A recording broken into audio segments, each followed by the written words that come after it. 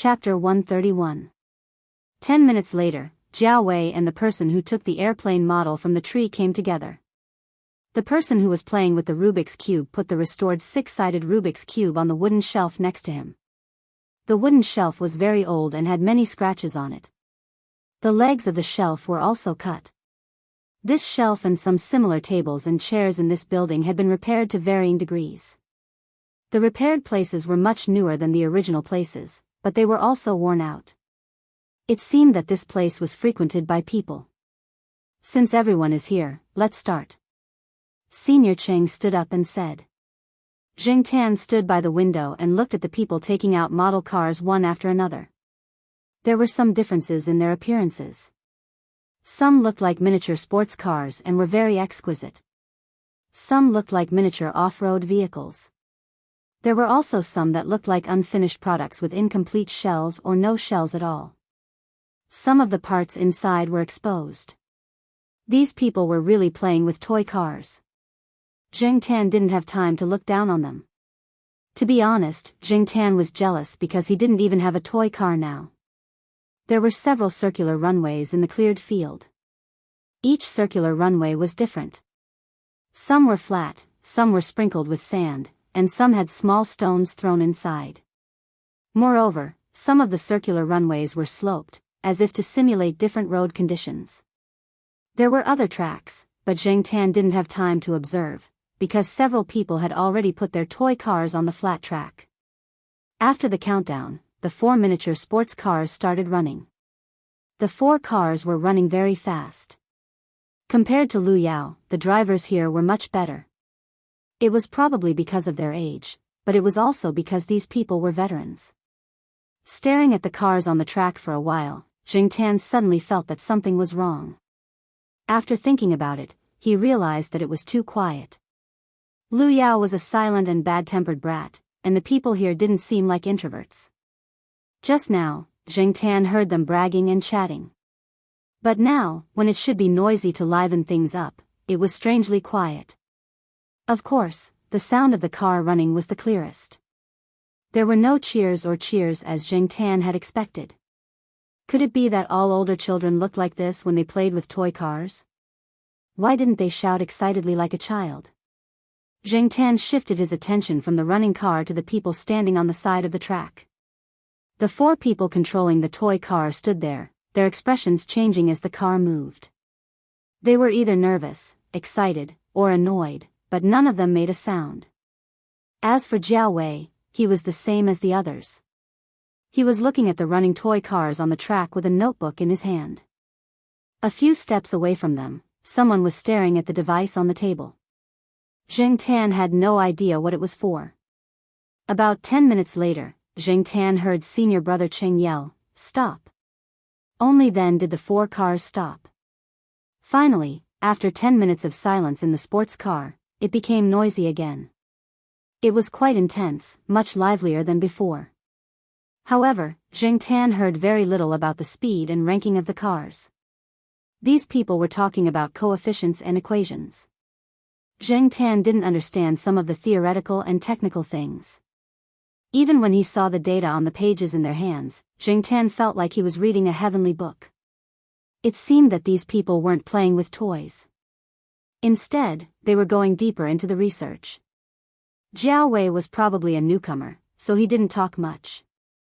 Most of the time, he was taking notes and listening to other people's explanations and suggestions. When he raised his head and was about to talk to someone, he suddenly saw the black cat standing by the window in the corner. It was craning its neck to look at them. Jiao Wei. He didn't even need to look at it closely or call out its name. He could recognize the cat at a glance. Why was it here? Jiao Wei suddenly had a bad feeling. The people next to Jiao Wei noticed him and looked over. They also saw Zheng Tan. "Ha, another cat is looking at our sports car," said the person. Again? Jiao Wei looked at the people around him, puzzled. He thought that these people would be surprised. He didn't expect most of them to be so calm. Well, the surrounding houses are all old. There aren't many people living here now. There are often cats wandering around. Occasionally, curious cats will come over, but not many. After all, most cats are quite timid, explained the person. Because of this, when people saw Jingtan squatting by the window and looking at them, no one was surprised. But this cat was different. Jiao Wei muttered to himself. Since he was already discovered, Jingtan didn't hide anymore. However, he didn't jump in either. He moved closer to the window and continued to watch.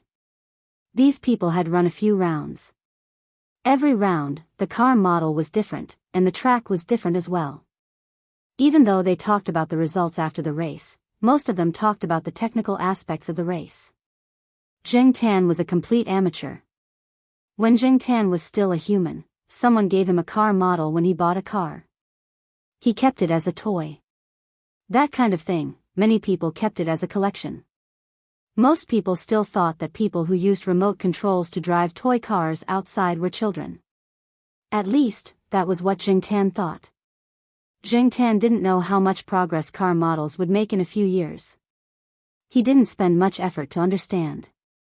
However, seeing these people play with model cars, he was very interested.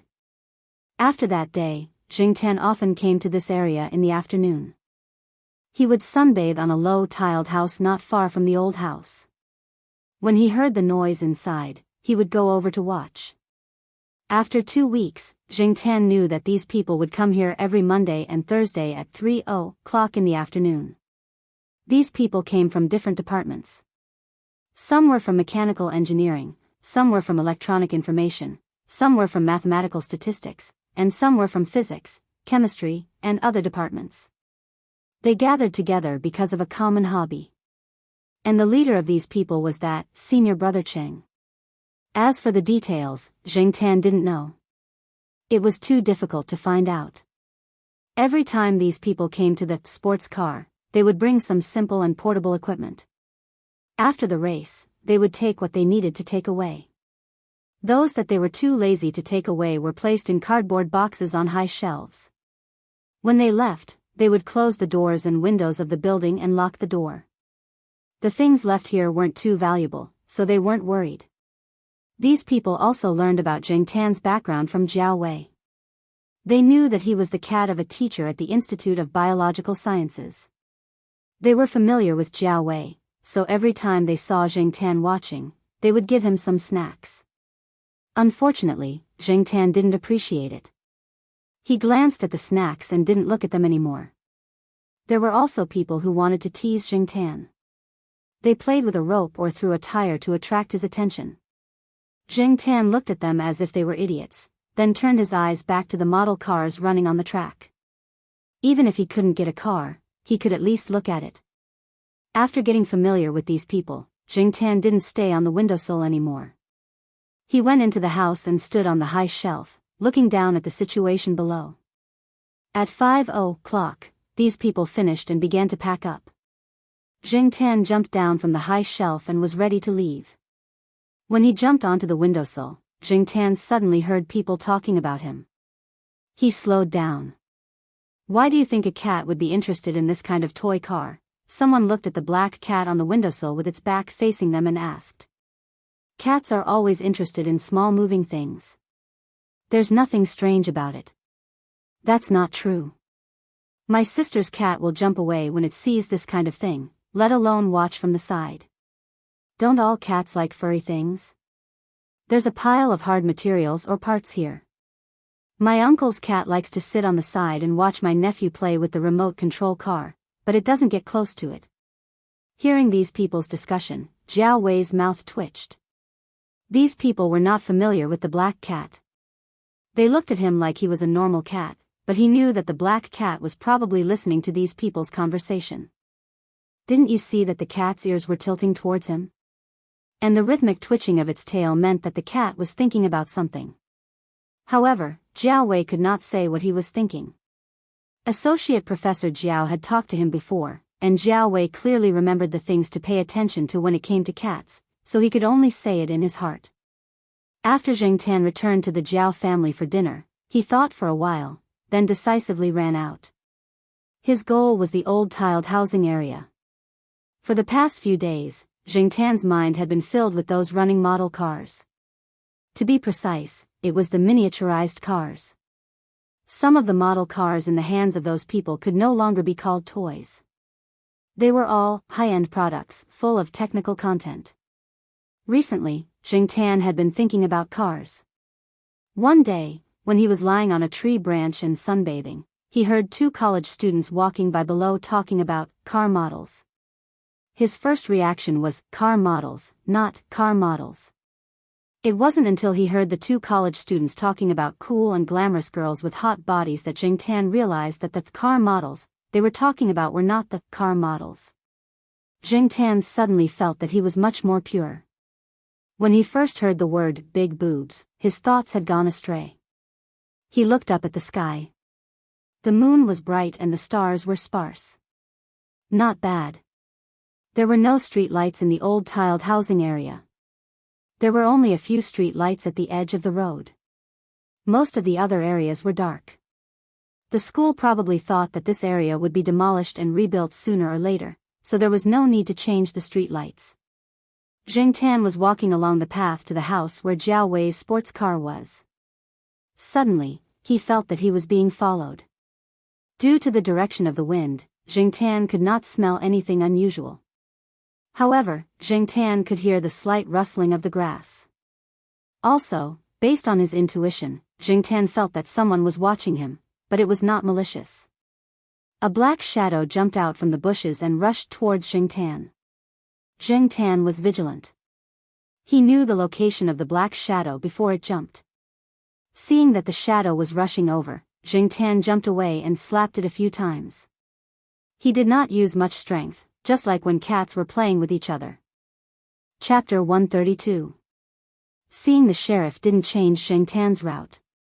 After pausing for a while, he went straight to the old tile-roofed house where Jiao Wei's sports car was.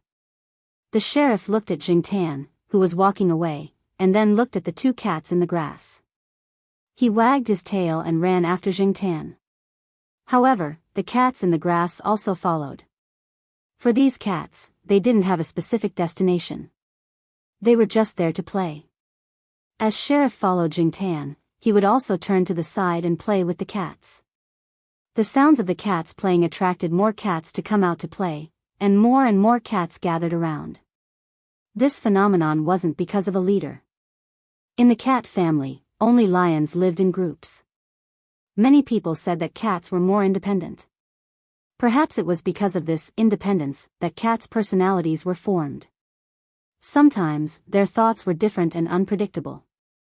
Of course, cats living in the human world also looked for companions to play with. As for why there wasn't a regional power here, Jingtan thought about it. It should be because of the place itself. It wasn't their nest. It was just a place to play. The cats weren't fixed. For example, the sheriff was probably a newcomer. Jingtan ignored the cats running around. He walked along the path and paid attention to the old tile-roofed houses around him. He once heard a few of the school's sanitation workers talk about it. Although the school didn't do much in the area of the old tile-roofed houses, they would still send people to clean up after a while. One of the tasks was to clean up stray cats. Once, a worker in charge of cleaning found a litter of kittens in one of the tile-roofed houses. He didn't see the mother cat, so he didn't know what to do. In the end, a sanitation worker brought the litter of kittens home to feed. After that, he didn't hear the mother cat meowing around. He guessed that the mother cat had gone out to look for food. Also, during the time that Jingtan wandered around the area, he gradually found that many of the old tile-roofed houses were not empty. In addition to Jiao Wei's group, there were some people who applied for temporary use. They were all student clubs that couldn't find a suitable place. The school encouraged students to be self-reliant and innovative. It also supported many clubs and associations. The old tile-roofed houses were all inspected. Even if they looked dangerous from the outside, they could still be used for a few years if they really wanted to use them. The other houses that were marked couldn't be used. Those were really dangerous houses that were prone to accidents. In this way, with people around, the probability of stray cats settling down here was even lower. Therefore, the cats that came here to play were not the cats that had settled down here, but the cats that lived in the surrounding areas. Some of them were from the west side courtyard, and the one that had been chasing the sheriff the most was one of them. Because of this, Jing Tan wasn't afraid of being besieged by a group of cats. If that really happened, even if Jing Tan was stronger, the result wouldn't be good. Jing Tan climbed over the construction fence outside and came to the old tile-roofed house where Jiao Wei's sports car was. He looked around and saw that the door was tightly shut. The door was a kind of thick wooden door that looked a little old. The reason why they didn't use a metal door or a fence door was probably to avoid the suspicion of 300 taels of silver here. After all, the surrounding tile-roofed houses all had wooden doors. Jing Tan didn't go in through the door. There was a window next to it that didn't have glass in the upper right corner. After Jing Tan jumped on the windowsill, he climbed in through the broken window. After Jing Tan, the sheriff climbed in. For cats, climbing through windows wasn't necessarily less than walking through doors. It was easy and very familiar. Although some of the other cats had followed them over, only 2 of them had managed to climb into the house. After the sheriff and the other 2 cats went in, they sniffed around and looked around. Jing Tan didn't care about them. He jumped on a shelf and found a car model that hadn't been installed yet, as well as a matching remote control. The sheriff didn't understand what Jing Tan was doing. When he saw Jing Tan put the car model on the track, he went over and sniffed it. He raised his paws and patted it, but found it boring. He was about to leave to find something fun when he suddenly heard the car model make a sound. He was so scared that he arched his back and jumped back. But soon, when he saw the car model start running on the track, he became bold and followed beside the track. Jing Tan used his paws to press on the remote control. It was a little unfamiliar and inconvenient to control the car model. The remote control was big and inconvenient to hold, so Jing Tan directly put the remote control on the ground. As soon as it started running, the car directly hit the plastic barrier beside the track. Jing Tan walked over and flipped the car over and put it on the track again. After a few seconds, he hit it again and flipped it over. Also, because it was a circular track, it was a little difficult to drive. Jing Tan's current cat paws were not good at controlling details. He had never felt that it was so difficult to control a toy car model. Just like that, he hit it, flipped it over, hit it again, and flipped it over again. After a few repetitions, the situation became much better. Now he could reduce the number of hits and flips in one lap to less than 5. He was too focused just now. When Jing Tan looked around again, he found that there were a few cats watching around the track. They were probably wary of new things, so they didn't get too close.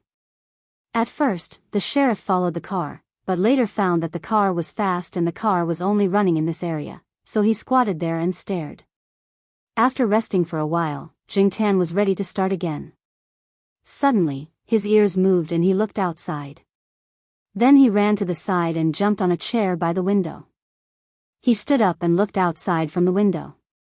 A construction fence was pushed, and a sneaky figure came in from outside. Under the moonlight, even human eyes could see them. Unfortunately, there weren't many people around at night. Young couples rarely came here on dates. After all, there were no street lights and no sense of security. Thief? That was the most likely possibility. But there was someone in this shabby place. After the person came in, he looked around and found that there was no one else. He called the people behind him to come in together. A man and a woman. They looked very young, like school students. There were too many young couples like this. They could cover for anything, but Jing Tan felt that these 2 people's skills were not as good as the 2 in the east courtyard. Their skills weren't high, so they were easier to deal with. When the people outside pushed the construction fence, the cats outside were scared and ran away, so the man and woman didn't notice how many cats were around. The construction fence was built with some light materials, and it wasn't of good quality. It had been a long time, and now several places were damaged. With a push, a big gap could be opened, and it was easy to come in. Jing Tan saw them coming to the window. He jumped off the chair and looked around. There was a wrench in the corner. It was probably not used often, and it was covered with a layer of dust. Usually, no one paid attention to it, and those people didn't put it together when they were packing. Zheng Tan walked over and picked up the wrench, waited, and quietly came to a place 4 or 5 meters away from the door. The few cats in the room also heard the movement outside. The cat near the door retreated inside to join the others. Zheng Tan was now walking upright. He wasn't afraid of the cats here telling on him. After all, these cats couldn't even understand his unusual behavior, let alone find someone to tell on him. Holding the wrench, Zheng Tan listened to the two people talking in a low voice at the door. Even if they were sure that there was no one in front of the door, they didn't dare to talk loudly. After all, at this time, they couldn't be sure if someone would pass by on the other side of the construction fence. Is there really something valuable in here? How much can it be sold for? Asked the woman who deliberately lowered her voice. Of course there is. As long as we sell the things that those people play with, we can definitely get a few hundred yuan, maybe even 1,000 yuan. The money can be used to buy you a few more clothes. Last time when you were shopping, didn't you see a bag in a specialty store? If we sell it for money, we can have that bag. We can also sell branded perfume, said the man. Can you open the door without a key? The woman was doubtful. The sound of the door lock was heard. The people outside were probably picking the lock. Because of some things that happened in the east courtyard, Zheng Tan had a very bad impression of thieves. It could be said that they were extremely bad. According to Zheng Tan's personality, although he was too lazy to care about other people's business, when it concerned himself, he would deal with it every time. When he was in the east courtyard, he could borrow Niu Zhuang and the others' mouths, but now, he had to solve it himself. The cats inside didn't make any sound. At this time, they were just alert and ready to respond and escape at any time. The wooden door gradually opened with a long creak, and the silver moonlight shone in. Hey, I told you, this door lock can't stop me, said the man proudly. Be careful, don't suddenly run out. The woman seemed to be a little scared, but the temptation of branded clothes, bags, and perfume was too great. She still followed in.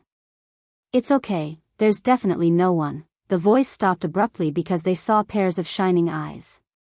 In the silent night, under the silvery white moonlight, in the old tile-roofed house, especially when both of them were guilty of something, suddenly seeing these shining eyes would always make one feel terrified. Ah, the woman wanted to scream, but just as she made a sound, the man covered her mouth. Don't be afraid, it's just a cat, not a person. Although he was also shocked just now, but probably because he had done this kind of thing more often, the man's psychological quality was stronger than the woman's. However, before he could finish his words, he felt a sharp pain on his face. Bang! Blood splattered from his nose, and one of his front teeth fell out. Someone once lamented that when a thief met a cat, what could the cat do? A dog could still warn the thief and bite him, but the cat would probably have run away or curled up in a corner to sleep. Yes, most of the time, that was the case. Unfortunately, this thief was unlucky today. The blood-stained wrench fell to the ground with a crisp clang. Chapter 133. Zheng Tan didn't run away like the other cats. Before the man could react, he picked up a stool and threw it at him. Bang! Another blow. Blood flowed from the man's nose. It was sticky between his fingers. The man felt dizzy, but even so, he knew one thing: there was definitely someone inside, and judging by the strength of the thing that was thrown, it was definitely not a child. Damn, how could there really be someone inside? In the dark, Zheng Tan changed his position and stood next to another stool. If the man was still able to pick up the wrench from the ground, he would not mind swinging the stool as hard as he could. The reason he did not do so was because Zheng Tan was not sure whether it would kill the man or not. Compared to the thieves at the eastern courtyard, Zheng Tan did not have that much hatred toward them. He wasn't afraid that the man would discover him. As long as he didn't rush out and throw the stool, no one would associate him with the stool. In fact, Zheng Tan wanted to jump over and kick the man, but he didn't want to be discovered, so he tried to hide as much as possible. He just wanted to create the illusion that there was someone inside. As for the woman, she had a lot of crooked thoughts, but she didn't have much courage. What happened just now really scared her. She wanted to find some long tools on the ground to defend herself. The cats looked at the Trojans. But when she lowered her head, she directly met a pair of bright cat eyes. She saw that the cat was standing 2 steps away from her. It didn't move and just stared at her. She couldn't see much emotion from the pair of bright eyes because of the reflection of light. Whether it was friendliness, curiosity, or vigilance, they were all covered by the light. The woman was very scared and didn't care so much. She took something out of a small satchel and threw it at the cat in front of her. She didn't pay attention to what it was. In such a situation, the only cat in the east courtyard who dared to confront people directly was Depang, except for Jingtan. Unfortunately, the fat man was at home. If Huang encountered him, he would run away without hesitation. However, the woman was facing the sheriff, so he would also run away. But if there was a chance, he would first scratch the woman with his claws before running away. And the sheriff did exactly that. He had no idea what it meant to have tender feelings for the fairer sex. After Sheriff finished scratching, he quickly ran back and jumped onto a shelf. For him, it was safer to hide on top. At the same time, he pressed down on his ears and looked at the woman with his fur puffed up. Like the other cats, he let out a low growl. Hearing this kind of roar in broad daylight wouldn't cause much of a reaction, but in this kind of environment, when all the cats in the house were roaring at the same time, it made people's hair stand on end. Jingtan glanced to the side and saw that the woman was covering her face. She screamed, turned around, and ran out. Based on the woman's height, it was possible that the sheriff had jumped up and scratched her face, but he did not know to what extent. Could it be that the sheriff learned this trick when he peeked at the girls fighting and scratching their heads? No matter what, this guy's behavior was getting more and more aggressive. As soon as the woman ran away, the man who was about to fight back also turned around and ran away. His mind was finally clear, but the situation in the house was not clear. He did not know how many people were in the house. Now that he was alone, he did not know what to do, so he might as well run away. As soon as the 2 people who blocked the door ran away, some of the cats in the house ran out as well. Jingtan did not chase after them, nor did he run away immediately. He squatted down and thought for a while. It was getting late. According to his usual habit, he should go home. If he was late, the Jiao Pa and Jiao Ma would have a problem with it.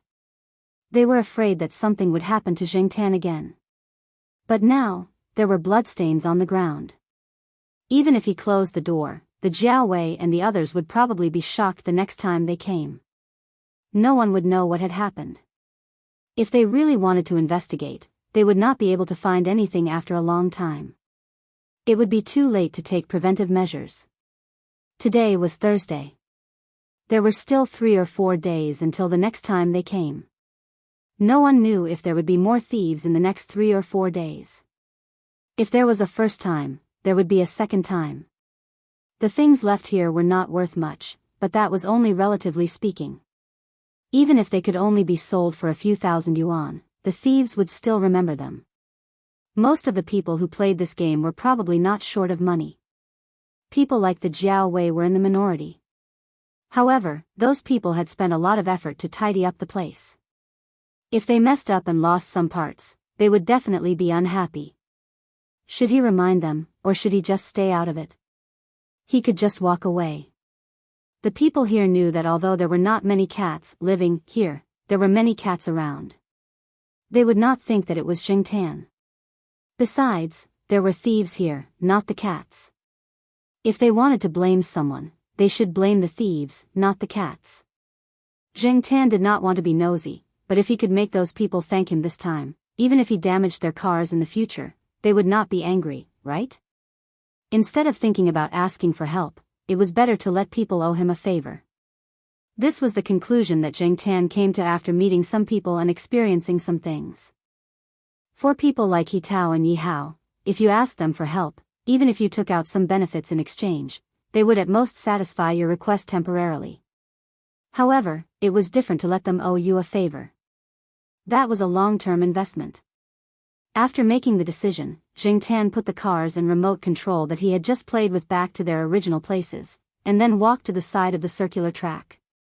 In order to set off the atmosphere, there were some small flags in the inner and outer circles of the circular track. There were flags in red, yellow, white, black, and blue. There were also pictures and words drawn by those people on them. Jing Tan pulled out some of the small flags and threw them on the ground. Otherwise, it would be too conspicuous to pull out just one. Grabbing the small white flag with the words on it, he rubbed the sharp end of the flag in the blood that had not yet coagulated. Then, Jing Tan carefully held the clean flagpole in his mouth and ran out. The sheriff ran out after him, but after just a few steps, he could not see Jing Tan's shadow. He wagged his tail and turned back to have fun. Anyway, there were still a few cats inside, so he could continue to play for a while. Jing Tan ran to Jiao Wei's shop with the small flag stained with blood in his mouth. During this period of time, Jiao Wei's small restaurant had been doing well. Jiao Wei would help there at night and not return until after 10 o'clock. At this time, Jiao Wei was helping to wipe the table. The last group of people had just finished eating and left. While he was wiping the table, a figure suddenly rushed over and jumped onto the table, leaving a few footprints. Jing Tan put the small white flag in front of Jiao Wei, wondering if this kid could tell the origin of the small white flag. Jiao Wei looked at the small flag in front of him and was stunned. After noticing the words and blood on it, he looked at Jing Tan, then looked at the small flag. He lifted Jing Tan up to check and found that he was not injured. Whose blood is this? No, wait, isn't the flag in the house over there? The words on the small flags were written when they were joking. There were signatures and competition records, and this small flag was the competition result from last Monday's performance test. Of course, Jiao Wei could recognize it. After asking the question, Jiao Wei remembered that it was just a cat in front of him. He did not say anything else and immediately used the shop's phone to call someone. Are you sure you locked the door? Oh. It's okay. I'm just asking. After hanging up the phone, Jiao Wei said goodbye to his parents and rode his second-hand bicycle to the old tile-roofed house. Jing Tan, who was squatting on the table, watched Jiao Wei leave and cursed in his heart. He actually left the hero behind and ran away by himself. He then jumped off the table. He did not go straight home. He planned to go to the old tile-roofed house to see what was going on. The reward for reporting the news had not been decided yet. When Jing Tan arrived, Jiao Wei had just finished calling a few people and was walking over. There was an IC card public telephone on the side of the road in the old tile-roofed house area. Jiao Wei made the call there. Those who received the call, regardless of whether they were playing games, flirting with girls, or sleeping, immediately dropped what they were doing and ran over as soon as they heard that the sports car's door had been broken open. They also notified those who could not be contacted. As for the old tile-roofed house, Jing Tan did not see the sheriff when he arrived. He guessed that the sheriff had gone home. The remaining cats probably ran away after seeing Jiao Wei, so the house was now empty. The lights were on, and the blood had dried. However, the bloody wrench and the stool at the door were still there. Jiao Wei did not touch them. When the others rushed over, they immediately saw the wrench and the stool at the door. F***CK. Was there a fight here? There's blood. Jiao Wei, are you hurt? Someone asked. It's okay. It's not mine. It was like this when I came. Jiao Wei briefly explained the situation when he came over. The door lock was broken open. Although it's not obvious, there are some scratches, another person standing at the door said.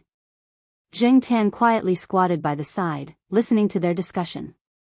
When Jiao Wei told them about how he had carried the flag, a few people gathered in front of Jing Tan, praising him and asking him questions. However, Jing Tan maintained a blank expression, pretending that he did not know anything and did not understand what they were saying. He looked no different from the other cats. He finally made up his mind. As long as these people did not deny his contribution, it was fine. Forget it. We can't get anything out of a cat. It's already good enough that it tipped off Jiao Wei, that Brother Cheng said. The person next to him nodded. That's true. F***ck, if I find out who broke open the door, I'll beat him to death. I didn't expect this place to be remembered. Tisk, people nowadays are willing to do anything for a little bit of profit. But our school is so good, ability and character are not proportional. No matter how angry they were, they still had a lot of things to do. They tidied up the things on the ground, checked what was missing, and changed the door lock. When they were done, they realized that it was already 11 o'clock. F***ck. It's already 11 o'clock and the dormitory is closed. We'll be criticized by the building manager again. Do you close at 11 o'clock? We close at 11:30. That's because you're a master's dormitory. Our undergraduate dormitory closes at 11 o'clock.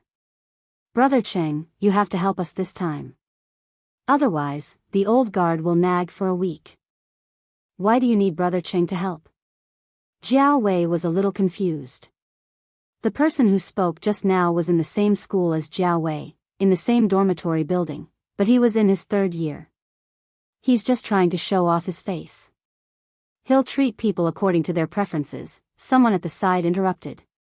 We can't afford to offend the building manager. He looks like an ordinary old man, but he might be a relative of some school leader. In the past, a student in our building quarreled with the building manager. He thought that the building manager was just a stinky old man in charge of guarding the door, a low-class employee. He didn't expect to be called by the counselor for a talk the next day.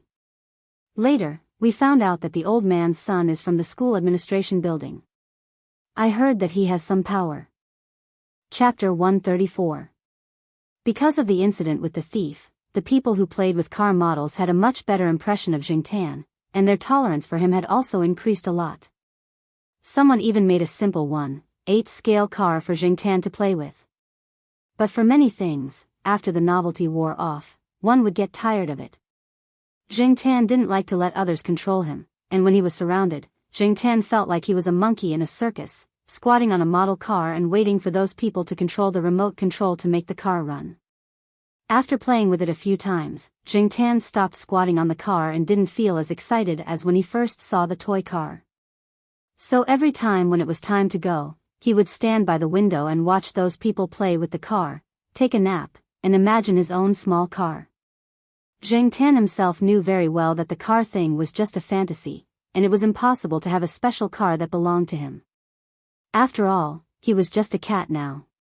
Who would spend so much effort and money to make a car for a cat? And even if he spent money on a cat car, he might not be able to use it, and it would be a waste of money. Even if these students were grateful for Jingtan's warning, they would only allow Jingtan to play with the car. After yawning, Jingtan was ready to change his lying position, but when he turned his head, he saw someone standing not far away from the bush. It was an acquaintance. Jingtan thought that he was very alert, but just now, he didn't notice Tong Qing standing there at all. This person's presence was really weak, and because of this, he couldn't be underestimated. Otherwise, he wouldn't have become Fang Xiaokong's driver. When did Tong Qing come? How long has he been here? Or has this guy been watching here for a long time? Looking around, Jingtan didn't see the car with 4 laps, nor did he see Fang Xiaokong. While he was thinking, someone in the old tile-roofed house called Jingtan over to play with the car, which distracted Jingtan. When he looked back out of the window again, Tong Qing was no longer there. Puzzled, Jingtan didn't stay there for long. He jumped out of the window and ran toward the east courtyard. When he passed by the guard, Jingtan deliberately slowed down to let the guard see him. If Fang Xiaokong had been here, the guard would definitely say something. Not only Jingtan, but also Huang, the sheriff, Sahara, and other pets passed by the door. When the guard saw them, he would say a word or two or call their names. He was probably lonely here and had no one to talk to. Whether it was the security guards or the building managers, they all had sharp eyes and good memories. They would remember who had come and who they were looking for after just one visit. Therefore, as soon as the security guard saw Fang Xiaokang's car, he knew that he was looking for Teacher Jiao's house in Block B. Unfortunately, the guard only said, "Oh, you're back so early today." He continued reading the newspaper and didn't mention the 4 circles at all. This made Zheng Tan even more puzzled. If he didn't come to the courtyard to look for someone, why would Tong Qing appear at the old tile-roofed house? Tong Qing wouldn't act at will without Fang Xiaokang's instructions. In other words, Fang Xiaokang must have known that he went to the old tile-roofed house to look at people playing with cars. Then, would the third master Fang buy a car model and send it over? Zheng Tan lay on a sycamore tree and thought about the possibility of the third master Fang buying a car model. Over the next few days, Zheng Tan deliberately observed and didn't find Tong Qing. He also didn't hear Jiao Pa mention Fang Xiaokang and the car model. Now, Jiao Pa was busy again and didn't see anyone. As for Su Chu, he stayed in the laboratory all day in order to shine at this year's annual academic meeting. It was the end of the semester again and the 2 children were preparing for the final exam. The people around him were busy running around. Zheng Tan felt that he was really bored out of his mind. De Pang was napping on the balcony. Huang had diarrhea and was resting at home. He didn't know where the sheriff went again. When he was bored, Zheng Tan liked to walk around and see new things. Otherwise, Zheng Tan really felt like he was just waiting to die. It had been a long time since he went to the Jiao Yuan school. Zheng Tan decided to walk there. This time, he wanted to walk a little further to see. On the way to the side door, he passed by a sports field. There were many people running on the basketball court. There were also people cheering and shouting. There was probably a basketball game going on. Zheng Tan jumped up a tree and prepared to take a look. Before he could stand firm, he heard a loud voice shouting, "Brothel men! Come on!" Hearing this, Zheng Tan almost slipped down from the tree. When he steadied himself and looked over, he found that it was the G Institute. There was a sign next to the basketball court. G Institute 04 vs 04 Economic Management. Compared to middle school and elementary school students, college students were much more relaxed. After experiencing the devastation of the college entrance examination, this kind of college exam was nothing to them. Recently, there were still many people on the basketball court. Especially in this situation, the players on both sides seemed to have been injected with chicken blood because there were beautiful girls from the School of Economic Management standing around them. There were many men in the School of Economic Management and many girls in the School of Economic Management. Regardless of whether they were from the School of Economic Management or the School of Economic Management, the players on the basketball court were full of energy to show off. In the rest area, a student wearing the G Institute 04 uniform took 2 sips of mineral water and said to the person next to him, "In middle school, I always liked to wear the uniform of my idol in the NBA. Now, I always like to wear the stupid uniform with my name and school printed on it. I even get a little excited wearing it." As he said this, he shouted to the court, "Boys from the School of Economic Management, beat the School of Economic Management." The School of Economic Management standing on the opposite side of the court glared at them. The guy who shouted became more and more cocky. No matter what, the girls on the opposite side were looking over, right? Just as Zheng Tan and the boys from the School of Economic Management were looking at the girls together, in an office on a certain floor of the Department of Engineering, Qing Zhong looked at a contract in front of him and felt a little conflicted. It was very common for graduate students to take on private jobs. Although graduate supervisors always hoped that their students would devote all their time and energy to their projects, with their meager salary and state subsidies, they couldn't even afford to buy a bag for their girlfriends. Therefore, those who could afford to take on private jobs would do so. Qing Zhong started taking on private jobs when he was an undergraduate. He wasn't afraid of being criticized by his supervisors. After all, the supervisors knew in their hearts and just pretended not to know anything. At this moment, the contract in front of Qing Zhong was very attractive, but this job was a little puzzling. "Mr. Fang, I've never done this kind of car model before." "It's okay. I believe in your ability. I've seen all the jobs you've taken in the past. They're very good. But this model. According to the information, it was bigger than an ordinary 1/8-scale car model. It was not suitable for children. Who was this for? Qing Zhong didn't understand, but the other party didn't want to reveal too much. Fang Xiaokong knocked on the table. I don't need you to answer me right away. I'll give you time to think. Qing Zhong breathed a sigh of relief and nodded. Seeing that the other party didn't do anything else, he considered his words and prepared to send him off. Then tomorrow, okay, time's up. Have you thought about it? What's your answer? Fang Xiaokong looked away from his watch and looked at Qing Zhong seriously, waiting for his decision. Qing Zhong. So, was this person's first sentence a fart? Moreover, Fang Xiaokong's serious expression that said I'm not joking made Qing Zhong feel as if he was suffocating halfway through his exhalation. From the moment Fang Xiaokong said, I'll give you time to consider, to the moment he said, time's up, the interval between these two sentences was only 15 seconds.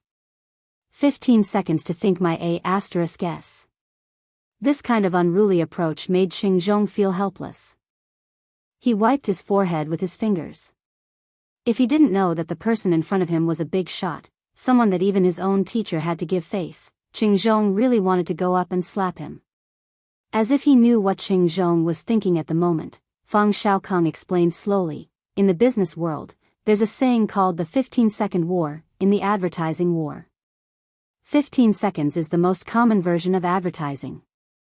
In a limited 15 seconds, you can forge an unlimited amount of influence.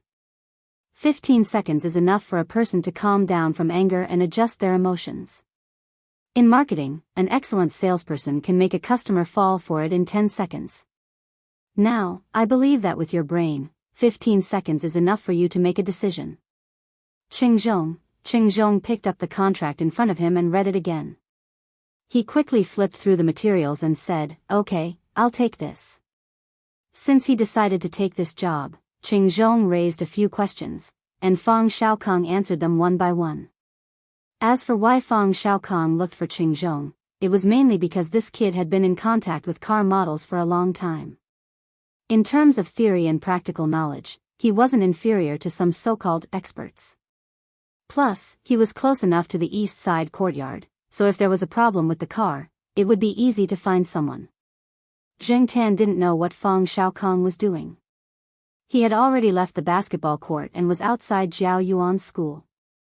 Standing on the wall and looking around, Zheng Tan found that some of the paper on the windows had been torn off. Now that the temperature had dropped, many people wanted to bask in the sun, so there was no need to cover the windows with paper. This way, Zheng Tan could see the general situation in the classroom from the wall. It was a pity that Fu Lei was no longer sitting by the window. Perhaps it was because of his achievements in the sports competition and because he got along well with Jiao Yuan and the others.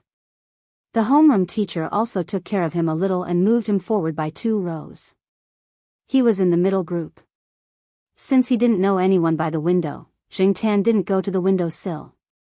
He stood on the wall and continued to walk forward. After passing by the school gate, he walked for about 10 minutes and arrived at a small neighborhood. It was a very ordinary neighborhood. There were many neighborhoods like this in the neighborhood. Originally, Zheng Tan didn't plan to stop here, but he couldn't stand the constant meow meow meow meow calls from below. Hey, where are you from? I don't think I've seen you before. You're not from around here, are you? A 17 or 18-year-old student wearing the 20th high school uniform said to Zheng Tan. Don't bother if he's not a girl. Zheng Tan glanced at him and turned to leave. Pa.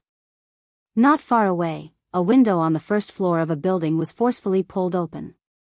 A woman with a taut face stuck her head out and looked over. She shouted in a thick local dialect. If you have nothing to do, do more test questions. What time is it now? Why aren't you nervous? Learn from your brother. Don't play with cats all day. I think your IQ is almost as low as a cat's. Chapter 135. After shouting, the woman poured out a cup of cold tea and slammed the window shut. Zheng Tan turned his attention back to the student who had been criticized as having the IQ of a cat. From the looks of it, he seemed to be immune to such words.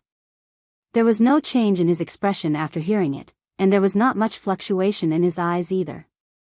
Clearly, this was not the first time this had happened.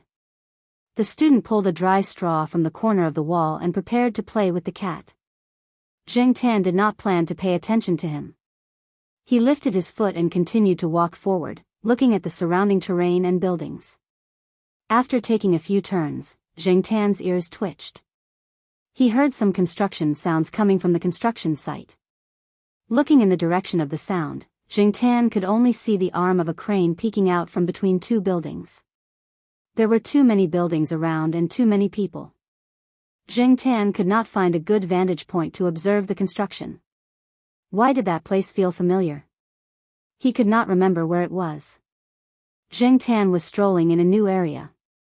His sense of direction was a bit blurry, so he did not think too much about it. After strolling for a while, he went back along the road. On the way back, Zheng Tan passed by the neighborhood again. The student in the high school uniform was talking to another person. He did not know what they were talking about. The honking of the surrounding cars was too disruptive. When the honking stopped, Zheng Tan walked closer. He heard the person snort in disdain and say, "How can a sparrow know the ambition of a swan?" The man in the school uniform smiled indifferently. "That's not right. How can a swan know the joy of a sparrow?" Zheng Tan squatted on the wall and listened to the two people debate about sparrows and swans. One had a sense of superiority that said, "You don't know how big the world is." The other had a look that said, "This is how I am. What can you do to me?" Listening to their conversation, Zheng Tan also learned that the person in front of the man in the school uniform was the brother in the Learn from Your Brother. Both of them were in the third year of high school. They were in the same school, but it was not the provincial Qi High School of Tsinghua University. It was just a normal high school that was relatively close to here. Not to mention who was right and who was wrong, and who was in the right, Zheng Tan could only sigh after listening to their conversation. They were indeed in the third year of high school. They were fluent in classical Chinese. Sometimes, 3 idioms would pop out in one sentence. It was very difficult for a poor student like Zheng Tan to listen to. After a few minutes, the brother impatiently left. The man in the school uniform stood in place for a while. When he turned his head to look outside the neighborhood, he saw Zheng Tan squatting on the wall. "Hey, you're here again?" The man, who had been expressionless just now, immediately smiled. He picked up the withered straw that had been thrown aside and prepared to play with the cat again. Unfortunately, Zheng Tan did not want to play with him. He lifted his feet and went home. Everything in Tsinghua University was still the same. It did not seem to have changed at all. However, when Zheng Tan was on his way back, he heard a middle-aged couple in a shop outside the university talking about the reconstruction of the abandoned project into a commercial plaza. Compared to the Central Plaza and other large commercial plazas, this new plaza was definitely smaller. However, there were many schools around it. Other than Tsinghua University, there were other schools. It was easier to earn money from students. Some of the vendors had already started to discuss countermeasures. Other than that, it seemed like they were going to build housing. The couple did not know much about it, so Zheng Tan only had a rough idea of what was going on. No wonder he felt that the construction site was familiar. It turned out that it was that place. He had heard Celestine mention it a while ago. It seemed like Yihao had achieved his goal. It was good that it was built. There would be another place to play. However, he did not know how many years it would take to build it. He hoped that Yihao would be more efficient. The next day, Zheng Tan still walked along the same road as yesterday. When he arrived at the residential area, he saw the man in the school uniform from yesterday. This guy seemed to be preparing to go out. When he saw Zheng Tan, he nagged for a while. He seemed to be in a hurry and did not say much. The man in the school uniform was not wearing his school uniform today. He had changed into a casual and cheap sportswear. When he walked out of the residential area, the woman shouted a few times from the window. It was nothing more than a few words that scolded the man for not doing his job and only knowing how to play all day. Because she saw Zheng Tan again, the woman looked down on the cat's IQ again. Just as he walked out of the residential area, the man in the school uniform bumped into a familiar person. He should be a neighbor. Zhong Yan, did you have a month off? How was the monthly exam this time? The man asked. Just as so, Zhong Yan said helplessly. Sigh, you really need to learn from your brother. Yesterday, I heard that your brother did test questions until 11 at night before going to bed. This time, he will probably be in the top 10 of the class again. The man blabbered on for a while. Zhong Yan's expression did not change. After listening to half of it, he made an excuse and left. When he left, Jing Tan saw the man shaking his head at Zhong Yan's back. He sighed as if he was saying, "This child is really unteachable." Jing Tan looked at the kid named Zhong Yan who was gradually walking away. He moved the tip of his tail, thought for a while, and followed him. He wanted to see where the kid was going to play. When they passed by an alley, Zhong Yan bought some wine from a shop at the entrance of the alley and walked into the alley. The alley was relatively old. Jing Tan had seen it when he passed by here yesterday, but he did not go in to take a closer look. Now that he followed Zhong Yan through the alley, he realized that the buildings at the other end of the alley had been demolished. Standing at the exit of the alley, Jing Tan could see the construction site not far away. It was not an abandoned construction site. It was an old building area that had just been demolished. It seemed that the scope of the construction this time was quite large. It was a big project. No wonder Yi Hao had done so much preparation. After Zhong Yan left the alley, he looked around and then walked in a direction. This area was not surrounded by building boards. Zhong Yan's destination was a temporary duty room. There were a few people gathered there, surrounded by smoke. Smoking was prohibited on the construction site. This duty room was one of the few temporary smoking places. Many of the people smoking in the duty room knew Zhong Yan. When they saw the wine in Zhong Yan's hand, their smiles deepened. Although they could not drink now, it was not bad to have a few sips during dinner. Zhong Yan entered the duty room for a short while. He walked out of the construction site with a middle-aged man wearing a hard hat. Jing Tan stood at the entrance of the alley and looked over there. The man in the hard hat looked around and pointed at Jing Tan's direction. He then walked over with Zhong Yan. Jing Tan jumped onto a short building that was not demolished. He watched the two walk over. This cat followed you here, right? The man took off his hard hat, pointed at Jing Tan and said to Zhong Yan. Hey, Brother Ning, if you didn't mention it, I wouldn't have noticed. I saw this cat for the first time yesterday. I don't know whose it is. It is quite bold and not afraid of people. Zhong Yan looked at the black cat on the short building and said. Brother Ning just smiled and shook his head. He did not dwell on this issue. Instead, he asked, how was your monthly exam? Not bad. Zhong Yan answered. Compared to the resident of the community, Zhong Yan seemed to be more sincere when he answered. What do you want to do this time? Brother Ning asked. I really can't hide anything from you. Zhong Yan scratched his hair and said, winter vacation is in a month. Anyway, I have nothing to do. I want to find some work to earn some living expenses. Brother Ning, are you short of people at the construction site? Hearing Zhong Yan's words, Brother Ning frowned. Why do you want to work here? Does your mother not give you living expenses? Even if she is biased, she should not be so biased. She doesn't like her own son, but fawns on other people's children. Zhong Yan rubbed his palms again and did not say anything. Well, you'd better put more energy on your studies. Next year, you can get into a good university. Don't be like us. As for the construction site, during the spring festival, some people must go home. There is still some work here that can't be stopped. If you are not afraid of hard work, you can have a try.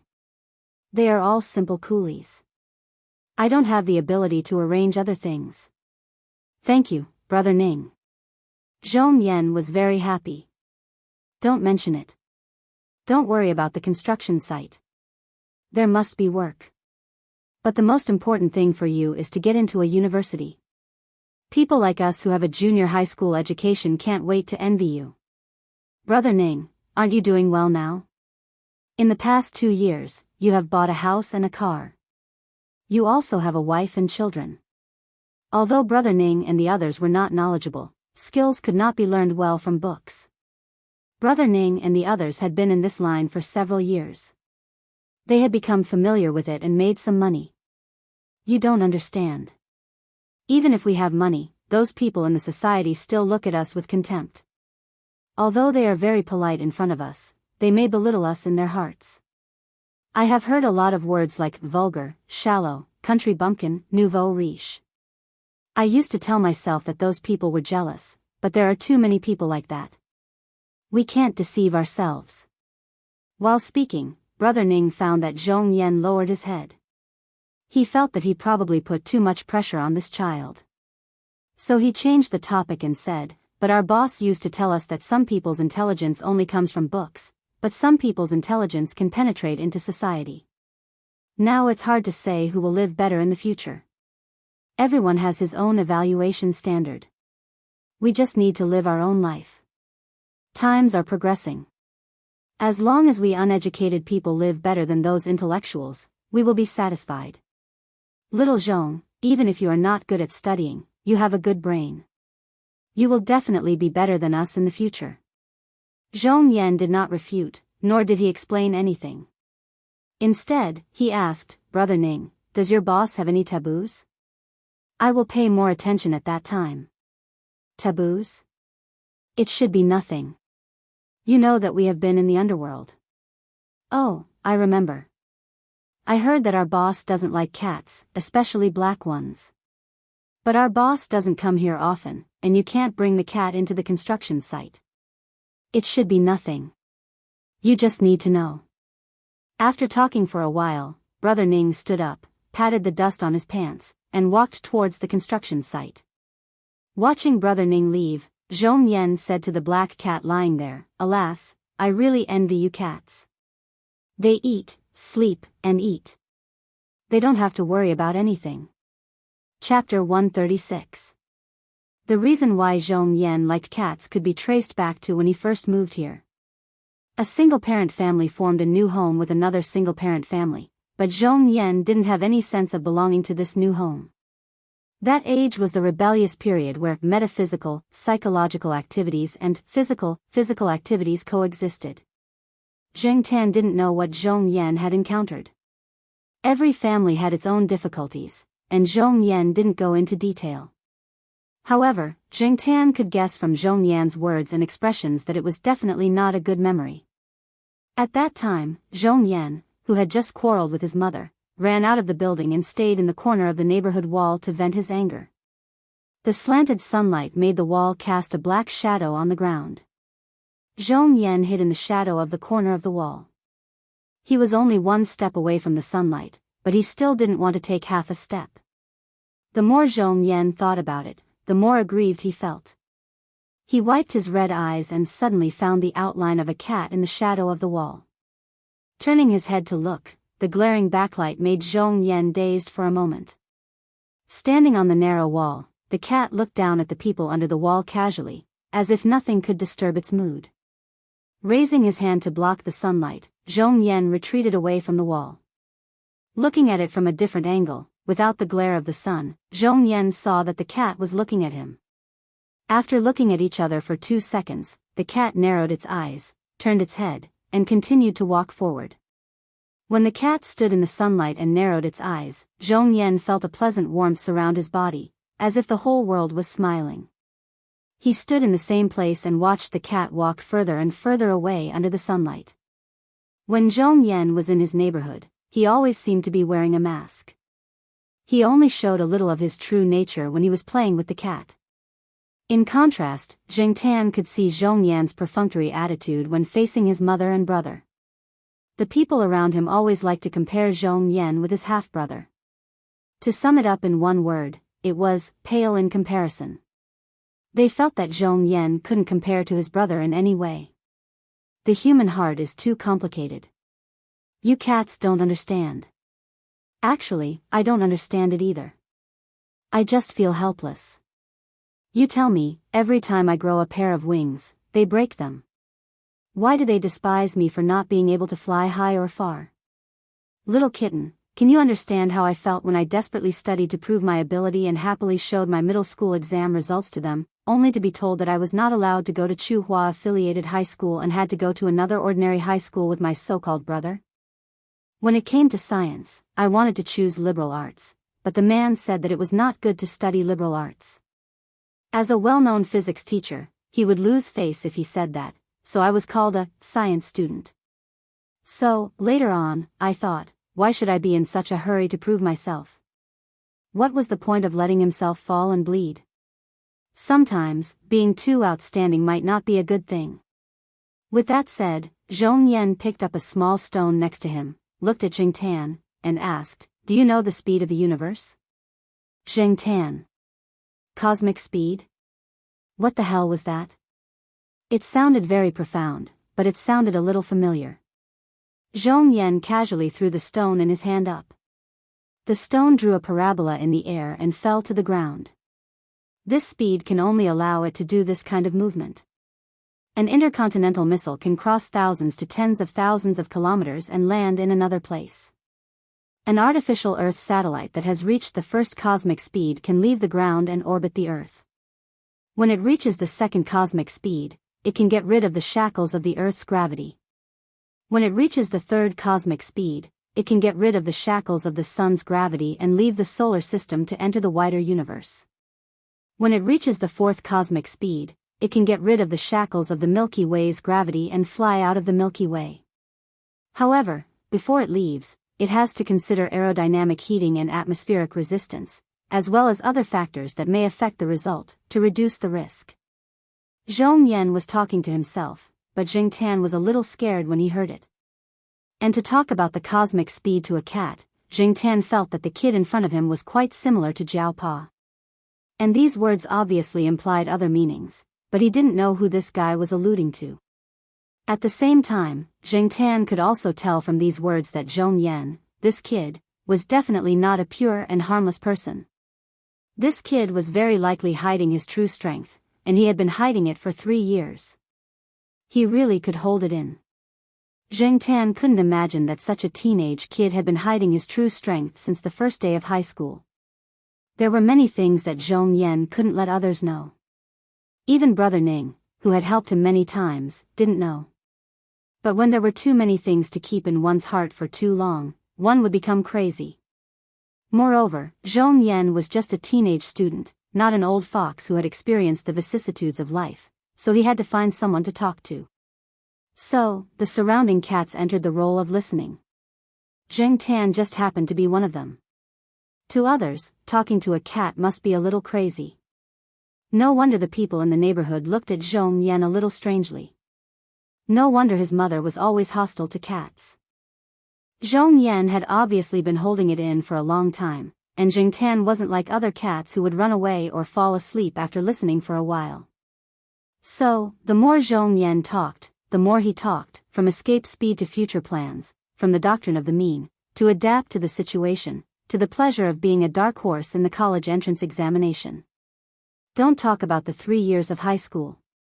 After all these years of studying, no matter how much effort you put in, the final evaluation is the result of the college entrance examination. If you do well, it means that you worked hard. If you are smart, you will understand in the future. If you don't do well, you are a failure. I have to thank them that they don't like to add a subject when they talk to me, so I pretend that I didn't hear those harsh words. Anyway, they didn't add a subject, and they didn't mention me by name. Jing Tan pulled his ears. The contents of the subject, the verb, the object, and the condition were all returned to him by the teacher. Now, Jing Tan only knew the general meaning of the subject, and understood a little of the feelings that Zhong Yan was trying to express. As for Zhong Yan, to put it nicely, this guy didn't forget to find opportunities to step on others when he was wearing the skin of the doctrine of the mean. Just now, Zhong Yan talked about using hydrogen peroxide, potassium iodide, and detergent to punish his half-brother. In the end, no one put the suspect on him. This guy was perverted, thick-skinned, and shameless enough. Maybe it was because of his past experience that Zhong Yan's temperament became what it was today. This guy obviously wanted to leave his current family. What about after the college entrance examination? What about his future plans? He probably had his own arrangements. Whether the plan was mature or not, Jing Tan just admired this guy's endurance. People like this always made people afraid. In the future, when he grew up, who knew what he would become? After sharing his secret, Zhong Yan picked up the pebble by his feet and threw it into the distance with all his might. The stone left Zhong Yan's hand and drew a long parabola in the air before landing behind a temporary worker's house. F***CK, who the F***CK threw it? Zhong Yan turned and ran when he heard the voice. After running 2 steps, he stopped and looked at Jing Tan. Run! Jing Tan only heard the noise over there. Seeing Zhong Yan's nervous look, he knew that he probably hit someone not to be trifled with. He got up and ran out of the alley with Zhong Yan. He really didn't know if this guy's luck was good or bad. Even like this, he could hit a hot-tempered person in charge of the construction site. After running out of the alley, Zhong Yan leaned against a telephone pole and panted. He looked at the black cat that was looking left and right and said, "That person has a bad temper. I heard that he was somewhat famous in the underworld. Sigh, my luck is really bad. I didn't expect to hit that guy. Fortunately, I wasn't caught. Otherwise, my plan to come work during the winter break would be ruined." After resting for a while, Zhong Yan patted the dust off his clothes, looked at the sky, and walked towards the neighborhood where his family lived. Jing Tan jumped onto the wall. It was time to go home for dinner. I really envy you cats. Zhong Yan slowly moved his feet. He was very reluctant to go home. Was it good to be a cat? If Jing Tan could speak, he would definitely tell Zhong Yan his personal experience. People always thought that cats could entertain themselves. They could play with their own tails and claws for half a day like schizophrenics. They always seemed to be carefree. However, many people didn't know that cats also had worries. Cats could be anxious and anxious. It was just that many people couldn't see it. After dinner, the Jiao Pa answered a phone call. He then said to Jing Tan, who was lying on the sofa watching TV, "Black Charcoal, come here. Mr. Fong has something to say to you." Jing Tan was watching a soap opera with the Jiao Ma. Today, it happened to be about 2 single-parent families. It was rare that he didn't fall asleep. On the TV, the child was crying hysterically because he was scolded. His nose was almost flowing to his mouth. When he cried, he even spat out a bubble. Jing Tan wondered if Zhong Yan was like this when he heard the Jiao Pa's call. Third Master Fong? Why would he call at this time? Since the last time he saw Tong Qing, Jing Tan hadn't heard any news about Fong Xiaokong for a while. The Jiao Pa pressed the speaker. Jing Tan jumped onto the table, squatted next to the phone, and raised his paw to make a sound to let the other party know that he was listening. "Black Charcoal, I've been busy recently. I didn't have time to take care of you. I'll give you a surprise later. However, you have to do me a favor. One day before New Year's Eve. You have to make some preparations then."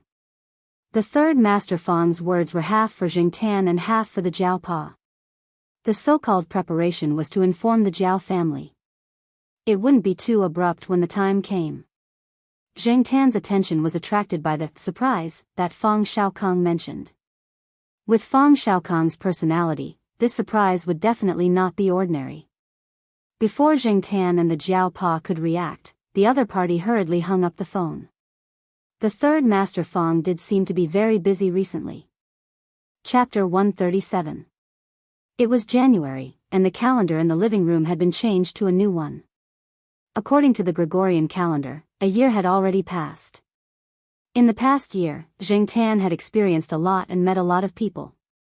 His mood had been fluctuating, but when he thought about it carefully, he still dozed off most of the time. It couldn't be helped. After all, he was now a cat. After yawning and stretching, Jing Tan jumped down from the tree. It was winter break again. Some of the primary and secondary school students had gone home for the holidays. Little Pomelo was at home doing her winter homework, and Jiao Yuan ran out to play. This year, he was going back to Jiao Pa and Jiao Ma's hometown. Last year, because of Jiao Ma's injury, he stayed in Chuhua City to celebrate Chinese New Year. According to Jiao Yuan, celebrating Chinese New Year in Chuhua City didn't feel like the Chinese New Year. Zheng Tan didn't know what the so-called more Chinese New Year meant. He was looking forward to driving to that small town to celebrate the Chinese New Year. He wondered what the little guy he saved from the human traffickers looked like. TSK, forget it. It's better not to meet him. A naughty kid will be a naughty kid. As he thought about it, Zheng Tan looked at the courtyard. De Pang was taken to visit relatives. Huang and the sheriff were staring at a xingniao. Not far away, a gray magpie was jumping. Huang and the sheriff ignored it. They probably thought that xingniao was rare, so they changed their target to this bird with a long beak. As for gray magpies, who knew how many of them were caught throughout the year? Many birds in the school were harmed by them. Zheng Tan wasn't interested in catching birds. After thinking about it, he decided to take a walk around the construction site. He would just treat it as an after-lunch stroll. Originally, he could have taken a shortcut and taken the other side door, which was the one he had taken with peanut candy. However, Zheng Tan thought about it and decided to take the road to Jiao Yuan's school. Although it was a long detour, Zheng Tan wanted to see how Zhong Yan was doing. During this period of time, Zheng Tan often went there, but he didn't meet Zhong Yan. The third year of high school had a tight schedule. Other than the monthly holidays set by their school, Zheng Tan left home early in the morning and returned home after evening self-study. During these 2 periods, Zheng Tan stayed in the Jiao family and didn't go out. It was difficult for him to meet Zhong Yan. But that kid should be on vacation now. Perhaps it was because of the cold weather and lack of sunshine, but there were fewer cats outside. Zheng Tan walked on the wall and didn't see many cats. Jiao Yuan's school was much quieter. Walking past the middle school, Zheng Tan arrived at Zhong Yan's neighborhood. He looked at the kid's house, but it seemed like there was no one there. He didn't hear any sound. Forget it. If I can't touch him, I won't touch him. After Zheng Tan left the neighborhood, he walked along the alley to the construction site. In 2 or 3 weeks, there were obvious changes in the area. Although the building wasn't built yet, it wasn't like before where there were signs of demolition and debris everywhere. Blue construction boards were also erected. Zheng Tan looked at the advertising billboards next to him. There was the name of Yihao's company on it, but Zheng Tan's main purpose wasn't to look at the company's name. He wanted to find a suitable place to observe from afar, but after looking around, he didn't find a suitable spot. Last time, a suitable billboard had been moved, and today, he couldn't find a replacement. The construction site was definitely not a safe place for cats and they might be caught by the workers to drink with them. However, Zheng Tan didn't have too many scruples. If any of them came over, Zheng Tan wouldn't mind making a big deal out of it. Anyway, Yihao would only punish that worker if he wanted to punish them. Zheng Tan knew that he had a backer, so he dared to come to the construction site so blatantly. Of course, Zheng Tan didn't want to cause trouble. He just wanted to see how this place developed step by step. Just like what the Jiao Pa said, seeing new things often made memories more meaningful, and time would slow down. Moreover, this place had been designated by Zheng Tan as his own territory. He had nothing to do anyway, so he came over to take a look from time to time. Just as he was thinking about where to observe the progress of the construction site, Zheng Tan suddenly heard someone shouting, "Zhong Yan," with a bit of a foreign dialect. Zheng Tan wasn't very sure, but he still decided to take a look. If Zhong Yan had finished his exams and was on vacation, he should have come to the construction site to work. Next to the blue construction boards was a large truck that was used to transport stone and soil. Zheng Tan jumped on the roof of the truck and looked in the direction of the sound. There was a temporary rest house built over there, and several people were eating with boxed lunches, including Zhong Yan. The guy was wearing the same work clothes as the others, with a hard hat. He was dirty all over, sitting on a stone and eating his lunch quickly. Occasionally, he would say a few words to the few people next to him. Brother Ning was also next to him. With his care, the others wouldn't bully Zhong Yan, a newcomer. Zhong Yan's mouth was stuffed with food, and it didn't taste good. If one looked carefully, there was a little dust in the food. This was the case on the construction site. No matter how clean the food was, it would be dusty after a while. Today, the wind was still a little strong, and this situation was even more serious. Things had just been moved in the rest house, so there were suspended particles everywhere, which was worse than outside. This was also the reason why they all sat outside to eat. Of course, when one was hungry, everything was delicacies. Today's work was rushed, so the meal time was delayed. Now everyone was very hungry, and no one cared about the dust in the food. When Zhong Yan was eating, he noticed Jing Tan. The truck outside was taller than the other side of the road, so Zhong Yan could see the black cat looking in his direction. After seeing Jing Tan, Zhong Yan quickly ate a few mouthfuls, wiped his mouth, and threw the empty lunchbox aside. He said goodbye to Brother Ning, and then walked towards Jing Tan. The truck outside was about to drive away. Jing Tan originally planned to leave after a few glances, but he didn't expect to see Zhong Yan, and this guy was walking over here. Jing Tan simply jumped directly from the top of the truck into the construction site. Now the construction site hadn't been built yet, so it felt a little monotonous. Hey, why are you here? Zhong Yan recognized the black cat in front of him. Although he had seen more than one black cat, this one left the deepest impression on him. Later, because he spent most of his time in school, he didn't see this cat again. Hey, this cat is here again? Brother Ning came over and said. Again? Zhong Yan was confused. Yes, this cat has been here several times this month.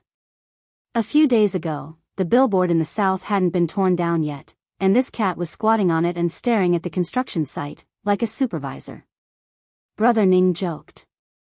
Several times when they had dinner and drinks at the construction site, someone had proposed to catch this cat to go with the drinks. Anyway, no one knew. It was he who recognized this cat, so that the people below would not have any bad ideas. But this cat is too conspicuous to stay at the construction site like this. It's easy to get into trouble. You know, some people who work here often do this kind of thing. Fortunately, this cat is in my area, or it would have been caught and drunk in another place. Brother Ning said. Jing Tan glanced at Brother Ning, and continued to observe the construction site. Brother Ning was talking and laughing, but after being glanced at by the black cat in front of him, he felt a little uncomfortable. What was this cat's look just now? Despise? Did cats have such a look? Shaking his head, Brother Ning thought that he must be too tired recently. It must be an illusion just now. It was just a cat. Several cars outside were dragging things in, and dust was flying everywhere. There was still some rest time. After Zhong Yan told Brother Ning, he took Jing Tan to the temporary resting place, poured a glass of water and put it in front of Jing Tan. Jing Tan looked at the disposable plastic cup, and then looked at the water dispenser. It was clean. After running so far, he was indeed thirsty. Jing Tan put his head into the plastic cup to drink some water, and observed the layout of the temporary resting place. There was nothing special, but the surrounding air was really bad, and everywhere was gray. Hey, isn't this the cat that looks like a supervisor? Several people sitting in the room said after seeing Jing Tan. Although they felt that it was a waste for Zhong Yan to pour water from the water dispenser to a cat, they would not say anything because Zhong Yan was protected by Brother Ning. These were all small things, and there was no need to care about them. A person who had not finished his meal threw a fish tail in the bowl over, but Jing Tan did not even look at the fish tail. Hey, this cat doesn't even eat fish? It must be a pet given by a human. It will eat it after a few meals. Raising such a cat is really wasteful. A person next to them interrupted. Little Zhong, does this cat belong to you? Someone asked. No, it belongs to my neighbor. Zhong Yan did not say too much. In fact, he did not know where the cat came from either. While they were talking, a person came in from outside with a big plastic pot in his hand. However, the words printed on his work uniform were different from Zhong Yan's. "Workerly, we don't have much water here. The water delivery person will come in the afternoon. You can only receive 1/3 of the water at most." Brother Ning accompanied him in and said. This workerly was about 40 years old. He was not in the same area as Zhong Yan, so he was not under Brother Ning's charge. He was not afraid of Brother Ning, and often looked down on others because he was older and had some people above him. As soon as workerly entered the room, he saw Zhong Yan holding a disposable plastic cup and giving water to a cat. He immediately started to talk. "You are giving a stupid cat pure water from the water dispenser? Didn't you say that the water was running out and it was short of water? I see that you have quite a lot in stock. If so, I won't be polite. Also, is this cat to go with the wine? It just so happens that some of our people are hungry again recently. Remember to tell us when you want to kill the cat. Everyone who sees it will get a share." Workerly went to the water dispenser and started to fill the big jug with water. If he did that, the people here would be thirsty later. Brother Ning hurried over to stop him. "What? Workerly, I can't compare to a cat. Do you think I am a beggar with such little water?" "Little Ning, I don't mean to criticize you." Workerly was getting more and more excited. He scolded Brother Ning in front of so many people in his area. Obviously, he did not give Brother Ning any face. However, Brother Ning was no longer the hot-blooded young man who would rush forward with a steel pipe no matter what the situation was. He stopped Zhong Yan, who was about to explain, and several others who looked angry and were about to speak. He knew Engineer Li. If Zhong Yan and others spoke, it would definitely have the opposite effect. Brother Ning took a deep breath and was about to defend himself. He had no choice. The bastard had someone above him. Although he also had someone above him, otherwise he would not be the person in charge of this area. But if the situation was not serious, there was no need to go to the top. Before Brother Ning opened his mouth, someone outside called Brother Ning's name. Hearing this person's voice, Brother Ning and Worker Li's expressions changed. Worker Li did not even take the water. He immediately put the jug aside, tidied up his clothes, patted the dust off his body, and went out with a humble smile on his face. Before Brother Ning went out, he made a gesture to several people. Some of the people who followed Brother Ning in this area were old acquaintances. They knew the meaning of Brother Ning's gesture. The people who were angry just now and looked like they would rush up and start a fight the next moment changed their attitude instantly. Zhong Yan, who had only worked here for a few days, was a little confused. The people next to him whispered to him that a big shot was coming and he should behave himself. "Little Zhong, the cat." Someone reminded him in a low voice. Was it the boss that Brother Ning mentioned? Thinking of Brother Ning's words, little Zhong was anxious and was about to put the cat into the cardboard box in the corner. Zheng Tan avoided Zhong Yan's outstretched hand and came to the back of the square table made of wood in the middle. Zhong Yan wanted to go over again, but it was too late. The people outside came in. The person who came in first was also in his 40s. He said a few words to the people next to him and asked about the recent progress here. Judging from the voice, it was this person who called Brother Ning's name just now. Is this the big shot? He seemed to be easy to talk to. Little Zhong was a little nervous. He knew that he could not judge a person by his appearance. The first impression was not everything. He only hoped that this person would leave as soon as he saw him. Unfortunately, things were different from what little Zhong thought. The people outside all came in. Brother Ning was not as strong as before. Worker Li also put away his arrogant look and was a little respectful and careful. And the person who was surrounded in the middle was the boss that Brother Ning once mentioned to Zhong Yan. When Zhong Yan saw this boss, his first impression was that this person was not easy to deal with. Although he wore a faint smile and looked gentle, Zhong Yan had an intuition that this person was a tough nut to crack.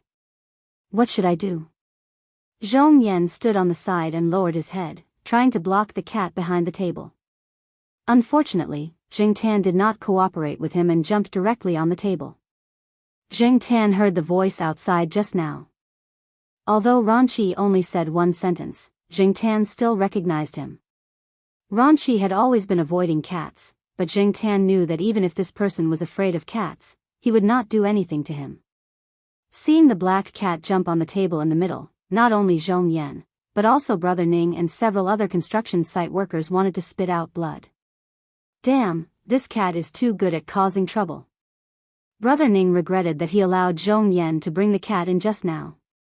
At this time, Worker Li seized the opportunity to make fun of Brother Ning. He said sarcastically, "Oh, there is a black cat here. By the way, I just saw that the people here were feeding it the purified water from the water dispenser. Don't you think it is a waste?" Ran Qi, who had just stepped into the door with a faint smile on his face, saw the black cat squatting on the table, and his face cracked. They looked at each other speechlessly and could only cry. This sentence was somewhat appropriate for the situation.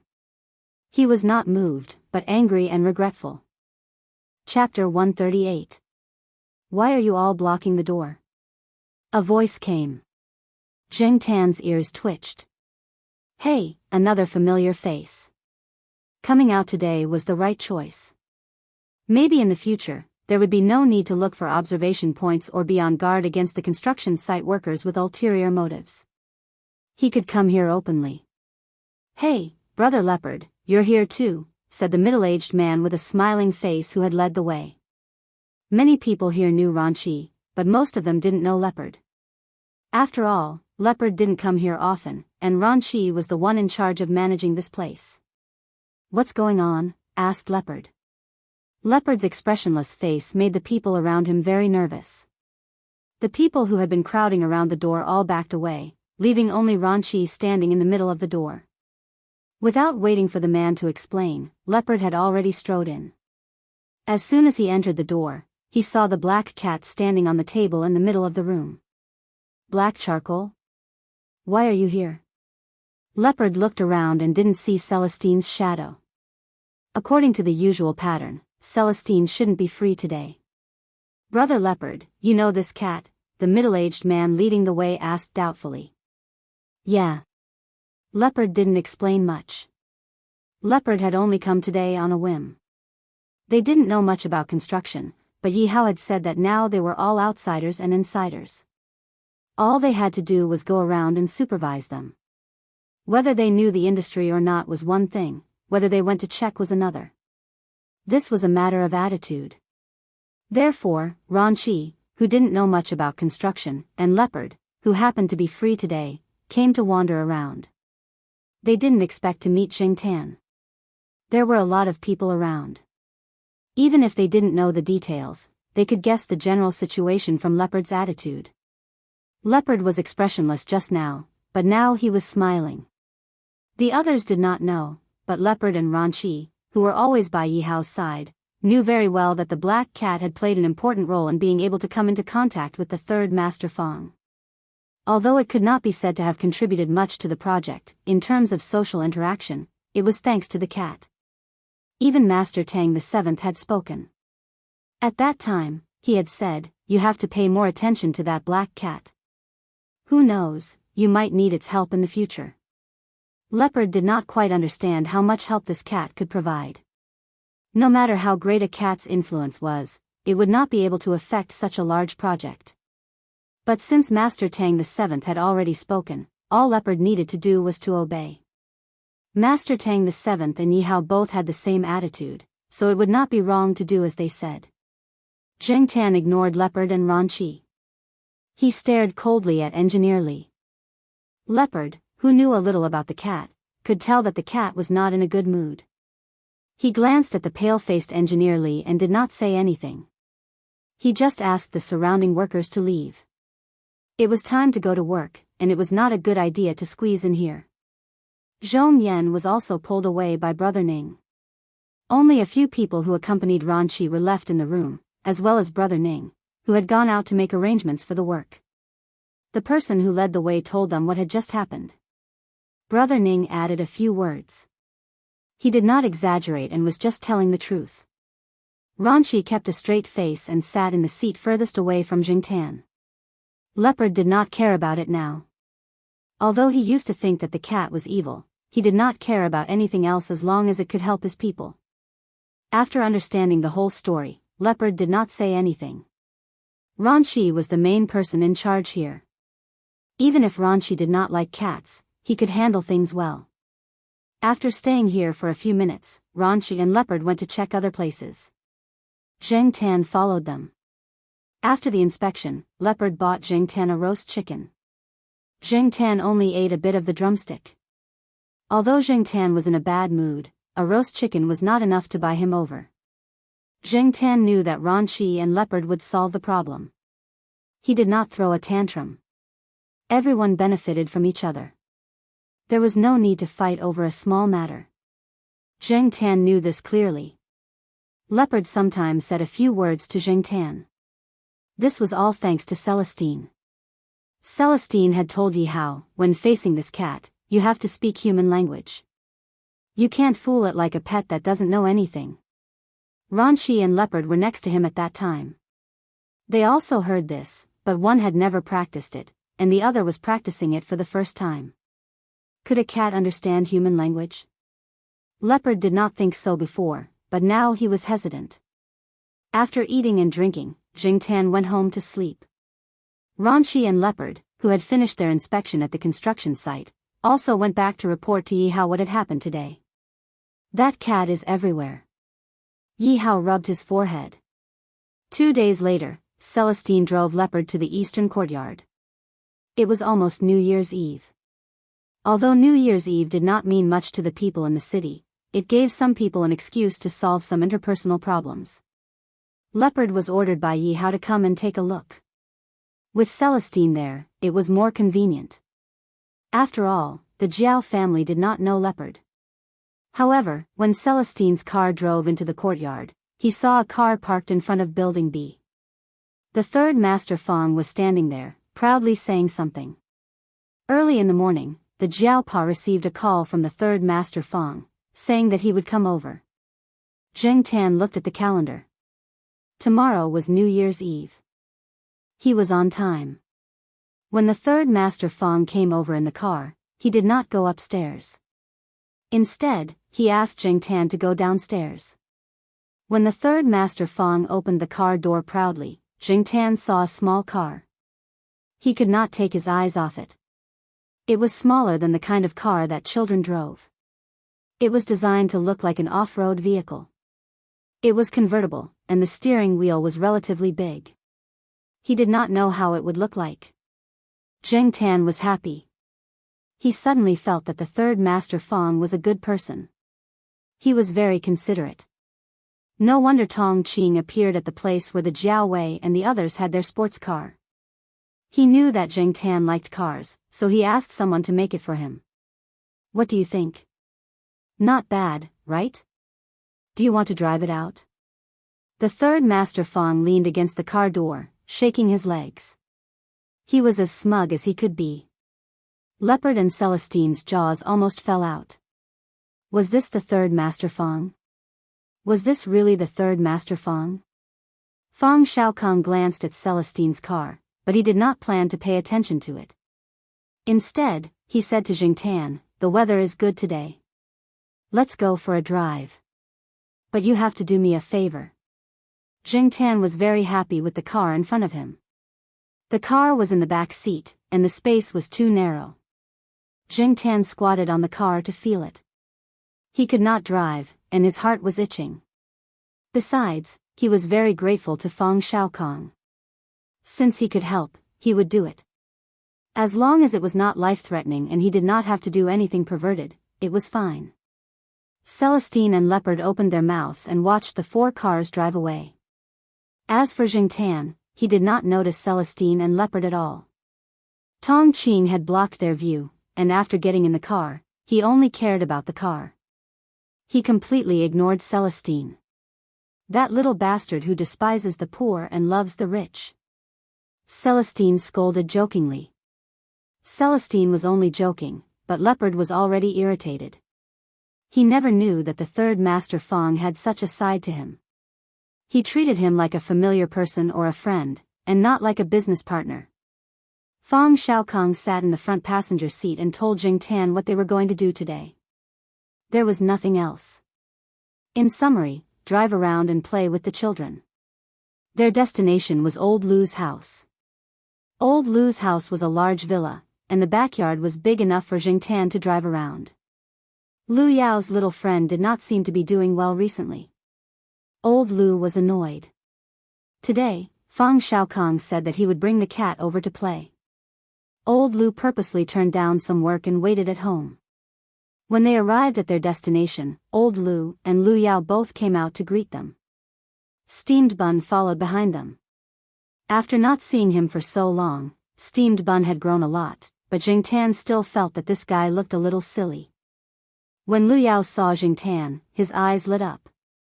Today, his dad told him that the black cat would come over to play with him. Early in the morning, he took out his favorite toy car. It was big enough for 2 cats to run around on it. However, when Tong Qing pulled out the custom-made car from the car, Lu Yao's expression became surprised.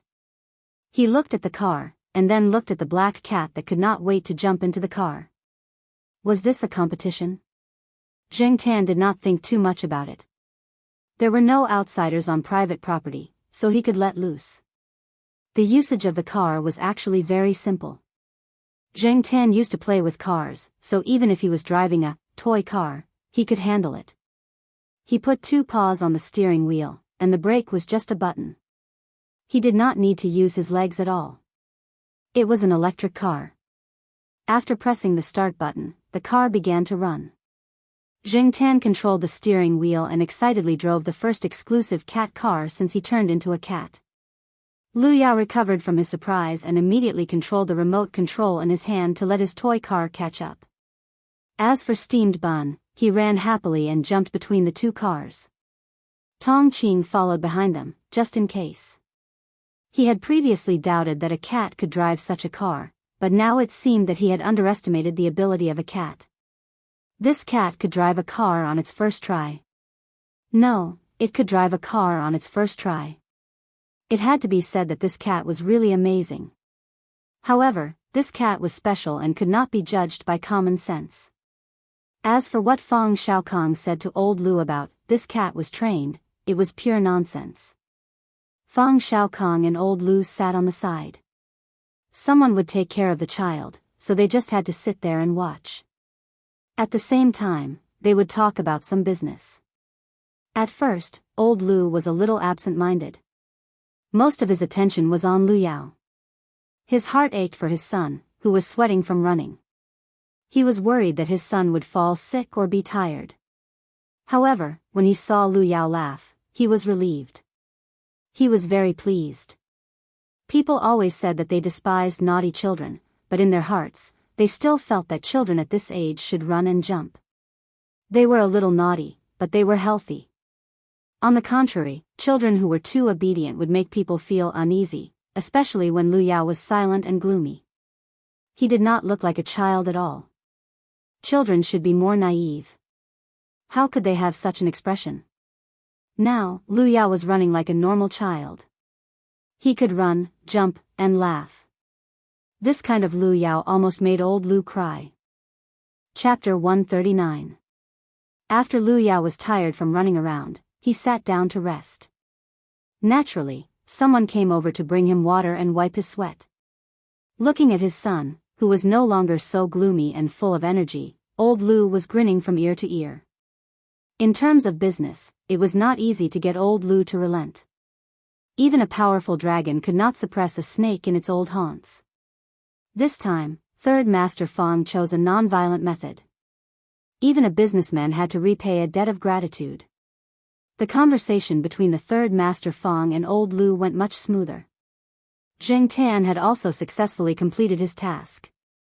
He did not need to do too much research. Looking at the bright smile on the Third Master Fang's face, he knew that he had achieved his goal. Jing Tan walked around the car and looked at it again. The logo of the car was a cat's head, a black cat's head. There was also a cat's tail drawn on the back of the car. Now, with the addition of Jing Tan's cat, it was a real cat car. Even though the car was not as flashy as he had imagined, and it was not as exciting as a real car, at most, it was just a special toy car. Zheng Tan could not even drive it on the streets in broad daylight, but at least he had fulfilled one of his dreams. Zheng Tan was very grateful for Third Master Fang's thoughtfulness. After she was done playing, she remembered her mission. She would have to continue playing with Lu Yao. Luckily, this was a simple mission and she did not have to worry too much about it. When the Third Master Fang left with Zheng Tan in the afternoon, Lu Yao seemed to be very reluctant. Old Lu wanted to ask the Third Master Fang to give him the cat for a price, but the Third Master Fang's words seemed to indicate that he did not want to. Therefore, Old Lu was thinking about when to buy a cat. However, it had to be a cat that could get along well with steamed bun and make his son happy. It was not easy. Zheng Tan did not care what Old Lu was thinking. He was thinking about where to put the cat car if the Third Master Fang really gave him the cat car. Moreover, it was very difficult to carry it up and down. The cat car was not very light. However, before Zheng Tan could make a decision, Tong Qing drove back to Tsinghua University. He didn't drive straight to the East District courtyard. Instead, he drove to the engineering department building. Tong Qing carried the car while Fang Xiaokang brought Zheng Tan to look for Qing Zhong. Only then did Zheng Tan realize that his cat carriage was made by this senior brother Cheng. This was good too. If there were any problems with the car, it would be convenient to find someone to solve it. The car still needed to be modified. Today was just a test. Zheng Tan couldn't get the car for the time being. In a few days, the Jiao family would be going back to their hometown. They would have to wait until after the Lunar New Year to get the car. After all, the Lunar New Year was just a few days away. Anyway, even if he got the car, he couldn't drive it. He couldn't be too ostentatious. After thinking about it, Zheng Tan calmed down. Over the next few days, Zheng Tan walked around when he had nothing to do. He went to the construction site again and went directly to the area where Zhong Yan was to look for him. This time, not to mention the other workers in the area, even Brother Ning's attitude towards Zheng Tan was very good. He didn't have any objections to Zhong Yan feeding the cat water from the water dispenser. The people at the construction site were busy, but they were also very gossipy. Since the last time, some people often talked about Zheng Tan. Some people said that it was the cat of the boss's boss. Some people said that it was the cat of a big shot that the boss knew. There were many different opinions, but in conclusion, this cat was not to be messed with. These days, a cat could be worth much more than a person. No matter what breed the cat was, if you wanted to beat a cat, you had to look at who it was. And Zhong Yan had also gained a foothold in the construction site by accident. It was said that he had been talked to by the boss, and even his salary had been increased. Although as a temporary worker, his salary was still not as good as the other regular workers, it was much better than before. No one at the construction site came to trouble Zhong Yan. Some people even took the initiative to get close to him, hoping to find out some secrets from him. Unfortunately, they didn't find out anything. Even Zhong Yan himself didn't know what kind of powerful background the black cat had. Zheng Tan was the only cat on the construction site that was openly wandering around. At first, many people were skeptical and opposed. The construction site was not a backyard, and accidents were easy to happen. They looked at the cat as if they were looking at a time bomb. But later, they found that their worries were unnecessary. When they saw Zheng Tan again, the people in charge acted as if they didn't see it. The boss had told them that as long as the cat didn't cause any trouble, it could do whatever it wanted. Grandpa Jiao had been calling to urge Zhang Zian since Lunar New Year's Eve. Unfortunately, the Jiao Pa had something to do and had to stay for a few more days. The last time Zheng Tan went back with the Jiao Pa, they went to the house in the town near their hometown. This time, they went directly to the old house in the village. Grandpa Jiao said that the rooms in the old house had been tidied up, and they could move in as soon as they went back. Grandpa Jiao also emphasized that the cat bed was ready, so there was no need to worry about the cat not having a place to sleep. On the morning of the 27th day of the 12th lunar month, the Jiao family took their packed luggage and drove out of the school gate. Jiao Wei's family went home on Lunar New Year's Eve. Business had been good for the past 6 months, and Jiao Wei's parents had planned to buy a house nearby in the next 2 years. They could still see them when they went back to the Jiao Pa's hometown. Not long after they left the school gate, they ran into a red light at the crossroad. On the wide road, 3 cars were parked side by side at the zebra crossing. The cars on the left and right had just driven out of Tsinghua University. Zheng Tan didn't know the people in the cars, so the Jiao Pa said a few words to them. Because the windows of the driver's seats were all open, Zheng Tan could hear the conversation in the cars on both sides.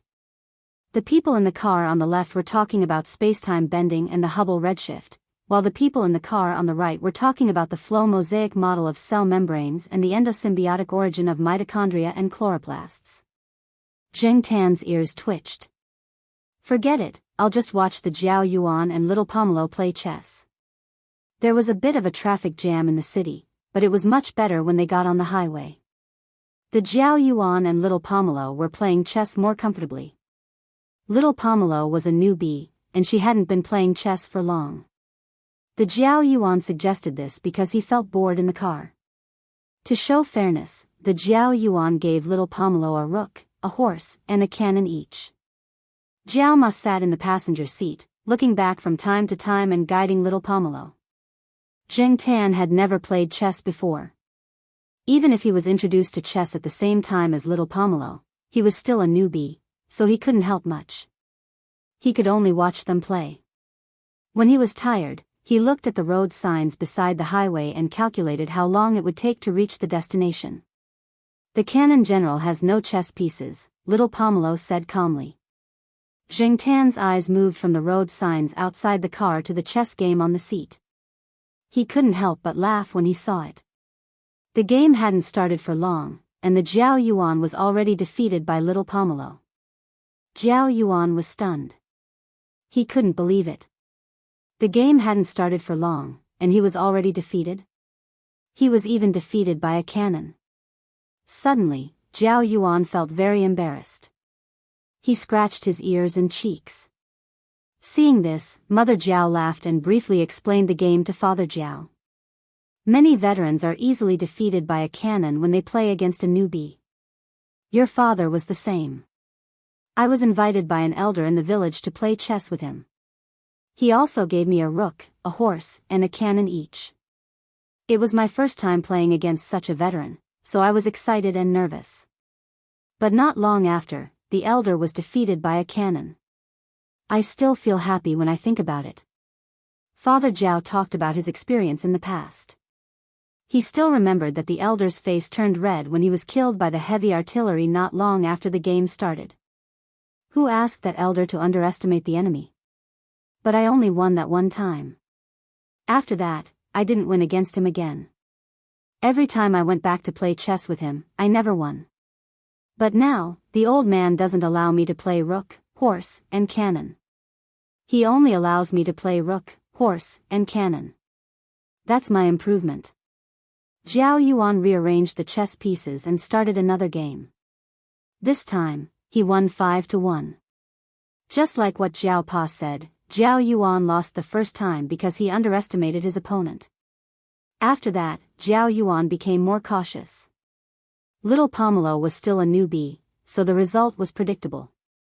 Jiao Yuan and little Pomelo were tired of playing chess when they saw the road signs on the side of the highway. They put away their chess pieces and looked at the scenery outside. Less than 2 minutes later, the car stopped. There was an accident in front, and a long line of cars was stuck here.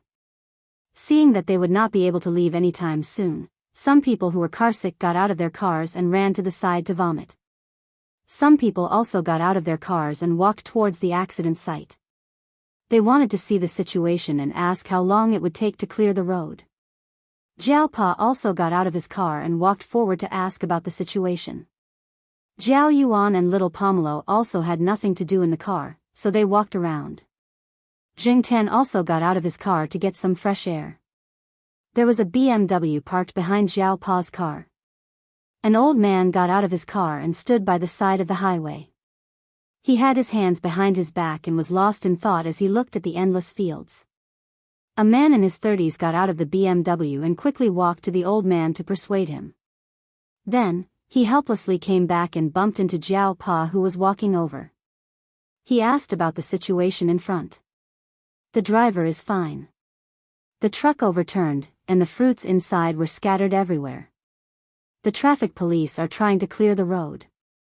It will take about 10 minutes. Jiao Pa told him what he heard. Zheng Tan listened to the conversation between the Jiao Pa and the man. He did not expect that the man in the BMW was also from Huanyang. The two of them spoke in a dialect, and Zheng Tan could understand some of it now. It's been more than 10 years. I guess many people don't remember me. A few years after I brought the old man over, he said to me, "Can you come back and visit when you're successful?" The old man always felt that his roots were here. No matter how big the city was, how spacious the house was, how good the quality of life was, he would always miss it and want to come back. Unfortunately, the old man's health was not very good. He had undergone surgery and did not recover, so I did not dare to bring him back. After a few years of recuperation, I finally had this opportunity. This highway was not built back then. It was so troublesome to go out. The bumpy road made me want to vomit. It was rare to leave the hometown, but when the old man came back, his accent did not change. Perhaps this was the best way to describe the BMW man's feelings at the moment. This man was also one of the people who seized the opportunity to make a fortune during the turbulent era. Moreover, it did not matter if these people were involved in culture or business outside. When they returned to their hometown, they had to make a good show of themselves. It would not make sense if they did not have a good show of themselves. Just look at this BMW and you will know. In Jiao Pa's hometown, especially in the old house, many people's impression of famous cars was probably only BMW, Samsung, and four circles. In many people's eyes, there was not much difference between driving a Maybach and driving a Santera. If you wanted to show that you were returning to your hometown, you had to be more direct and consider the residents of your hometown. Chapter 140. Not long after the traffic was cleared, the car entered the boundary of Shenyang. After getting off the highway, the Jiao Pa drove directly to the old house in the countryside instead of the road that led to the town. What made the Jiao family curious was that the BMW was following them. Although they knew that their destination was also Shenyang, Shenyang wasn't a small town, and the roads leading to different towns in Shenyang were different. However, up until now, they had been driving on the same route. Were they really from the same hometown? When the Jiao Pa talked with them on the highway, they talked a lot, but they didn't tell them where their real destination was or what their names were. The Jiao family was just curious. They didn't think that those people were plotting against them. After all, they didn't look like they were short of money. Just like the Jiao family, the people in the BMW behind them were also surprised. They didn't expect that they would be driving on the same route. Half an hour later, when they were about to reach the Jiao family's old house, the BMW made a turn and separated from the Jiao family's car. "I guess they're from the neighboring village," the Jiao Pa said. As for whether the BMW behind them was from the neighboring village, they didn't have much interest in it. They were about to arrive at the old house. The Jiao Yuan hadn't been here for nearly 2 years. Before the family bought a car, the Jiao Pa had something to do and didn't bring the Jiao Yuan with him. Therefore, for the Jiao Yuan, this place was a distant memory.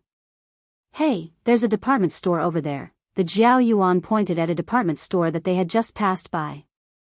A department store of this scale was nothing in Chuhua City, but it was a big store here. It was convenient for many people.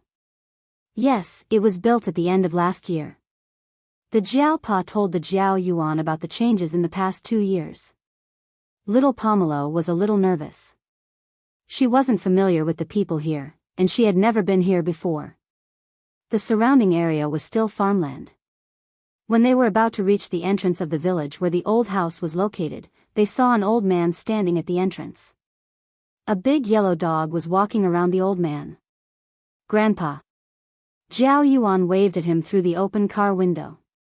Grandpa Jiao, who was standing at the intersection, was grinning from ear to ear. The Jiao Pa stopped the car and let Grandpa Jiao get in. After all, there was still some distance from here to the old house. They couldn't just drive away and leave Grandpa Jiao behind, right? Grandpa Jiao thought about it and got into the car. Before he got into the car, he said to the big yellow dog outside, "You follow him outside." The Grandpa Jiao's action of getting into the car made Big Yellow puzzled. Just as he was about to approach Grandpa Jiao, a black cat's head popped out of the car window and meowed. Woof woof woof woof woof. Zheng Tan leaned against the car window and looked at the big yellow dog outside. He shook his ears and ignored its barks. Wow, black charcoal is so calm. I forgot to tell you about Lai Fu. I thought it would be better to do an experiment and see how black charcoal would react when he sees Lai Fu. I didn't expect this cat to not be afraid at all. Grandpa Jiao's big yellow dog was called Lai Fu.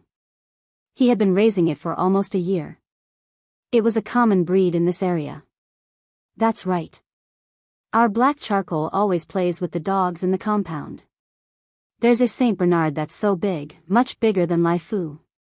When it sees black charcoal, it will retreat like the plague. Heh, that's a good idiom, old Master Jiao praised with a smile. Grandpa, you're so knowledgeable. Jiao Pa, who was driving, shook his head and let the grandfather and grandson continue to brag. Even if the big yellow dog didn't understand Grandpa Jiao's actions, when it saw the car start to move, it moved its attention away from Zheng Tan and chased after the car. After entering the village, the road leading to the old house was a bumpy dirt road. There were children and old people in the car, so the Jiao Pa drove slowly. The big yellow dog didn't get tired of chasing after them, and often ran in front. Jiao Yuan looked at the big dog following outside the car from time to time and asked about it. In this village, there were many dogs with the same name in the village. In fact, many people raised dogs without naming them. They raised dogs to guard against thieves, to guard their houses, orchards, and weasels. As long as it was effective, they didn't care too much about the name. Moreover, there were many dogs and cats in the village that were raised freely. They were not as strictly guarded as in the city. Zheng Tan saw a few of them running freely on the muddy road or in the fields, wagging their tails. There are so many names. Aren't you afraid of calling the wrong name? Jiao Yuan asked.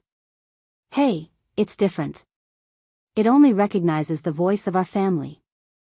It won't listen to other people. Grandpa Jiao was quite proud of himself. He was very confident in his dog. Jiao Yuan hadn't been here for 2 years, and he found that the village had changed a lot. Many people had built small houses, and the tiled houses with pointed roofs and chimneys were much fewer. Everyone was making money these days. A large number of people who went south to work could always bring some changes to their homes when they came back during the spring festival. The houses in the village were not as expensive as those in the city. Relatively speaking, they didn't need much money. But in this village, to make a fortune, one's house had become a way to show off. Many old people didn't farm much. They stayed at home to help take care of the children and play mahjong when they had nothing to do. Their children who went out to work earned some money every month to support the family. Jiao Pa had wanted to renovate the ancestral house. Many people in the village had built small houses, and he was afraid that the old people would feel uncomfortable if he didn't build one himself. However, Grandpa Jiao rejected the idea. He didn't want to tear down the ancestral house and build a small 2-story or 3-story house like other families. Grandpa Jiao was very attached to this old house. Even though he had a house in town, he and his wife still lived in the ancestral house most of the time. Many people in the ancestral house knew Jiao Pa. Even the university professors were in awe of him. They directly ignored the word deputy. In the village, everyone's attitude towards intellectuals and officials was obviously different from other people's. When they arrived at the ancestral house, Jiao Wei came over to help move things. When Grandpa Jiao was cleaning the ancestral house, Jiao Wei came over to help. In Chuhua City, it was Jiao Pa who helped them. So, in the ancestral house, Jiao Wei tried his best to take care of them. After Zheng Tan got out of the car, the big yellow dog started barking at him. After 2 barks, it changed its angle and continued barking. Many dogs were like this. The more you ran, the more they chased, and the more they chased, the more they ran. It was a vicious cycle.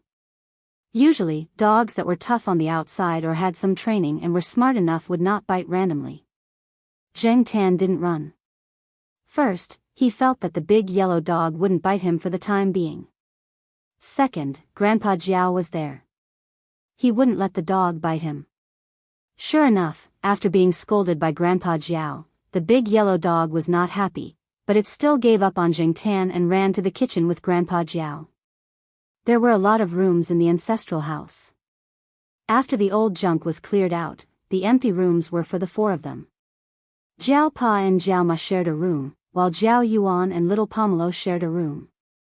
They were all next to each other. Although little Pomelo's surname was not Jiao, Grandpa Jiao and Grandma Jiao were very good to her. They put some small plants in the room to make it more lively. Little Pomelo had a big cat tree in her room. It was Grandpa Jiao's masterpiece. Since old Master Jiao did not know how to surf the internet, he asked someone to print out a picture from the internet and made a cat tree himself. It looked the same, and the material was of good quality. Zheng Tan stepped on it and felt that it had a good feel to it. At night, who would sleep on a cat tree when there was a bed? The cat tree was only used during the day for naps and lunch breaks. Jiao Wei's grandmother raised rabbits. He caught 2 palm-sized rabbits for Jiao Yuan and little Pomelo to play with. At first, Jiao Wei's grandmother was worried that Zheng Tan would do something bad to her rabbits. Later, she found that Zheng Tan wasn't interested in them at all, so she gradually relaxed. The next day, after breakfast, Grandpa Jiao went out to buy something. Grandma Jiao and Jiao Ma were marinating bacon at home. Jiao Yuan and little Pomelo helped them for a while, and then went to watch the rabbits at Jiao Wei's grandmother's house. Jiao Wei led them to the entrance of the rabbit hole and placed a canned food bottle. They tied the canned food bottle with a rope and held the other end of the rope in their hands to hide it. When the little rabbits came out of the hole, they would pull the rope. The canned food bottle would fall and block the hole. Jiao Yuan and little Pomelo would then run in to catch the little rabbits. After watching for a while, Zheng Tan felt a little bored and wanted to go back to the cat tree to take a nap. When he jumped onto the wall of Jiao Wei's house and was about to go back to the old house, he saw Jiao Pa walking out with a bag. He looked around as he went out. Zheng Tan, who was familiar with Jiao Pa's style, felt that the Jiao Pa was acting a little strange. Since he had nothing to do, he jumped off the wall and followed him. On the way, Zheng Tan saw a few cats lying on the haystack, basking in the sun. It was cold, and the cats hid their paws well. They didn't bother to respond to Zheng Tan. Zheng Tan was exposed by a big dog. It kept barking when it saw Zheng Tan. Fortunately, it was tied up, otherwise it would definitely come up and fight with Zheng Tan. The Jiao Pa turned around and saw Zheng Tan. His expression was a little complicated. He sighed, "Forget it. Follow him. Don't run around. There are a lot of dogs around here." Zheng Tan was even more confused. Who was the Jiao Pa looking for? He followed the Jiao Pa for 5 minutes and came to a brick house. Looking at the house, Zhang Ziyan guessed that it had a long history. The windows were papered over, and the house looked a little shabby. Compared to most of the houses in the village, this house didn't look very well off. The Jiao Pa stood not far away and looked at the house for a few seconds before walking over. The wooden door was open, and the sun shone in. Zhang Ziyan could see the dust floating in the air. There was a wooden deck chair at the door, and an old lady was lying on it. She seemed to be sleeping. She wasn't wearing the old clothes that Zheng Tan had imagined. Instead, she was wearing clothes made of good material. However, this person didn't care about her appearance. She was a very strange person. A tortoiseshell cat that was missing a leg was lying on the old lady's lap. It was much thinner than Li Yuanba. When it sensed that someone was coming, it moved its ears and opened its eyes a little. It glanced at the person and the cat, then closed its eyes again. It looked like it didn't want to pay attention to them. The Jiao Pa walked over and put down the things in his hands. There were some health products and daily necessities brought from Chuhua City. They weren't cheap. The old woman who seemed to be asleep on the recliner slowly opened her eyes. Although her face was full of wrinkles and she looked older than old Master Jiao, her eyes were bright and full of vigor. The old lady's gaze stopped on the Jiao Pa for a few seconds, then moved to Jing Tan, who was standing beside the Jiao Pa's leg. Jing Tan suddenly felt a chill down his spine. He subconsciously stepped back toward the Jiao Pa. "This isn't the cat from back then," the old lady suddenly said. Chapter 141. Of course. After all, more than 20 years have passed. I don't know if the previous one is still around, but this cat is only 2 or 3 years old, said the Jiao Pa unexpectedly. The old lady shook her head. This cat is male. The previous one was female. The Jiao Pa was speechless. How come I didn't know that the previous one was female? Granny, you didn't mention it back then either. Not noticing the Jiao Pa's expression, Jing Tan was just confused by the words of the person lying on the recliner. What the F***ck? How did this old lady know the gender of the cat? Jing Tan remembered that when he came over, he had been facing this direction the whole time. Also, from a human's perspective, shouldn't he have looked behind to confirm the gender of the cat? Also, Jing Tan had never been like other cats who showed their chrysanthemum. Suddenly, Jing Tan's thoughts raced. He didn't expect this old lady to be so wretched. Is it scolding me? The old lady lying on the recliner looked at Jing Tan and asked the Jiao Pa. Jing Tan was speechless.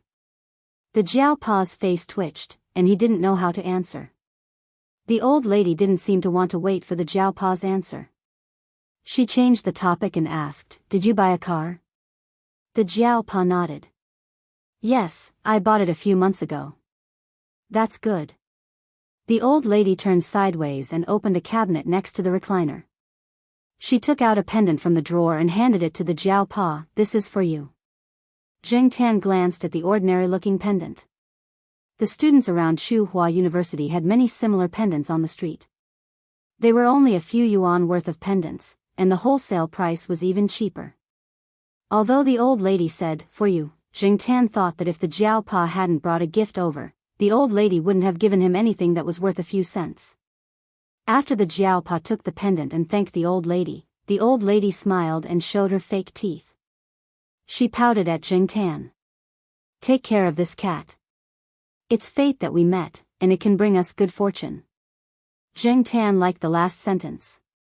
Yuan Zi said that cats could bring him good fortune. Thinking about it, Jing Tan was a little proud.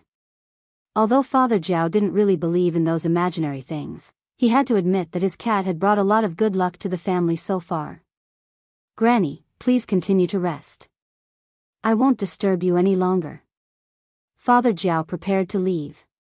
He knew that the old man had always been a man of few words, and that he would rest after talking for a while, so he decided not to stay any longer. "Before you leave the village, bring the cat here again," said the old woman lying on the recliner. Although the Jiao Pa didn't know what the old lady wanted to do, he nodded in agreement. Jing Tan looked at the old lady and the cat, then turned and left with the Jiao Pa. After the Jiao Pa and Jing Tan left, the old lady, who was lying on the chair with her eyes closed, sat up and stroked the cat on her lap. She continued to look for fleas for the cat. "Oh, another big one. Next time, find a rat with fewer fleas to eat." The three-legged tortoise shook its ears. It wasn't sure if it understood the old lady. On the other side, Jing Tan followed the Jiao Pa out of the old lady's yard and walked on a different path. Seeing that the village was getting further and further away, Jing Tan was very curious about what the Jiao Pa wanted to do. He could tell that the Jiao Pa was hiding something. There was a mountain near the village. It wasn't very big. After all, the area wasn't considered barren. Now that the mountain was being developed, it wasn't as wild as it was a few decades ago. Jing Tan followed the Jiao Pa to an orchard. The Jiao Pa stood there and looked around. He sat down beside a tree and lit a cigarette. After smoking half of the cigarette, the Jiao Pa said to Jing Tan, who was squatting beside him in a daze, "Black charcoal, let me tell you a secret." After saying this, The Jiao Pa paused and smiled. Actually, it's not really a secret. I told some people before, but they didn't believe me. This was what he was waiting for. Zheng Tan snapped out of his daze and pricked up his ears to listen to what the Jiao Pa was going to say next. In the past, when I was still a child, I was even younger than little Pomelo. At that time, I was naughty. There was a rumor among the children that there was a treasure in the mountain. I went up the mountain with a few other children to search for it. However, we didn't find anything for a few days. Some of them gave up, but I didn't. So, one day, when my parents weren't looking, I went up the mountain alone.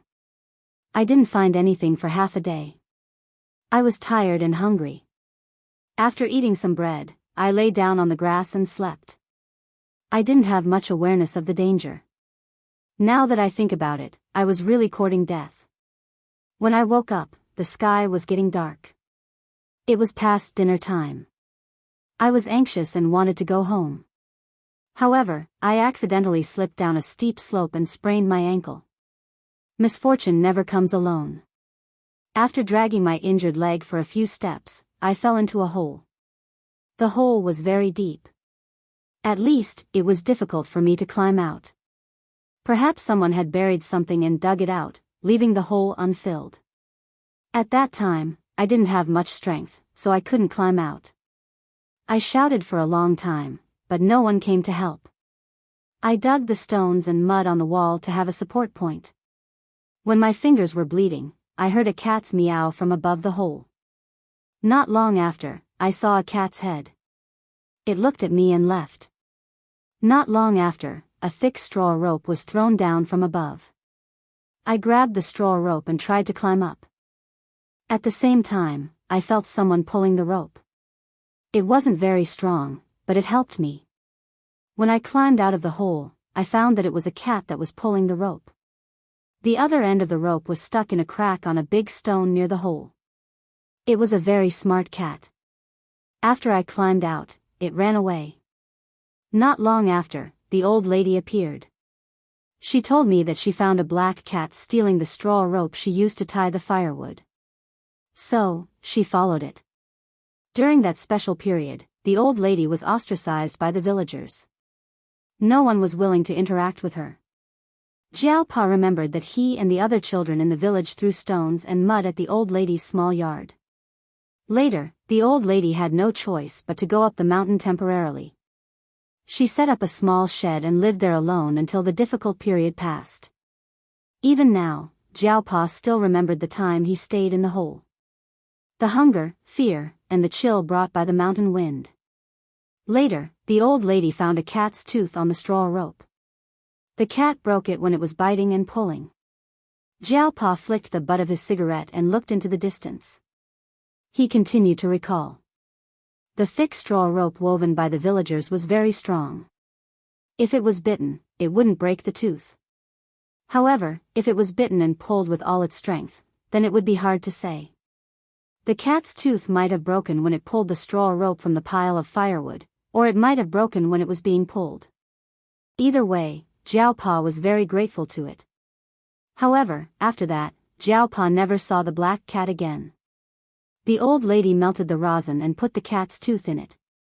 She made it into an artificial amber and gave it to me. I still have it. I'll show it to you when we get back, Jiao Pa said to Zheng Tan. Nearly 30 years had passed. Jiao Pa knew that the cat in his memory was probably long gone. However, when he saw the black cat that his wife picked up for the first time, he suddenly remembered the cat from years ago. The black cat that walked through the night had a fearless look in its eyes even though it had to stand on the ground and look up at people. It even had a condescending and disdainful aura, just like a small leopard. Because of this, Jiao Pa, who had never agreed to keep a pet since they lived in the big city, finally relented after Jiao Ma brought Zheng Tan home. At that time, the panic of the epidemic had just passed, and there were still 2 children at home. Jiao Ma really didn't expect Jiao Pa to agree. The rest of the Jiao family didn't know the reason behind it either. When the old lady brought me to the village, she told me not to tell anyone. Some things are better left unsaid. Even if I told them, they might not believe me. It might even cause trouble. Jiao Pa didn't quite understand at the time. When he grew up and understood things, he realized that in that era, it was easy to link anything to demons and ghosts. If he didn't do it well, it might cause trouble. Later, the special period passed, and people's minds became more open. Regardless of whether some phenomena could be explained by science, their actions were not too extreme. Even so, Jiao Pa still didn't tell anyone about what happened back then. He used to tell people stories, but unfortunately, they didn't believe him. The cat's tooth amber constantly reminded Jiao Pa that what happened back then wasn't a dream. Jiao Pa also took Jingtan to see where the pothole was. Every time he came back to the old house, Jiao Pa would come to take a look, even though the place had changed a lot. The pothole had been filled in, and the wilderness had been turned into an orchard and vegetable field. After returning to the old house from the mountain, Jiao Pa went to help with the New Year's goods. Jingtan didn't catch rabbits with the two children because he had nothing to do. He secretly went to the old lady's house to listen to her story. Recently, many people who went out to work in the village had returned. Some people came to visit every day. The young people were more open-minded. They knew that this kind of thing wasn't as good as before. In the big city, some people were much more arrogant and bold. They could make a lot of money by talking nonsense. In comparison, this old lady was really low-key. She wasn't famous in Shenyang. She only had a little influence in the local village. It was said that she was almost 90 years old. She wasn't from this village in the early years. Now, the villagers were in awe and fear of her. Now, before people in the village went out to work, they would come to find her and ask for safety. Of course, there were also many people who didn't believe in this kind of thing. Science was popular now. Moreover, this kind of thing was divided into orthodoxy and non-orthodoxy. The non-orthodoxy was feudal superstition and was illegal. But people's psychology was always like that. They had to ask for, just in case, to be at ease. Therefore, although people said that they didn't believe in this kind of thing on the surface and didn't interact with the old lady, there were many people who gave her money and gifts in private. After a long time, everyone came to a tacit understanding. Just like some people said, there were some things that existed if you believed in it, and there weren't any if you didn't. Although Jingtan didn't know much about this old lady, he could understand some things based on what he had seen and heard. Regardless of whether the old lady was a scammer or not, he hadn't heard of any bad things happening. On the contrary, more and more people secretly praised her, which proved that she did have some ability. Besides, she had saved Jiao Pa. Just because of this, Jingtan had a better impression of the old lady. Whether she was a scammer or not was secondary to Jingtan. Moreover, it was because of what had happened back then, or perhaps because she had given Father Jiao a few words of advice, that Father Jiao was able to accept her as a different cat so quickly. Chapter 142. 2 days after Jingtan came to the Jiao family's old house, he finally knew what Jiao Yuan meant by New Year's flavor. According to Jiao Yuan's definition, New Year's flavor was the flavor of firecrackers. Bang! After the sound, the children cheered. Jingtan was lying on the roof of the old house, looking at the vegetable field in front of the old house. Jiao Yuan was taking little Pomelo to see the children in the village setting off firecrackers in the open space. In the city, firecrackers were strictly controlled and were not allowed to be set off randomly. However, after they came here, there were no restrictions.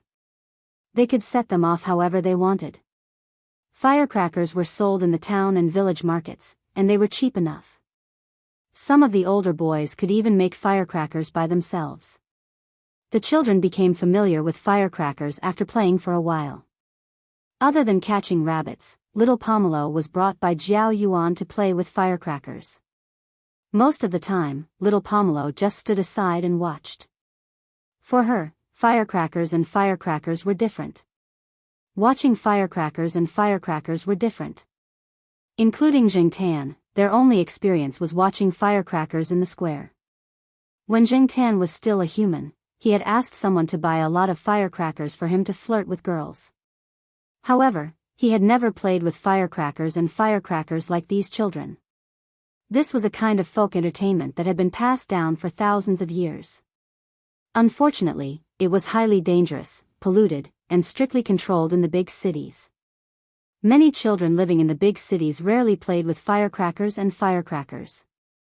Even if they played with firecrackers and firecrackers, they would only play with what the children in the village called little things. The villagers did not care much about the children. These children had been playing with firecrackers since they were young. They were very good at it and had a lot of tricks. Jiao Yuan obviously played with them every time he came here for the new year. Although he was in junior high school, he was still a teenager. He was very playful. The parents were relieved when the children around the same age as Jiao Yuan played with the younger ones. Try this. A 7 or 8-year-old child took out a shabby aluminum pot from an unknown corner, turned it upside down on the ground, and then put a firecracker in it. He squatted down and lifted the aluminum pot. The child used the burning incense to light the fuse. After lighting it, he got up and ran away. Little Pomelo and Jiao Yuan, who were standing in the distance, covered their ears. Zheng Tan, who was lying on the roof and looking over, also raised his paws to cover his ears. The sound of the firecrackers was too loud, and his hearing was good now. The impact of the sound was really great. Bang! The small aluminum pot was lifted up about 10 to 20 meters high. Unfortunately, those children weren't too satisfied, saying that it wasn't very powerful. Zheng Tan looked at the aluminum pot that had fallen from the sky. It was deformed from the explosion. This bunch of brats was really bold. There aren't many big ones left. Let's play with the small ones. Don't use too much. Otherwise, we won't be able to play today, said a kid who was about the same age as Jiao Yuan. He was holding a box with firecrackers and the like in it. The other kids also had boxes of different sizes in their hands, but the firecrackers in them weren't as big as his. The small ones aren't fun, muttered an 8-year-old child. Why aren't they fun? Watch me. A child looked around the vegetable garden and asked for the burning incense. Then, he took the box of firecrackers and walked to a vegetable garden not far away. Because it was still a bit far from the fields allocated to each family, some of the empty land around the house had been opened up. Some people had fenced it to build a vegetable garden. In the vegetable garden that the child ran to, the cabbages were growing just right. The weather was good recently, and the temperature was quite high. Moreover, the winter here wasn't as cold as the winter in the north, which was dozens of degrees below zero. Even in the warm winter, it wouldn't snow. Finding the best growing cabbage, the child broke the cabbage leaves, put a small firecracker in it, lit it with the incense, and ran away. Since it was a small firecracker, the children didn't run too far. They didn't even cover their ears. Zheng Tan only heard a bang, and then saw the cabbage that was growing well was broken into pieces. Sure enough, it was a naughty child. If the owner saw this, he would probably be so angry that his chest would hurt. Knowing that they couldn't do too much, the older children called the child who wanted to continue to fry the cabbages over, and didn't let him destroy the cabbages. If it wasn't their own cabbages being fried, they didn't feel bad. It even felt good to see it.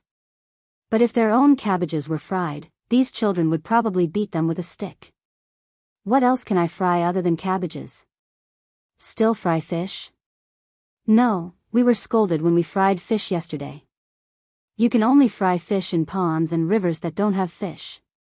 You can't go to fish ponds. What's so fun about fried fish?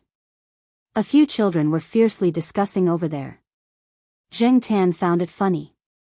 These children had fried a few fish in the fish pond yesterday. When the owner saw the big fish with white bellies in the fish pond, he was so angry that his lungs were about to explode. Every year, they would make such a scene. These naughty children didn't learn from their mistakes. After being beaten, they continued to fry fish.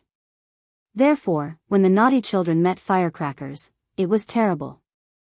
Zheng Tan was thinking about it when they came up with another idea.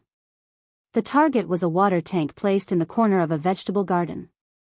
The village had running water now, but most people still liked to use well water. Every family had this kind of clay water tank to store water.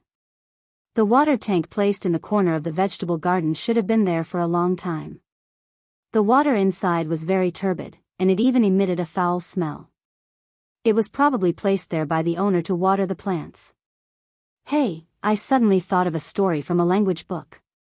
A child said. I know. I know. A little kid raised his arm and wiped his snot with his sleeve. It's called Sima Guang fried fish tank. Zheng Tan, Jiao Yuan, Little Pomelo, good awareness. The level had increased, and it was even more ruthless than Sima Guang. After frying the cabbages and the water tank, these naughty children really knew how to cause trouble. A child took out a small firecracker that was as thick as an adult's thumb.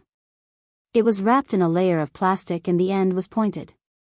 According to these children, it was called a torpedo. It was waterproof and came in different sizes. The power of the explosion was different. They used this kind of firecracker to fry fish. After lighting the torpedo with incense, the child threw it into the water tank. If it was thrown too early, it would be extinguished easily. If it was thrown too late, it would cause more accidents. As players with rich experience, they were familiar with this technique. The others stood further away. Although the firecracker was small, the water in the tank was too smelly, and these children did not want to be splashed with the smelly water. It was unknown whether it was because the water tank was too old, or the power of the torpedo was too strong. In short, Jing Tan saw a hole in the water tank. The black smelly water inside flowed out from the hole in the water tank, and the stench spread in all directions. The child who lit the firecracker did not have time to run too far.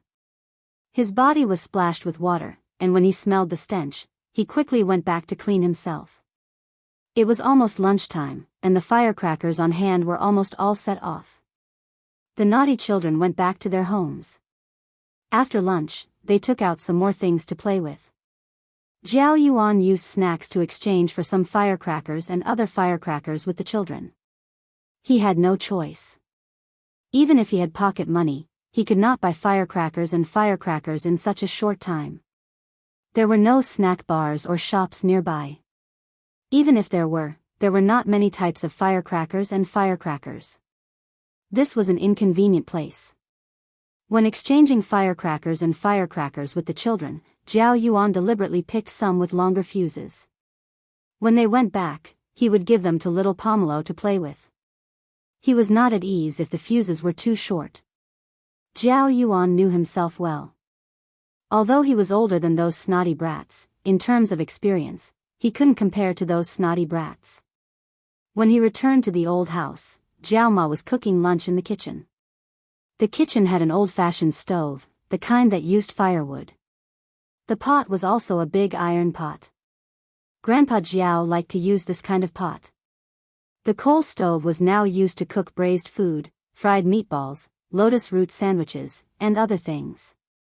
It was not used on normal days, and it was only used during the New Year. Jiao Yuan took out an incense stick and lit it in the stove. Why did you light this?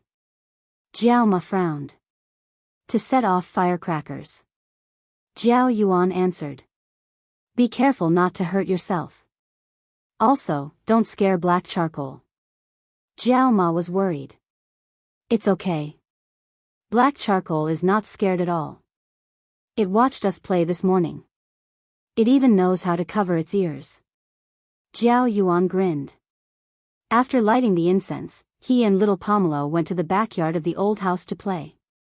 The good thing about living in the countryside was that it was big and had few restrictions. There was a tall pile of firewood in the backyard.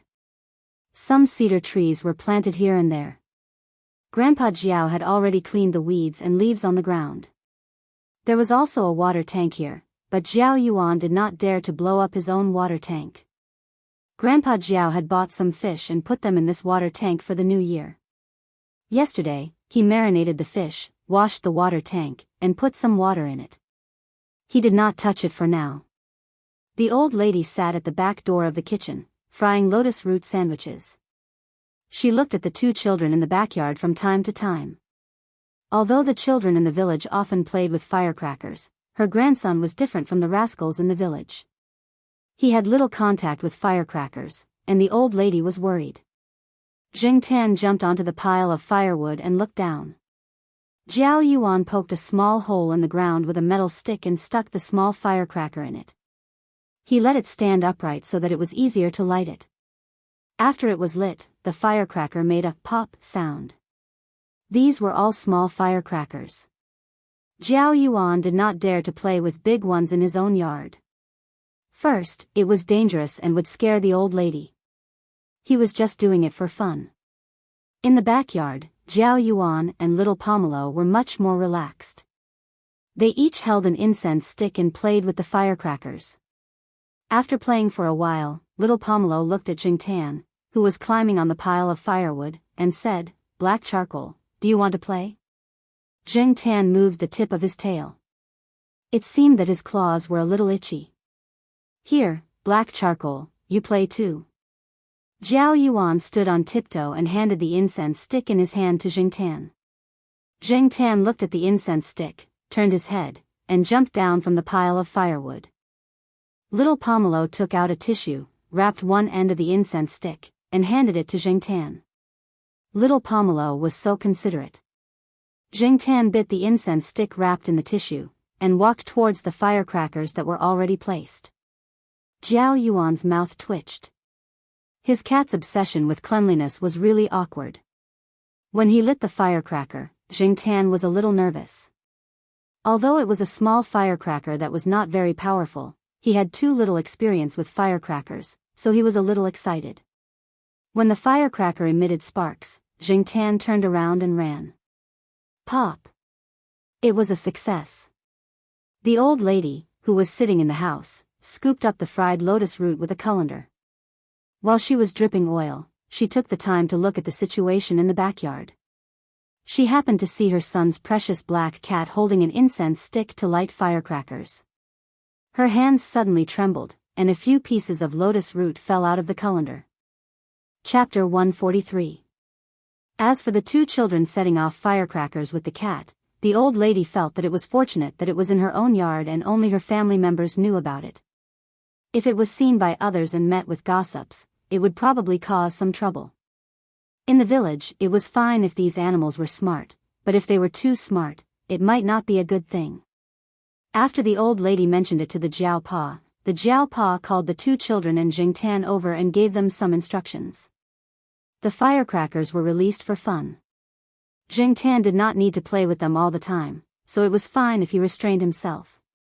"Hey, Dad, did the dog eat something bad?" The Jiao Pa pointed at the pile of poop under the grapevines in the corner of the yard. "Something bad?" Grandpa Jiao walked over to take a look. It's true. Compared to the usual dog poop, the pile of poop under the grapevines was much thinner.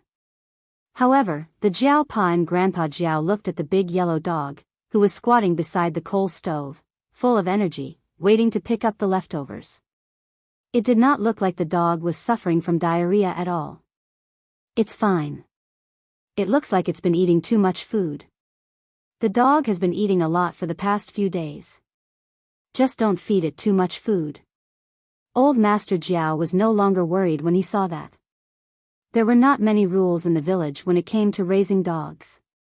Cats and dogs often ate with people, and the villagers did not have the energy to care if the food was harmful to the cats and dogs. In fact, most of the cats and dogs here did not live to a normal age. There were many people who tricked the cats and beat the dogs, or some people who sold the dogs for some reason. However, cats were not worth much, and people did not care if they did not want to raise them. In short, the lives of cats and dogs were cheap. No one would spend time on them. If people could not take care of them, how could they take care of them? In comparison, Grandpa Jiao was good enough. "Should we tie it to the side?" "It's not good to keep squatting there," the Jiao Pa said. If the dog was squatting there, there would definitely be spills for it to pick up.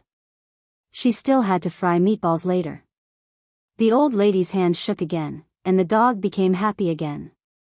If you keep it at home, it can hum and sing for a long time. Let it out to play. You don't have to look for it. It will come back when it's time to eat. Many dogs in the village are like that. Aren't you afraid that the dog beaters will take it away? Who would come to beat the dog in broad daylight? Besides, Lai Fu won't go far. It's just taking a walk in the village. There are people watching. The person who beat the dog won't come at this time. Just tie the dog up at home at night. Don't worry about it during the day. Grandpa Jiao was very confident in his dog. As he spoke, Grandpa Jiao walked over and pushed the dog out of the door. Go play by yourself. Come back when it's time for dinner. The big yellow dog was unwilling to give up and wanted to squeeze through the door, but Grandpa Jiao blocked the door. After a few tries, the big yellow dog realized that it couldn't squeeze in. It barked twice, turned around, and walked away. It won't throw a tantrum, right? The Jiao Pa asked worriedly as he watched the big yellow dog leave. How dare it? Throw a tantrum, my *SS. You'll know when it's time for dinner. Grandpa Jiao waved his hand. It's not like those spoiled cats and dogs in the city. Oh, speaking of which, I heard that some cats and dogs in the city are very petty and vengeful. Is that right? How's your black charcoal's temper? It's okay, the Jiao Pa squeezed out these 3 words. He thought for a while and said, anyway, it's pretty good to the family. The Jiao Yuan and little Pamela washed their hands and helped the Jiao Ma make dumplings. They used to make dumplings at home before, so the dumplings didn't look distorted. At least they still looked like dumplings instead of misshapen dough. Jing Tan was bored, so he jumped over the wall and followed the big yellow dog. He knew that he wouldn't get lost if he followed the big yellow dog. Don't you care about the cat? Grandpa Jiao raised his chin and pointed at the wall. It's okay. It's smart. The Jiao Pa wasn't worried. After Jing Tan jumped down from the wall, he followed the big yellow dog in front of him. He kept a distance and kept an eye on the surroundings. There were many dogs in the village, and not every dog was friendly to a cat. The big yellow dog, who came out of the Jiao family, was familiar with the place. It walked around the village and asked for food by smelling. It knew which family would give it food and which family wouldn't. Animals were sometimes much smarter than people thought, but most of the time, their intelligence was ignored by people. A cat lying on a wooden bucket and sunbathing with its paws opened its eyes a little when it saw the big yellow dog. It didn't run away, and when the big yellow dog walked far away, it closed its eyes again and continued to sunbathe. Looking at Big Yellow collecting food while walking, Jing Tan really admired this guy's ability. Not only was he thick-skinned, but he was also a little smart. These 2 traits would make him the type that wouldn't starve even if he was a human. While thinking, Jing Tan suddenly heard a dog barking in front of him. Woof! Woof! Woof! There was a warning growl in the dog's barking. This barking was different from when the big yellow dog saw the Jiao Pa and the others. It was obviously vigilant and aggressive. This kind of barking only appeared when it was facing certain dangerous people. Sure enough, when Jing Tan raised his head, he saw the big yellow dog baring its teeth at a person not far away. Not far away, the man's appearance was passable, not to the extent of being unsightly. However, coupled with the scoundrel aura that he exuded, the impression he gave others had plummeted to the negative. The person had a toothpick in his mouth and was shaking his legs. When he saw the big yellow dog, he wasn't afraid at all. He even laughed, then picked up half a brick on the ground and threw it at the big yellow dog. Judging from the strength of the brick, if it really hit the big yellow dog, it would probably break a few bones. Fortunately, the big yellow dog ran fast, and the brick only grazed its back, so it wasn't hurt. No wonder the big yellow dog's attitude was so bad, and it was even a little afraid of that person. This person was obviously not a good person. Jing Tan looked at the people around him. Obviously, some people had seen this scene, but they didn't care. In their opinion, it was not worthwhile to provoke this scoundrel for a dog. Fortunately, the toothpick man didn't want to continue wasting time with the big yellow dog. He gathered his coat and walked away with his head held high. The big yellow dog didn't relax until the toothpick man was far away.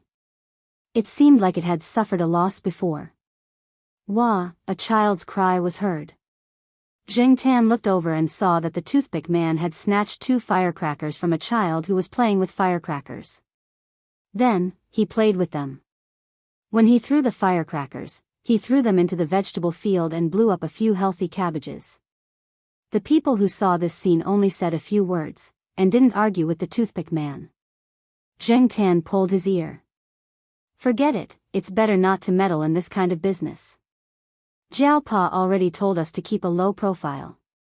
When it was almost time for dinner, the big yellow dog came home on time. Zheng Tan couldn't help but feel that animals' sense of time was really good. They couldn't look at the time on their phones like humans, and most people hadn't started eating yet. Therefore, no one told the big yellow dog that it was time for dinner. When the big yellow dog came back, it was obviously a lot lighter. Just like Grandpa Jiao said, it didn't throw a tantrum at all. Zheng Tan was still not far behind it. He watched it run into the old house's gate, and then it ran out in a few seconds and barked at the gate. Zheng Tan ignored the big yellow dog and went straight into the house. He saw the toothpick man snatching a piece of fried fish from little Pomelo's hand. F***ck your grandpa. Zheng Tan immediately became angry. If he didn't see the Jiao Pa coming over, he would have slapped that guy a few times. Zheng Tan could pretend that he didn't see anyone bullying other people, but Zheng Tan couldn't tolerate anyone bullying his own family. When the big yellow dog came in, it went straight to the kitchen. When little Pomelo saw the big yellow dog coming back, she knew that Zheng Tan must have come back too. She picked up a piece of fried fish and walked towards the gate to give it to Zheng Tan. However, the toothpick man snatched it away when she was in the hall. Little Pomelo pursed her lips and stared at the annoying stranger in front of her. She hesitated whether she should throw the chopsticks in her hand at him. Grandpa Jiao was also angry when he saw this. He grabbed the shoulder pole and chased the man out. The man shouted as he walked out, "I heard that Brother Ming Sheng and the other professor's projects are worth at least 1,000,000 yuan, so I came to see how rich they are." "What are you doing? Don't talk nonsense. Most of that money is from the country. It's used for research. If you talk nonsense again, I'll send you to the police station." Grandpa Jiao swung the shoulder pole at the toothpick man. The villagers valued seniority very much. For the toothpick man, he didn't care about his peers or juniors, but he didn't dare to hit the older generation. Previously, he hit an older person and was ganged up on by the villagers. He was almost sent to the police station. Although the toothpick man was chased away by his grandpa, Zheng Tan's anger didn't subside. He was thinking about when he should go and deal with that guy. However, tomorrow was New Year's Eve. Zheng Tan thought about it and decided not to cause any trouble. He would go and find that toothpick man in a few days. The villagers ate dinner early, and there weren't many entertainment activities. Everyone was used to sleeping early. Since New Year's Eve was coming, everyone was busy, so they slept later. Grandpa Jiao heard that a family sow had given birth to piglets, so he wanted to go and take a look. Jiao Yuan wanted to go, so Grandpa Jiao brought him along. Little Pomelo stayed in the room and watched TV with Jiao Ma. She didn't go to see what was going on. Zheng Tan was curious, so he followed them. Grandpa Jiao took a shortcut behind the house. Zheng Tan followed him for a while and suddenly stopped. He moved his ears and tilted his head. He followed the direction of the sound and saw the toothpick man who snatched little Pomelo's fish. He was standing there with a cigarette in one hand and a phone in the other. He was talking on the phone, showing off a box of torpedoes he stole from the market today. He tested 2 of them and found that they were quite powerful. He was going to sell them to the children in the village at a higher price tomorrow. "Okay, I'm not talking to you anymore. I'm going to take a dump." The toothpick man turned off his phone and took a deep puff of the cigarette between his fingers. He threw the cigarette but far away and walked into the outhouse while humming a tune. Zheng Tan narrowed his eyes and wagged his tail a few times before heading in that direction. Compared to watching a sow give birth to piglets, Zheng Tan was more willing to take this opportunity to teach the toothpick man a lesson. Zheng Tan ran into the toothpick man's house. According to what the toothpick man said on the phone, he found a box of torpedoes in his room. It was a medium-sized type. Zheng Tan carefully opened the box and took out 2 of them. He closed the box and ran back to the toothpick man's outhouse. It was already dark, and no one saw a cat walking upright. The toothpick man's family was in another room with a TV, so no one noticed that a cat had entered their house. The village's outhouses were all built with brick walls. They were built near the back door or in the backyard, and there was a large pit for the urinal. Part of the urinal was outside the outhouse wall, so the villagers could scoop the manure to fertilize the vegetable fields. At the same time, it was convenient for Zheng Tan to take revenge. The cigarette butt that the toothpick man threw outside flashed in the night wind. Zheng Tan picked it up and quietly approached the outhouse. Zheng Tan recalled the appearance of those naughty kids when they set off the torpedoes. He lit the fuse and threw it into the outhouse where the toothpick man was squatting. He turned around and quickly left. He still remembered the stinky water splashed on the kid who blew up the water tank. He would be worried if he didn't run away. Chapter 144. It had to be said that the power of the torpedo was really good, and the effect was also quite ideal. Zheng Tan heard a lot of splashing sounds, as well as particularly abrupt and sharp shouting and cursing sounds at night. The stench spread everywhere, and the toothpick man didn't even pull up his pants completely before he rushed out of the outhouse. After running for 2 steps, he was tripped by his pants and rolled on the ground. Then he got some feces on the ground and rushed into the house with a body full of feces. The impact of the torpedo on the feces pit was too large, even the firewood was splashed a little. Zheng Tan was glad that he used the firewood as a shield, so he didn't get hit. The trees in the yard of the toothpick man's house were splashed. What made Zheng Tan admire was that the outhouse was quite sturdy, and he didn't see any obvious cracks. Of course, there might have been an explosion, but he couldn't see it himself. Although Zheng Tan wanted to see the miserable state of the toothpick man again, the stench was too strong, and he wanted to vomit. He didn't want to continue to stay here for a second. The noise here had already disturbed some people, and the house of the toothpick man had already started to become noisy. Zheng Tan quickly left the backyard of the toothpick man's house, and when he left, he had to avoid the smelly drip. The villagers living in the surrounding area didn't care about the explosion at first, they just thought that some naughty kid was blowing up a puddle or something like that. Who knew that after the explosion, there would be shouting and cursing? When they opened the door to see what was going on, the night wind blew in, bringing with it the smell of the outhouse. Zheng Tan took 2 torpedoes from the box of the toothpick man. He blew one up, and there was an extra torpedo in the spare. Zheng Tan hid it under a tile, and if he didn't lift the tile, he wouldn't be able to see it. And no one would lift the broken tile in the corner of the yard for no reason. If he saw the toothpick man provoking his family in the future, then he could use it again. When Zheng Tan returned to the backyard of the old house, he still felt that there was a smell of the outhouse on his body. He didn't know whether it was psychological or the stench was still there. To be safe, Zheng Tan squatted on the pile of firewood outside for a while. While squatting on the fireplace, Zheng Tan saw the 3-legged tortoiseshell cat.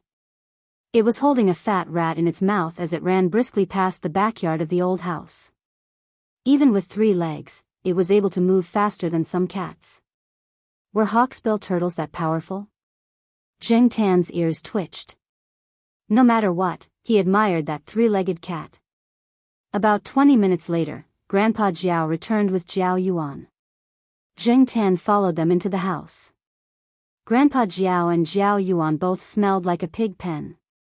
Therefore, even if Zheng Tan smelled of the outhouse, it wouldn't be obvious. After all, he wasn't the only one who smelled of the outhouse. Zheng Tan sniffed around Grandpa Jiao and Jiao Yuan and sneezed. Then, he sniffed around Zheng Tan and wanted to lick him. Zheng Tan slapped him a few times, and then he obediently ran to the old lady and squatted beside her.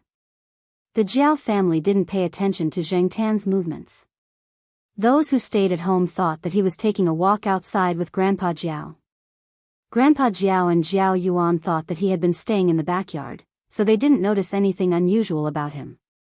That night, Zheng Tan leaned on the small wooden bucket and asked Jiao Ma to boil some water for him to take a bath. Otherwise, he would feel weird and embarrassed to crawl under the covers. The next day was Chinese New Year's Eve. Early in the morning, the 4 adults of the Jiao family got up and got busy. Zheng Tan crawled out of bed and went to the kitchen for breakfast. Jiao Pa and the others had already eaten. Zheng Tan sat alone on a chair and ate the breakfast that Jiao Ma had prepared for him. As he ate, Zheng Tan listened to the conversation between Grandpa Jiao and Jiao Pa. "I told you. Our dogs are in good health. They're not that fragile. They're full of energy after a walk." The old man of the Jiao family pointed at the big yellow dog in the yard. The big yellow dog was jumping around in front of a plastic toy duck. "Aren't you going to give it breakfast?" Jiao Pa asked. "Breakfast? No, it's not your cat. Who would give it 3 meals a day?" After talking about the dog, Grandpa Jiao grinned and told Jiao Pa about the toothpick man. Early in the morning, many people in the village knew that the toothpick man had been set up by someone while he was taking a dump. However, until now, they still didn't know who did it. According to the toothpick man's own memory, he didn't hear anyone opening the door to his backyard. The only thing he heard was the sound of firecrackers being lit. He couldn't remember anything else. In addition, the new cell phone that the toothpick man bought not long ago was also affected. At that time, he was so scared that his new cell phone with a flip cover fell into the cesspool.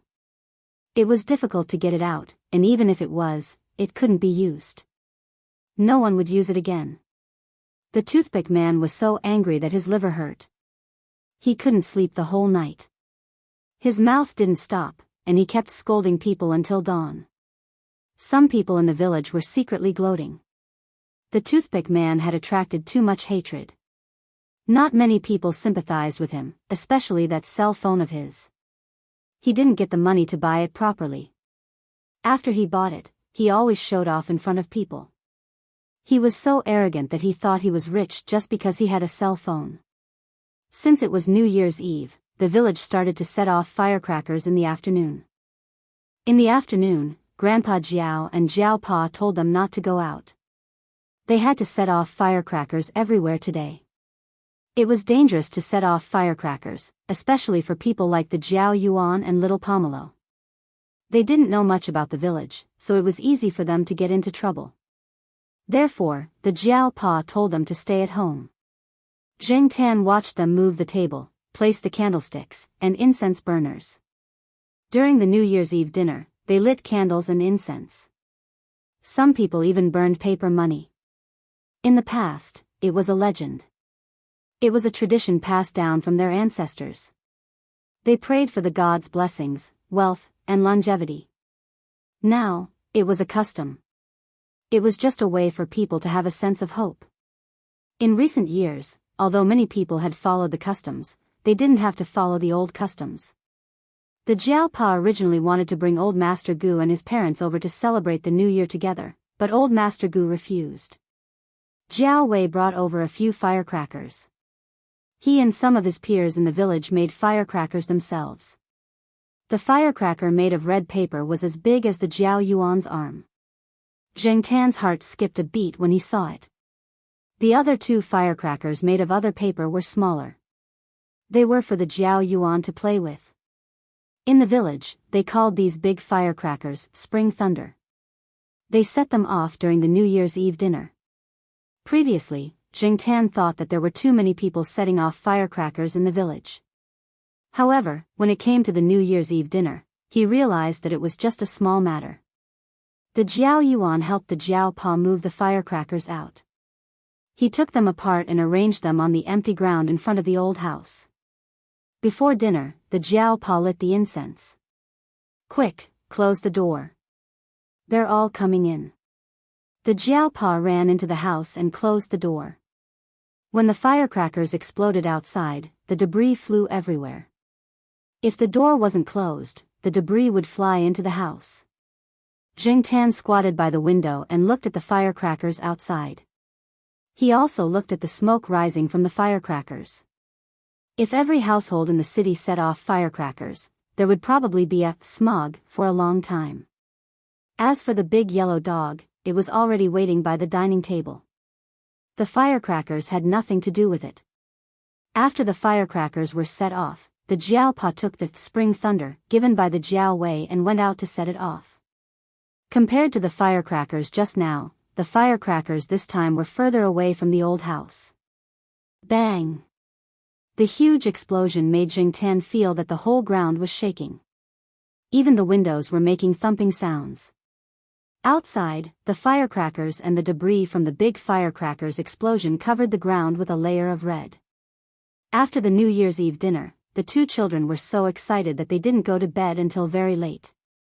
At around 11 o'clock in the evening, there were very few people setting off firecrackers and fireworks. The children couldn't stay up and had already gone to bed. The night was much quieter. Zheng Tan had some insomnia tonight. He didn't feel like he was thinking about anything, but he just couldn't sleep. This was the first lively New Year he had ever had. Last year, at this time in the eastern courtyard, there were many restrictions in the city. There were only 4 people in the Jiao family. It wasn't as noisy as here. It was indeed better to be lively during the New Year. Just as Zheng Tan thought of this, he heard the sound of firecrackers being set off outside. More and more people were setting them off. Setting off firecrackers after midnight was a custom here. Moving his ears, Zheng Tan heard the Jiao Pa's voice. Not long after, he heard the sound of firecrackers going off in front of the old house. Even if he was sleeping soundly, he would still be woken up. Hearing these sounds, Zheng Tan couldn't help but sigh. In fact, it wasn't so good to be too lively. Because they went to bed late, Zheng Tan stayed in bed for a while in the morning of the first day of the new year. Little Pomelo didn't get up either. She didn't sleep well the whole night. When Zheng Tan woke up, he saw the Jiao Pa, Jiao Yuan, and the others who had just returned from outside. Early in the morning of the first day of the new year, the Jiao Yuan was still yawning when he came back.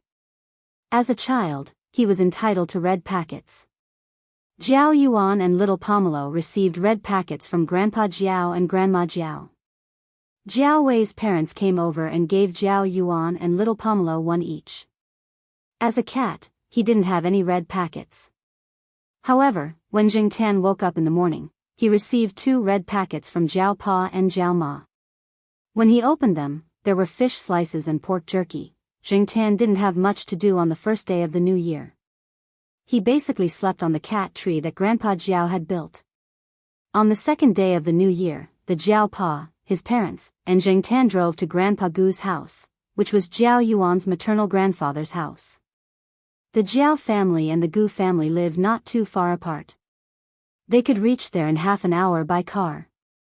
After spending a few days at the Gu family's house, they came back to the Jiao family's house. It was said that the toothpick man had been quite well behaved these days. Some people guessed that he had been set up by someone, so he didn't go out much these days. The reason why the toothpick man was behaving like this was because he was afraid of being retaliated against again. Secondly, it was because of his reputation. After all, there were not many people in the village who didn't know that the manure pit had exploded when the toothpick man took a dump. Visiting relatives and friends had nothing to do with Zheng Tan. Seeing the big yellow dog running around and having fun, he couldn't stay idle anymore. After dinner, he went out for a walk. During the time he spent in the old house, Zheng Tan had become more familiar with the surroundings and could wander around by himself. Walking in the fields, the old house behind him became smaller and smaller. In front of him, in the fields that stretched into the distance, there were a few graves. Some of them were surrounded by broken pieces of firecrackers and burnt joss paper. Obviously, there had been a lot of people here. Some of the graves were still covered in weeds, and there wasn't even a single joss paper. No one cleaned or worshipped. As Zheng Tan walked forward, he paid attention to the surroundings. Suddenly, he saw a few people coming towards the fields. Chapter 145. A group of people walked to the tombstones, placed incense, burned paper, set off firecrackers, and knelt down. Zheng Tan watched them complete the series of actions. When he went to the Gu family mansion, he followed Jiao Yuan and little Pomelo to the tombstones. When the people went back, Zheng Tan was about to leave, but he didn't expect to be seen by a little kid. Among the group, the little kid was very happy when he saw Jingtan. It was probably boring to follow his parents and grandfather to the tombstones. After all, at his age, he couldn't understand the feelings of the elders. When he finally saw a cat, he was excited and ran over. However, before he could run far, he tripped on a big piece of soil under his feet. When he fell, a small toy in his hand flew towards Jingtan. The child's mother quickly went forward to help him up and patted the dirt off his body. The rooster is gone. The child didn't cry, but he looked very sad. He even raised his empty hand to show his mother. Rooster? Jingtan looked at the thing that flew over. It was a cartoon version of a rich man's golden chicken toy, like a key. There was a ditch between Jingtan and the child. The ditch was quite wide, about 1.5 meters. There wasn't much water in the ditch, but there was a lot of mud. There was also some withered grass growing beside the ditch, which was a hindrance. If it was a young man with good athletic ability, it would be easy for him to cross the ditch. However, there was no one in the crowd who looked like they had good athletic ability. The middle-aged man who had spoken to Father Jiao was wearing an expensive suit and leather shoes. It was very inconvenient. And it seemed that the middle-aged man wasn't ready to cross immediately. Go forward. You can cross from there. Go back and pick it up, the middle-aged man said. The child didn't care about his father's words. He pushed his mother's hand away, pointed at Jingtan across the ditch, and shouted, "Cat, cat." Yes, that's a cat, cat. The child's mother thought that the child was just identifying things and praised him. Cat, cat. Yes, a big black cat. The child's mother patted the dust off the child's pants and prepared to lead him away. Shaking off his mother's hand again, the child pointed at Jingtan across the ditch and shouted, "Kitty, throw it over here. Let Kitty throw it over here. Kitty, you can't throw it away. Daddy will pick it up for you later, okay?" The child's mother explained patiently. Let Kitty throw it, cats can't be thrown away. Before the child's mother could finish her sentence, she heard a soft slap.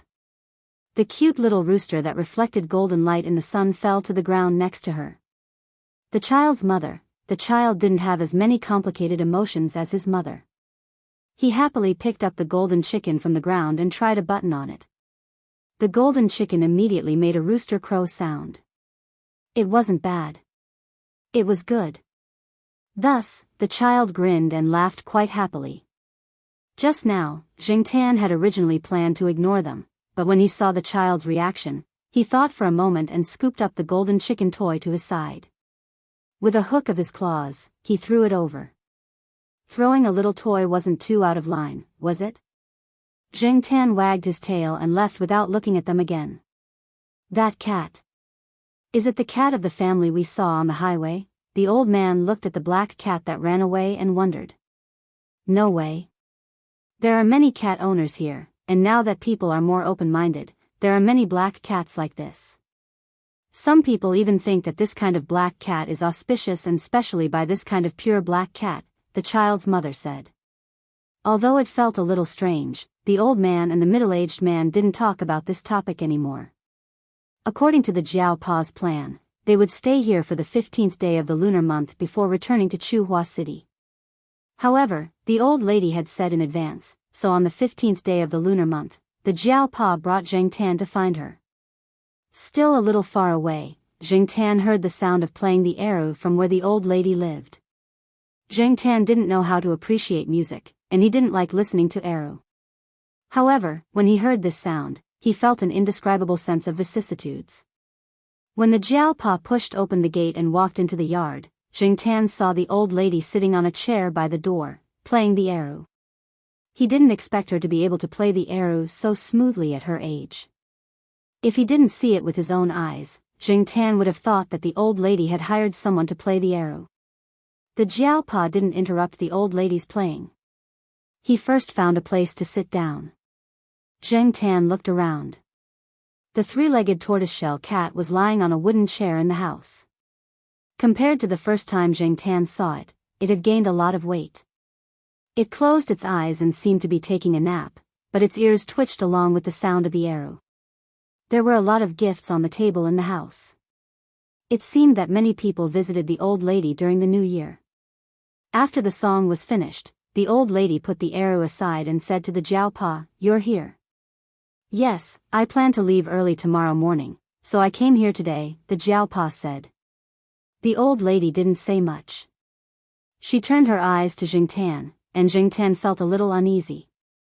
"Black cat, come here for a moment." The granny waved at Jingtan. Jingtan hesitated. He looked at the Jiao, then looked at the old lady in front of him, and pulled his ears. "Forget it. Let bygones be bygones. Anyway, the Jiao is here. This old lady probably won't do anything that would make people angry." When Jingtan came closer, the old lady patted her leg and motioned for Jingtan to jump on. This time, Jingtan didn't think for too long. He paused for a moment and jumped on her leg. The old lady put her hand into her pocket and pulled out a jade pendant. There were characters written in seal script on it. Jingtan only knew one of the characters, Yang, and he wasn't 100% sure that it was Yang. He had never learned seal script. He had only seen it by chance and couldn't remember most of it. The pendant's lanyard had been changed and was woven into a small loop. It was just big enough to wrap around Jingtan's neck. After putting it on, the old lady looked at the Jiao and said, "Can you let it keep this for me?" Jingtan pulled his ears again. "What's the point of asking for its opinion now that you've put it on?" The Jiao was confused. Even if this jade didn't look like it was worth hundreds of thousands, it was definitely not something that could be compared to a few dozen or a few hundred yuan. But why did the old lady give such an important thing to a cat? People who didn't know her would think that she was crazy. "I just want you to keep it for me. If you see someone wearing a jade pendant like this one day, let me know.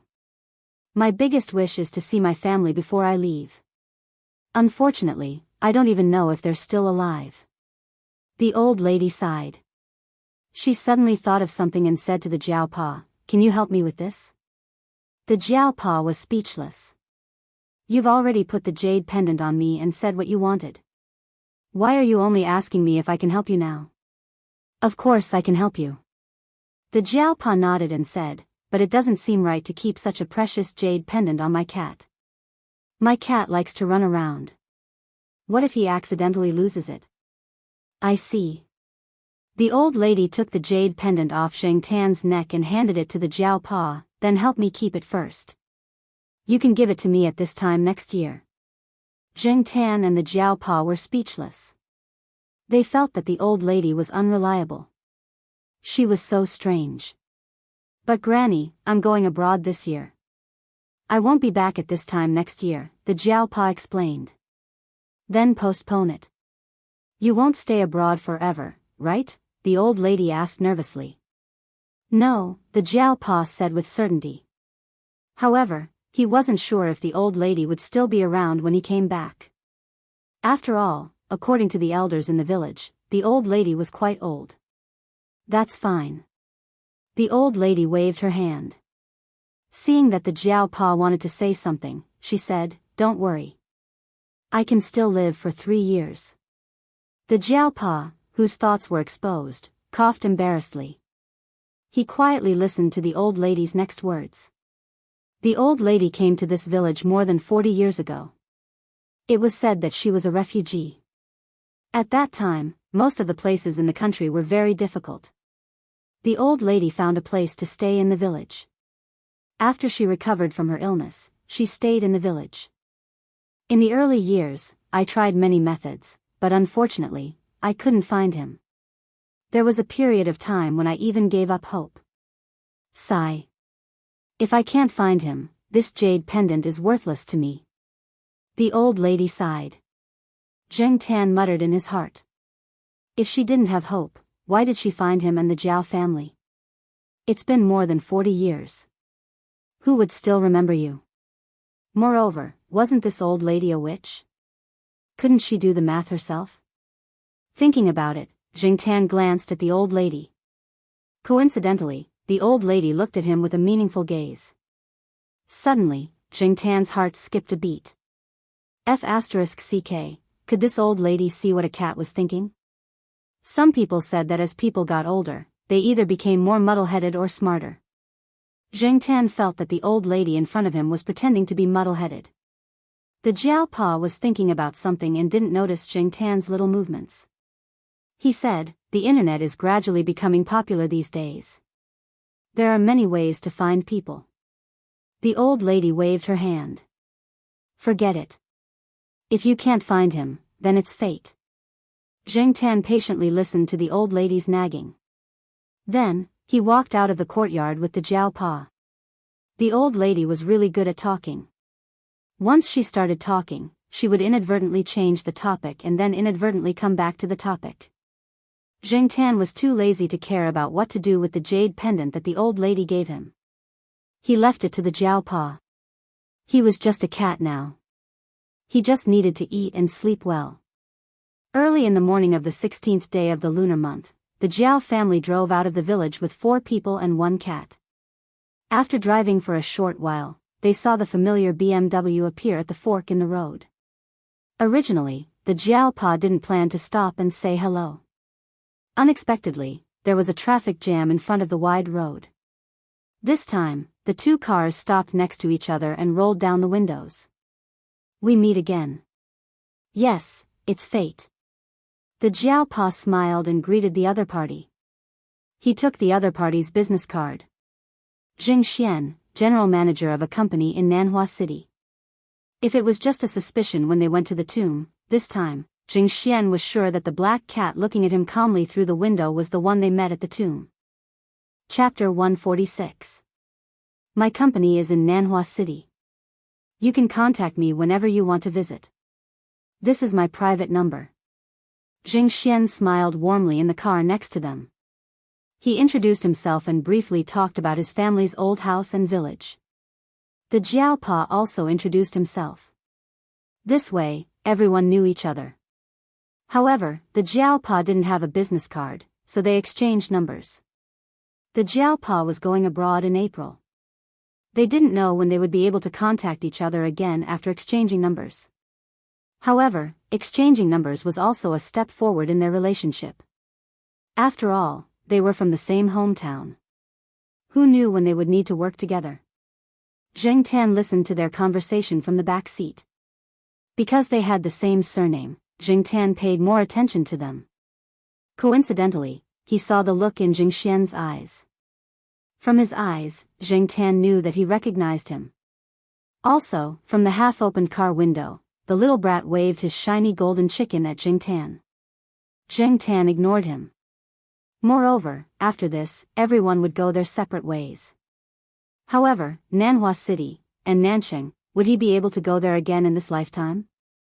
Selfishly, Jing Tan wanted to go back and take a look. However, he had no choice. Once the Jiao Pa left the country, the remaining Jiao family members living in the Eastern District courtyard wouldn't travel far. In short, they wouldn't be able to go there again for at least a year. After the traffic started, the 2 cars' routes overlapped. They only separated when they reached a certain section of the highway. The Jiao family and Jing Tan didn't take this little episode to heart. Things changed too quickly. No one knew if they would have the chance to meet again. They could only say that they would meet again if fate brought them together. If not, then there was no need to force it. When they returned to the Eastern District courtyard, the winter sweet in the courtyard was still blooming. The children in the courtyard liked to pick flowers. Lan Tianzhu corrected Su An's misunderstanding. Wintersweet is wintersweet. Plum is plum. These 2 are different species. Even their families are different. The plum blossom belongs to the apricot family of the rose family, while the wintersweet belongs to the camphor family of the wintersweet. As they were talking, the 2 of them saw the Jiao family's car coming over. They didn't care about the wintersweet and plum blossoms anymore. They called the Jiao Yuan and the 3 of them gathered together to discuss tomorrow's school. Jing Tan had seen the weather forecast. It said that in 2 days, the temperature would drop and it would snow again. The children were very unhappy about this. No one wanted to snow right after school. It was cold to ride a bike. Moreover, this kind of weather was actually very suitable for huddling in bed instead of braving the cold wind, rain, and snow to go to class in the cold classroom. Unfortunately, the weather wasn't something that could be changed just because you said so. After school started, everyone started to get busy. Jiao Pa was now mainly busy with his plans to go abroad. Before he went abroad, he still had a lot of work to do, especially for Xin and Su Chu. As for the new graduate students this year, Jiao Pa did not ask the other teachers to help him choose. He had already made up his mind to only accept one graduate student. He would not be able to take care of more than one graduate student while he was abroad. All he had to do was to wait for the results of the postgraduate entrance examination to be announced. The remaining places were given to other teachers. This new graduate student was different from Xin and Su Chu. This time, Jiao Pa originally planned to recruit a female graduate student. This was also because when he was not at home, Jiao Ma would have more people to help her. After all, there were more restrictions on male graduates. It was more reliable to recruit a female graduate student. Before the postgraduate entrance examination, Jiao Pa had selected some applicants from his mailbox. After the results of the postgraduate entrance examination were released, there would definitely be more applicants who would promote themselves. However, Jiao Pa did not have that much free time. Fortunately, he found a satisfactory candidate. The third candidate was Xing Jing, who had switched majors from the school. She was originally from the School of Foreign Languages. Many people did not understand why Xing Jing chose to be a postgraduate student at the Chinese Academy of Sciences. This gap was too big. Although many students from the Chinese Academy of Sciences would also choose to be a postgraduate student from other schools, such as the School of Medical Sciences, the School of Chemistry, the School of Electronics and Information, or the School of Economics and Management. However, very few girls who were purely in liberal arts would choose to be a postgraduate student. This was not an ordinary step. Moreover, even if they could pass the entrance examination, some teachers would not be willing to accept them. After all, the teachers wanted to recruit students who were quick to learn and strong in theoretical knowledge. Tsinghua University's strength meant that the competition was strong. There would not be a shortage of students. According to the cutoff score of 120%, in the past 2 years, a group of people would be eliminated in the postgraduate entrance examination. Some of them had good scores. Therefore, many people said that they would not be confident if they did not score more than 10 points higher than the cutoff score. Su Chu was a special student. Many students in the same batch as Su Chu said that he was lucky. Zheng Tan had never met Xing Jing. He only heard about her from the Jiao Pa and the Jiao Ma when they were chatting. Besides, the cutoff score and cutoff score were not out yet. It was uncertain whether Xing Jing would be accepted. Therefore, the Jiao Pa only mentioned Xing Jing casually and did not elaborate further. However, the Jiao Pa was not a person who would compromise. Therefore, there must be a reason why Xing Jing was accepted by the Jiao Pa. Zheng Tan was looking forward to it. After staying at home for 2 days, Zheng Tan could not hold it in anymore. There was no news about the cat carriage. He guessed that it was not ready yet. He could not stay at home all day and sleep in a daze. The weather forecast said that it would snow. It had been 2 days, but there was still no snow. Zheng Tan looked at the sky. Who cares? Let's go out for a walk first. Zheng Tan chose the road leading to the Jiao Yuan school. He wanted to see how the Jiao Yuan school was like in class. Unfortunately, the windows were full of water vapor. He could not see what was going on inside. He could only hear the teacher's voice. Zheng Tan did not stay at the school gate for long. He went to Zhong Yan's house. Zhong Yan must be in class at this time. There was no one at home. There were not many people walking around in the neighborhood. He could not hear any gossip. After leaving Zhong Yan's neighborhood, Zheng Tan went to see the construction site developed by Yi Hao. Compared to before the new year, there were not many obvious changes. It was probably delayed by the new year. After the new year, the progress would be accelerated. It was still early. Jing Tan was not in a hurry to go back. He looked at the fork in the road and walked in a direction. He had not been there before. He wanted to explore the terrain and expand the area he was familiar with. Chuhua City was a relatively old city. Although the city was developing rapidly, there were still many old residential areas. However, with the development of the city, these old residential areas would gradually be demolished. After walking through the streets of the old residential area, Jing Tan came to a neighborhood with elevator houses. This area had only been developed for a few years. It was like a crane in a flock of chickens in the old residential area. The greenery in the neighborhood was not bad. Jing Tan saw some wintersweet trees in the neighborhood. The wintersweet was blooming. If it was not blooming, Jing Tan would not be able to recognize it even if he stood in front of the wintersweet trees. There were not many people walking around in the neighborhood. They were either at work or too lazy to go out. Even if it was not snowing, it was cold enough. Although it was not as cold as in the north, it was still unbearable for many people. Chuhua City's winters were wet and cold. Some people from the north and the south coast who came to the city to study in university suffered from frostbite in their first year. They were not used to the weather here. There were not many people, and there were not many animals outside. He could only hear a few dogs barking occasionally. As for cats, Jing Tan had not seen a single one for the time being. As he was walking, it started to drizzle. Jing Tan cursed the bad weather in his heart. He wondered if he should go back or find a place to hide. After all, it would take some time to return to the east courtyard from here if he calculated using the catwalk, unless he ran all the way back. Before Jing Tan could make a decision, there was a crackling sound around him. It was the sound of falling snow. Looking at the raindrops and snow falling faster and faster, Jing Tan estimated that it was going to snow soon. Forget it. I'll find a place to hide first. At this time, he would be wet and cold. It would not be comfortable to be hit by the snow. He looked around.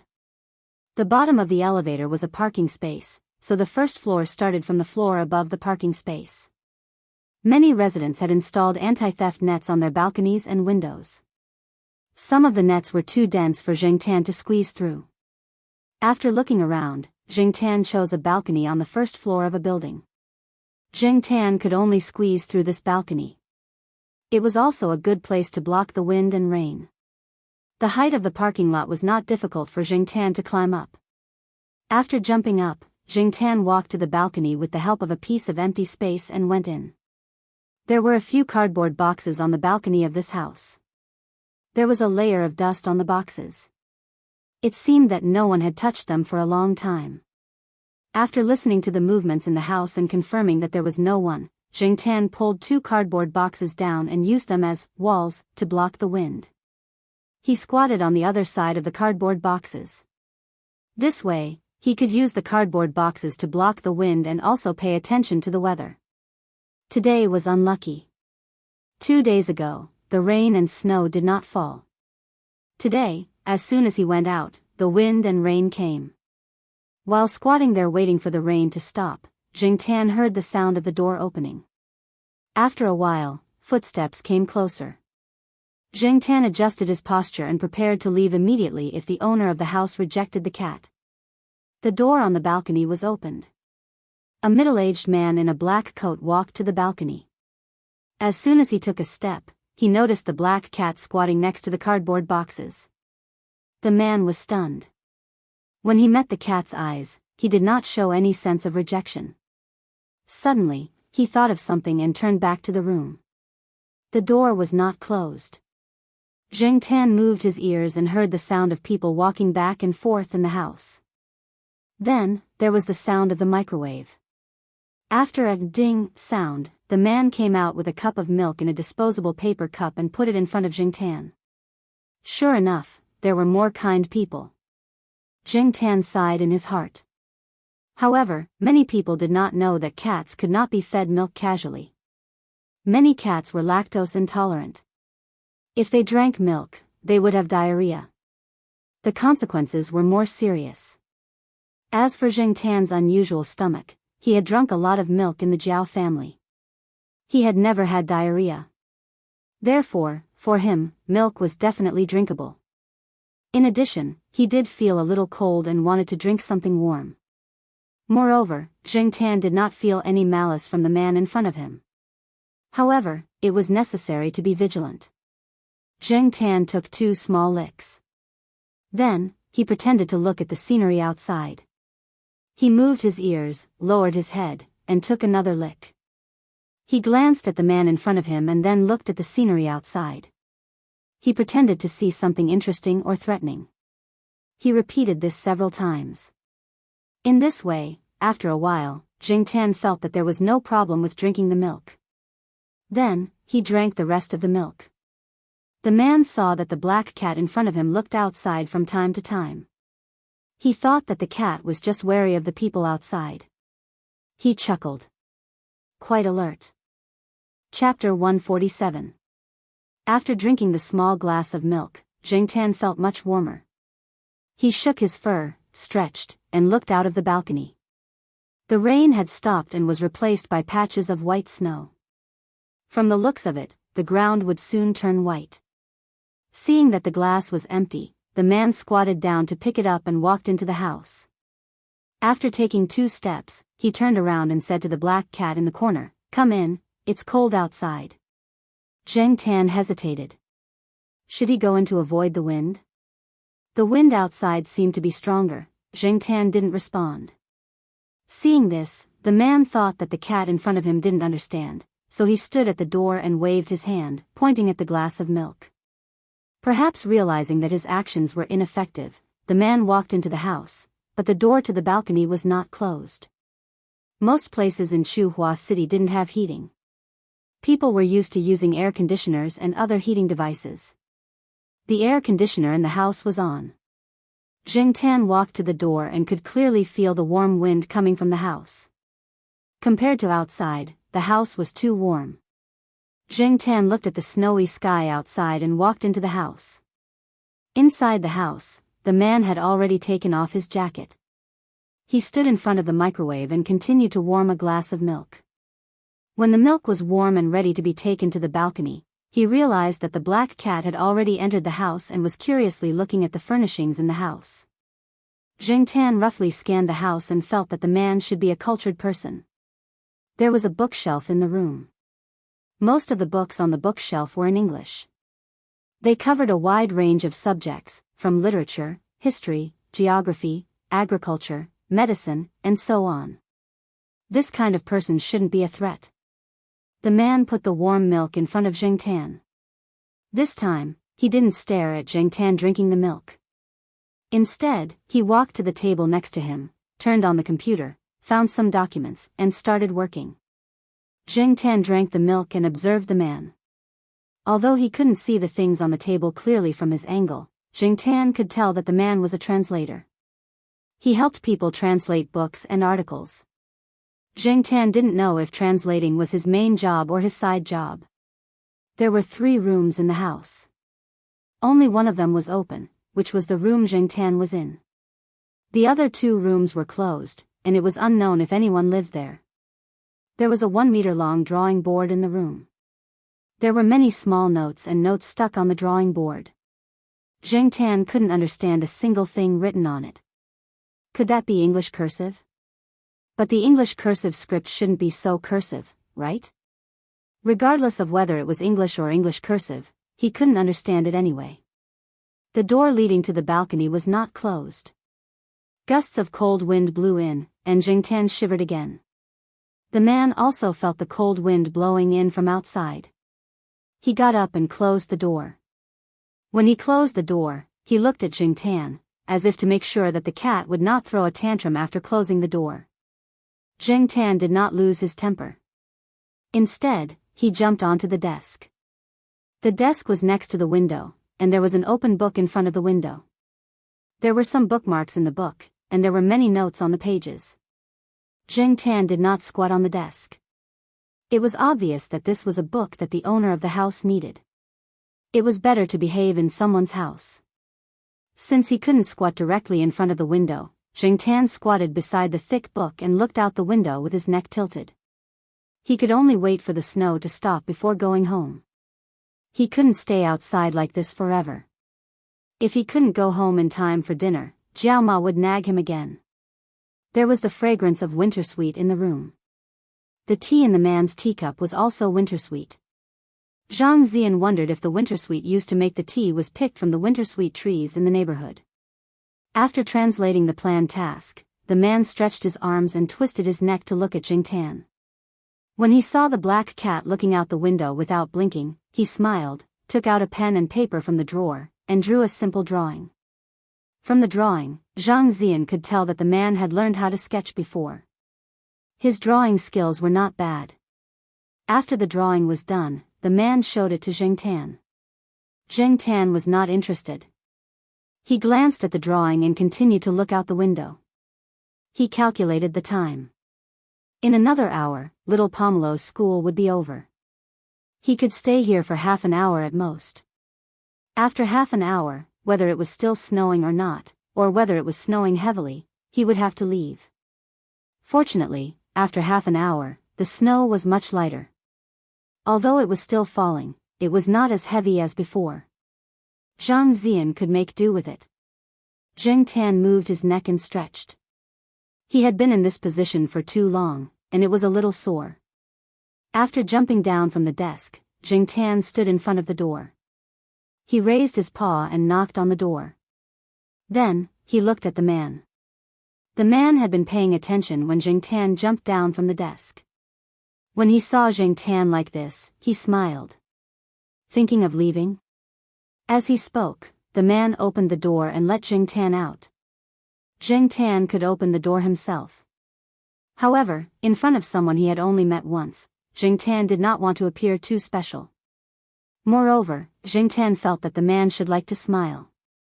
However, he always felt that the man's smile was a little uneasy. He could not tell why, but it was just his intuition. After opening the door for Jingtan, the man watched as Jingtan squeezed out of the anti-theft net on the balcony. When he jumped onto the ground, he saw a footprint on the ground. When he saw that the black cat had gone far away, he went back into the house and closed the door. After leaving the neighborhood, Jingtan ran in the direction of Tsinghua University. The snow on the ground was a little cold. The people around did not care about the black cat running on the sidewalk. Their attention was on the thin layer of snow that had accumulated on the ground. When Jingtan passed by a crossroad, he stopped because there was a lot of traffic. At the same time, he noticed that 2 police cars were driving towards the street he came from. However, he did not have time to be curious. After he crossed the road, he quickly walked across the street with the other pedestrians. When Jingtan reached the entrance of Fu Tong Elementary School, the school bell rang. Fortunately, there was no delay. At this time, the snow began to fall heavily again. During this period, both little Pomelo and Jiao Yuan were in low spirits because of Jiao Pa's impending departure. They were not very excited about the snow. When the other children walked out of Fu Tong Elementary School, they were very excited when they saw the thin layer of snow on the ground. However, there were many people and the snow was thin. When they stepped on it, they could not see the white layer. There was only snow mixed with the sand on the ground. It snowed for 2 days. When the weather cleared up, the snow began to melt quickly. The weather forecast said that there would be no rain or snow for the next few days. The temperature would gradually rise. When the snow had almost melted, Jingtan went out for a walk. He still walked along the road that led to Jiao Yuan's school. Jingtan was now familiarizing himself with the section of the road. Just like the day of the snow, he walked from Jiao Yuan's school to Zhongyan's neighborhood. Then, he went to the construction site to take a look. Then, he walked further and familiarized himself with the area. Before he knew it, he had arrived at the neighborhood with the elevator house. When Jingtan walked into the neighborhood, a few middle-aged women happened to be returning with daily necessities from the supermarket. Hey, is there a conclusion to the case? I don't think so. I didn't hear any progress. Hey, didn't they say that they committed suicide by jumping into the lake? Wasn't it suicide? How could it be? It was so cold. Also, I heard from a nephew who works nearby that the person was found naked. Even if they wanted to commit suicide, they wouldn't have done it in such a way. At this time, another middle-aged woman walked in from outside the neighborhood. She should know these people. When she saw them, she quickly walked over and asked, "What are you talking about?" "What else?" "It's about the day of the snow." "What happened at the lake?" Listening to their conversation, Jing Tan remembered the 2 police cars he saw at the crossroads when he was rushing back on the snowy day. It should be related to what these middle-aged women were talking about.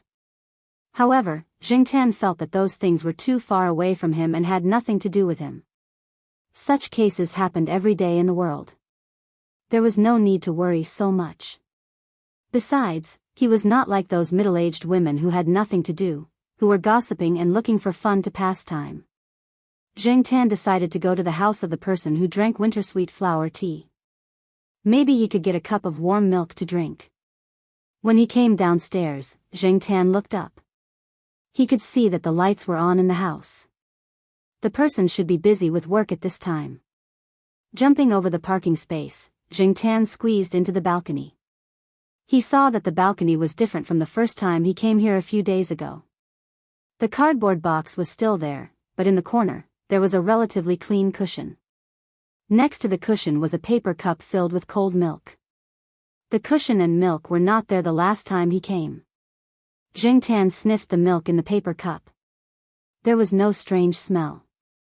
In this weather, it was not easy for there to be strange smells. Jing Tan could not guess how many days this cup of milk had been there. Looking at the furnishings, people who did not know would definitely think that the owner of this house had a pet. Jing Tan was not in a hurry to scratch the door. He first sniffed around the balcony to see if there were any other animals to prepare himself in advance. If there were, he would carefully consider whether or not to scratch the door, especially if the owner had a dog. It was better not to make a fuss. Many people believed that a dog's nose was much more sensitive than a cat's nose. Otherwise, why would there be so many police dogs that detect drugs but no police cats that detect drugs? Others believed that a cat's nose was comparable to a dog's nose. However, because of a cat's personality, it was not easy to train and was not willing to be manipulated by people. Many of the functions in its body were fully performed when it was beneficial to itself, and many of the commands of people were dismissive. Because of this, people more often could only make use of a dog's sense of smell, but not cats. Jing Tan did not know whether a dog's nose or a cat's nose was more sensitive. At least, he thought that his current sense of smell was quite good. At least, it was much more sensitive than when he was a human. After sniffing around carefully, Jing Tan was sure that, just like last time, other than the smell of the owner of the house, there was only the smell left from when he squatted in the corner and rubbed the cardboard box out of boredom. There was not even the smell of a girl. That person was really a homebody. Jing Tan walked to the door and raised his paw to knock on the door. Just as he was thinking about whether or not to scratch the door, he heard footsteps coming from inside. The next moment, the door opened. Chapter 148. When Jing Tan came, the man was working. There were a few books open on the desk, basically the same as last time. After putting a cup of warm milk in front of Jing Tan, the man sat back down at the desk and started working again. Jing Tan looked at the paper cup of milk in front of him. It was newly taken out from the packaging bag. This was one of the reasons why Jing Tan had a good impression of the man. The man never used a dirty cup to drink milk, even though Jing Tan was just an ordinary cat now. After drinking the milk, Jing Tan didn't disturb the man and walked around the room. Compared to last time, there was an extra picture on the bookcase in the room. It was a pencil drawing with no color.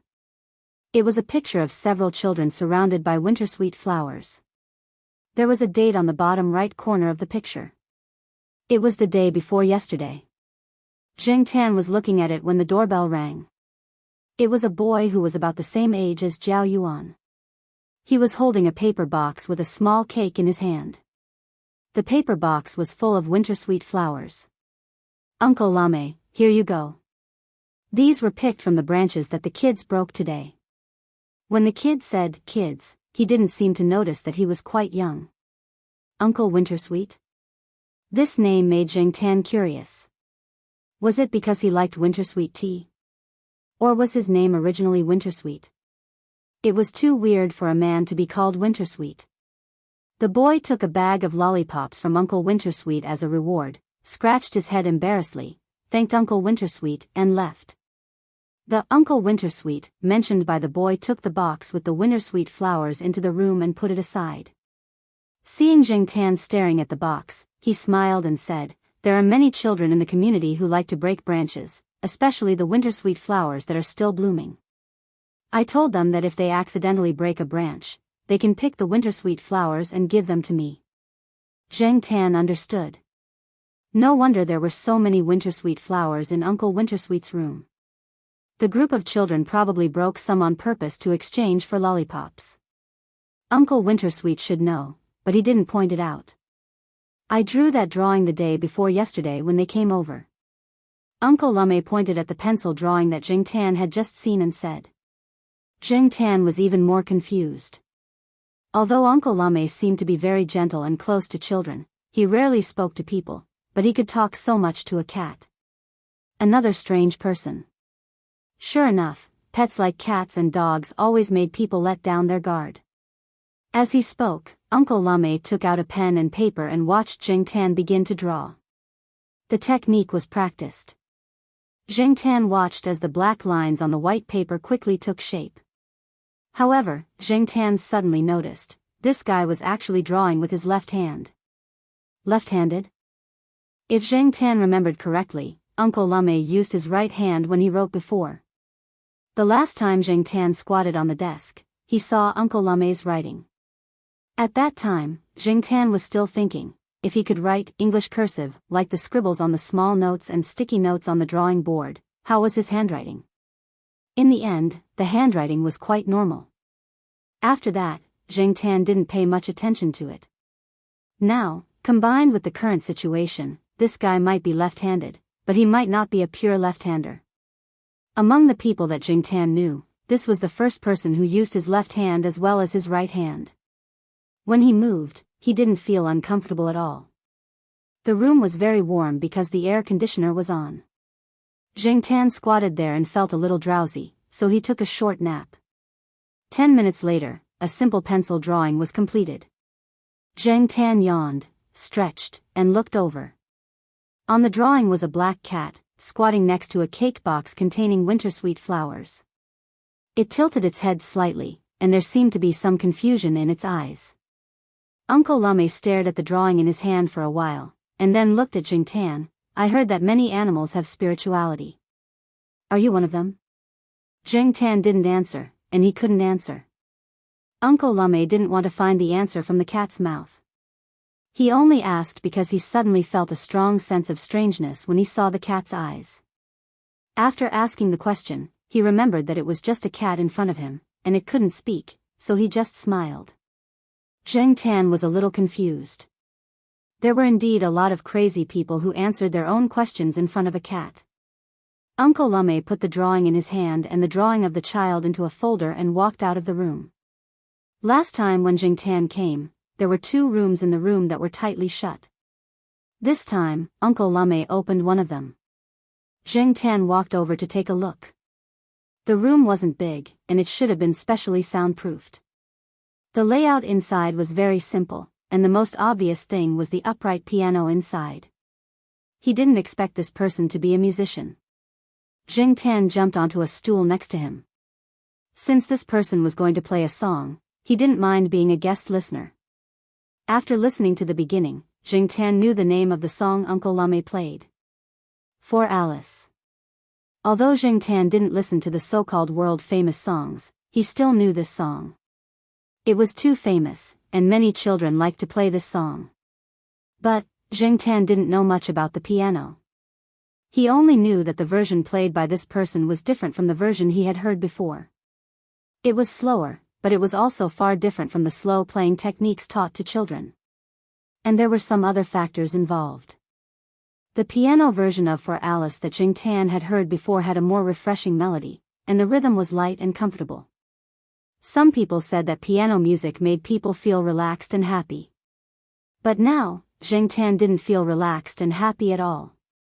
Instead, he felt an inexplicable pressure, and even felt a chill down his spine. Could it be that the version played by this person in front of him was wrong?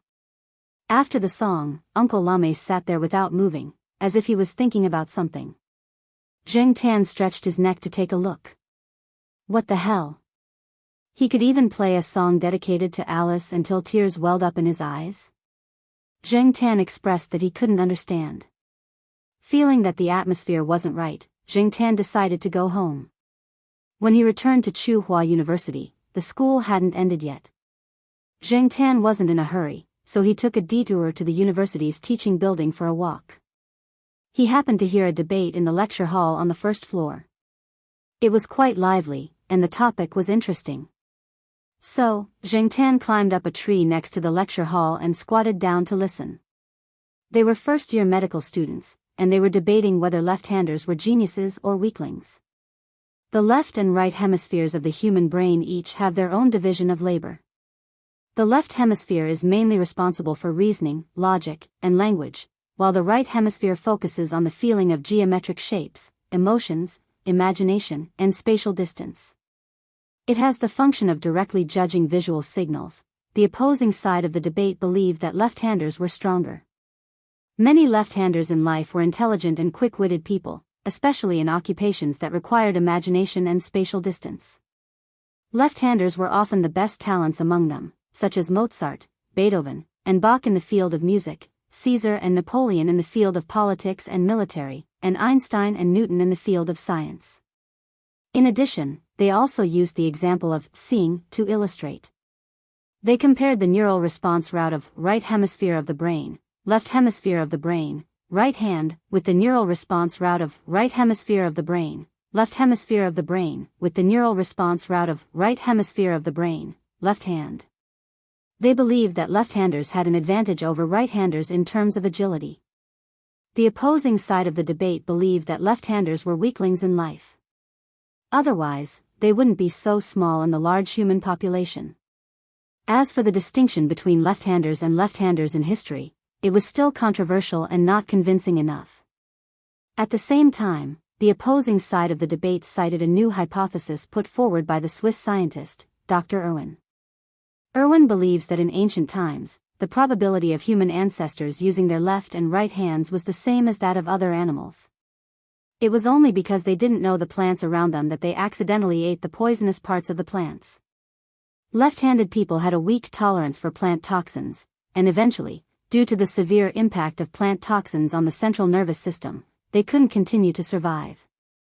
On the other hand, right-handed people, with their strong tolerance, eventually gained the ability to survive in nature. In addition, some foreign scientists have also used experiments to prove that many left-handers have a weak autoimmune system. In fact, 65% of autistic patients are left-handed.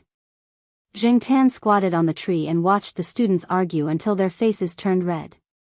He found it funny.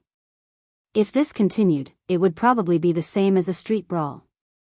After all, they were only first-year students.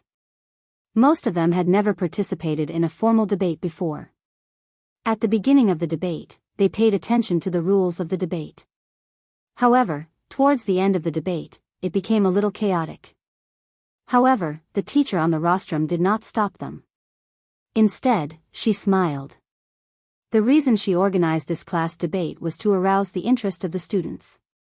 Aside from interest, the rules were secondary. After all, it was not a formal debate venue. In the end, the teacher on the podium gave everyone a conclusion. In the biological world, only humans and apes have a distinction between left-handed and left-handed people. Moreover, only humans would discuss which one is better. In fact, so far, many people have conducted research on the differences in intelligence, immunity, lifespan, and even the prevalence of mental illness between left-handers and right-handers. However, the results are still indisputable. The second half of the teacher's sentence was the conclusion of the entire debate. Zheng Tan had always felt that debates were elegant and sharp quarrels. The topics of the quarrel were so far without an absolute answer. What a pain in the ass. While despising the students, Zheng Tan lowered his head and looked at his two front paws. He raised his paws and bent them. Suddenly, Jingtan felt a little depressed. Just as the teacher said, other than humans and apes, there didn't seem to be a distinction between left-handed and left-handed animals, including Jingtan himself. Thinking back to when he was still a human, he was used to using his right hand. But now, there didn't seem to be much of a difference. If he hadn't listened to the students' debate today, Jingtan wouldn't have noticed this change in himself. After thinking about his changes, Jingtan thought of the scene when he saw Uncle Lame painting today. Was that person left-handed or not? Well, I should pay more attention next time I go there for a walk. Jingtan had originally planned to go to Uncle Lame's place on Saturday, but Celestine came to Jingtan and took him to the night building to play. Chapter 149. On the way to the night building, Celestine still didn't stop talking. Jingtan also learned from him that Ajin and the others had now moved from the most ordinary North District to the South District, which was a good progress. It was not in vain for them to leave their hometown and come here, and it also proved their ability. Now, they were much more relaxed and had rented a bigger apartment. Even the stray dog that Ajin had picked up was now fat and full of energy all day long. Ajin and the others were now passionate and motivated enough. Some of the people who often went to the night building already had supporters of their band. The person in charge of the night building also thought highly of them, and Jingtan was also happy for them. Now, the person in charge of the night building had been changed. Ranchi and Leopard had been sent by Yihao to be in charge of several important projects, such as the land near Chuhua University. Therefore, Yihao transferred another person to replace Ranchi's position. The night building was still so lively at night. When Jingtan followed Celestine into the private room on the third floor, there were two other people besides Yihao, Leopard, and Ranchi. Jingtan had seen one of them before. That person was called Tiger Liang, and Yihao and the others called him Huzi. He was also the person in charge of the night building. As for the other person, Jingtan didn't know him. However, those who could stay here must be Yihao's confidants or trustworthy people, and their mouths were tight enough. Knowing Yihao and Celestine's way of doing things and means, Jingtan didn't have to worry too much about it. He still did what he had to do before. No, there was another difference. It was the one lying on the single sofa. On the way here, Celestine also talked about the Monseigneur. Rumor has it that the Monseigneur has performed a meritorious deed again. During the new year, the Monseigneur had been by Master Tang VII's side the entire time. Even though Master Tang VII had retired, his influence behind the scenes was still not small, so he would not be too idle during the new year. Coincidentally, someone had taken advantage of a loophole and attempted to harm Master Tang VII. That person had been scratched half to death by this big cat. For this reason, Master Tang VII was even more gratified. This also caused the Monseigneur's status in the family to soar. After the new year, Master Tang VII did not go out much. Now that his safety was guaranteed, he had Yihao look after the Monseigneur outside. Perhaps he could be of some help. As a result, Jingtan saw the Monseigneur in the night tower again today. Glancing at the Monseigneur who was resting on the sofa with his eyes closed, Jingtan looked at Ranchi. Sure enough, that guy was sitting the furthest away from the Monseigneur. Moreover, when he saw Jingtan, Ranchi's face clearly stiffened. As usual, when Ranchi saw Jingtan and the Monseigneur, he felt that something was wrong. Jingtan was already used to Ranchi's behavior, so he did not mind. He jumped onto the coffee table and began to look for food. These people had their own topics to talk about. After Jingtan came, he only cared about eating and drinking to his heart's content, then sleeping. When he woke up, he would be home again. In short, he was just passing time. After Celestine entered, he pulled a chair and sat down very naturally. He knew everyone inside, and they also knew him. They were all on the same side, so no one was too reserved. "What are you talking about?" Celestine asked. As he spoke, Celestine dragged the plate of peanuts over. There were a lot of nuts on the coffee table. Everyone knew Celestine's preferences, so they did not object to his practice. Celestine liked the peanuts here. Although peanuts were a bit too popular, the taste of the peanuts fried in each place was more or less different. Celestine preferred the peanuts of the night building. Every time Zheng Tan came here, he ate a lot of peanuts. Anyway, he just had to wait by the side. He peeled a peanut and put it in front of Zheng Tan. Then Celestine peeled another one for himself, waiting for Yi Hao's answer. Yi Hao did not say much. He handed a folder to Celestine. Take a look at this first. Zheng Tan was also curious and leaned over to take a look. On the top was a photo of a young woman in her 20s. It was probably taken in a bar. The woman in the photo was dancing. Her curves were fully displayed, and her flying hair could not hide her gorgeous face.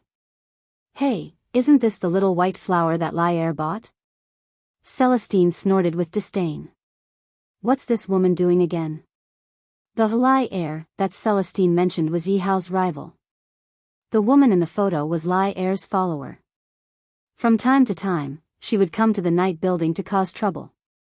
Putting the photo aside, Celestine read the following report and suddenly frowned. The report was clipped from a certain newspaper. Nowadays, newspapers often reported such content, and ordinary people were used to it. However, if the culprit was this woman, Celestine was really curious. Suicide?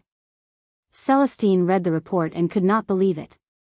The money that Lai gave her is enough for her to squander for a long time. This woman loves to enjoy life.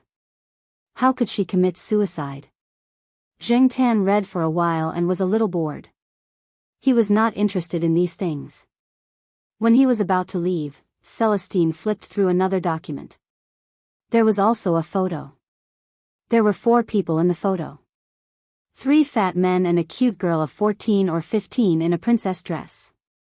Even if the 2 men inside weren't 1.8 meters tall, they were considered to be of average height in Chuhua City.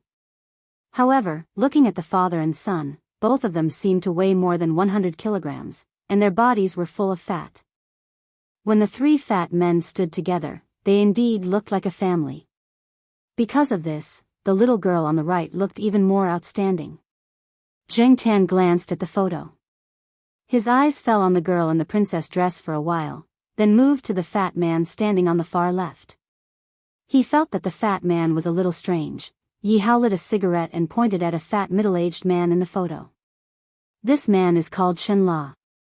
When I came to Chuhua City to follow Master Qi, Chen La was quite famous in Chuhua City's business circle. Lai stepped on him to become famous and was put in an important position by Lei Tu. 10 years had passed since then. Who would still remember that fat merchant named Chen La from back then? Who still remembers Lei Tu, who was in the same era as Master Tang VII and Nye 19? Celestine raised his eyebrows and looked at Yi Hao. He did not interrupt and waited for Yi Hao to continue. He knew that Yi Hao was not saying all this to reminisce. Zheng Tan was also listening attentively. Every now and then, he stuffed 2 peanuts into his mouth and listened while eating. After Yi Hao sighed for a while, he said to Celestine, "Look at the article at the bottom." Zheng Tan glanced at it while Celestine was flipping through the materials. It was also a newspaper clipping. Zheng Tan knew what it was talking about. He had heard it from a few aunties in the neighborhood where Uncle Lame lived. Back then, Chen La had a loyal helper. One day, he suddenly disappeared and was later found in the lake, Yi Hao said. Celestine looked at the article in his hand. The same situation as here? The same lake, the same way of death? Yi Hao nodded and continued. Back then, a few days before the Chen family's accident, Chen La's youngest daughter committed suicide by jumping off a bridge. Chen La doted on his youngest daughter very much. The little girl's dream was to be a musician. In order to make her look more Western, Chen La even gave his daughter an English name, Alice. Hearing Yi Hao's words, Zheng Tan, who was chewing peanuts, choked. It was not good to cough at the coffee table, so he turned his head and coughed in the opposite direction. After coughing, he realized that the Monsignor was lying there. When Zheng Tan coughed, he spat out some peanuts. Lord Zhu glanced at Zheng Tan with half-opened eyes. He tugged at his ears, shook his fur, and shook off the peanut crumbs stuck to his fur. After shaking off the peanut crumbs, he rested his chin on the sofa and closed his eyes again to rest. Everyone's attention was mainly on Yi Hao and Celestine. No one paid attention to whether a cat choked or not. Celestine only glanced at Jing Tan and found that he was just choking on peanuts. It was not a big deal, so he turned his attention back to the materials in his hand. Celestine turned the materials in his hand to the woman from before. This woman, same bridge, same place on the bridge, Yi Hao said. It seems that there are a lot of things that we don't know about, Celestine said after reading the materials. They did not know the people involved in the incident, so for them, it was just a story. According to what we know, the woman said a lot of nonsense before she jumped off the bridge. She didn't seem to be in her right mind, Leopard said. She must have taken drugs. She's been having a lot of fun lately. She must have taken drugs. It's just that the local newspapers didn't report it. Maybe Lai Air covered it up, someone said. Those drugs can make her excited, but they also make her more receptive to suggestions, Ran Chi said. They used to come in contact with those drugs in their business, but they never touched them again after they cleared their names. However, they still knew a lot about those drugs. Suggestions? Suggestions to commit suicide? When I did some research, I learned that this woman really hates bridges and things like that. Sometimes, she would ask people to take a long detour to avoid a big bridge. If she really had something to do with what happened back then, what Ran Chi said might be true, Leopard said. In any case, someone did want to deal with them, Celestine concluded. So, Wei Ling, when you have time, help me ask your senior about the progress of the investigation so that we can take action as soon as possible. It was not that Yi Hao couldn't find out anything by himself, but Yi Tao could find out more and faster. Okay, I'll keep that in mind. Do you have any suspects? Celestine asked Yi Hao. Yi Hao shook his head and raised his finger to point at the ceiling. Someone up there wants to deal with Lai Air. That guy doesn't know how to restrain himself, and not everyone up there likes him. But if it's someone up there, they wouldn't spend so much effort to deal with those two people. Originally, I had a suspect, but I'm not sure. Back then, Chen La and his wife died in the fire. Chen La's youngest daughter jumped off the bridge, but Chen La's son was sent away and no one knows where he went. As he spoke, Yi Hao pointed at the fat man standing on the far left in the photo of the family of 4. The 4 people sitting around the coffee table also came over to take a look. After Jing Tan coughed and sprayed peanut crumbs on Lord Zhu, he quickly changed his position and squatted down. At this time, he also leaned over to look at the photo in the folder. Jing Tan happened to block Ran Chi's view. Ran Chi could only see the black cat's silhouette or back. Chapter 150. Chen La's son. They looked at the fat man Yi Hao pointed out, but they couldn't figure out who he was. Chen La's son, Chen Zhe. When his family got into trouble, he was just in university, not Tsinghua University. I remember it was the city's University of Finance and Economics. However, in many rich families, there were many who went to good universities. In comparison, Chen Zhe was not too outstanding. In addition, his figure and appearance at that time were completely inferior to his sister and some of the children of rich families at that time. Therefore, not much was known about him.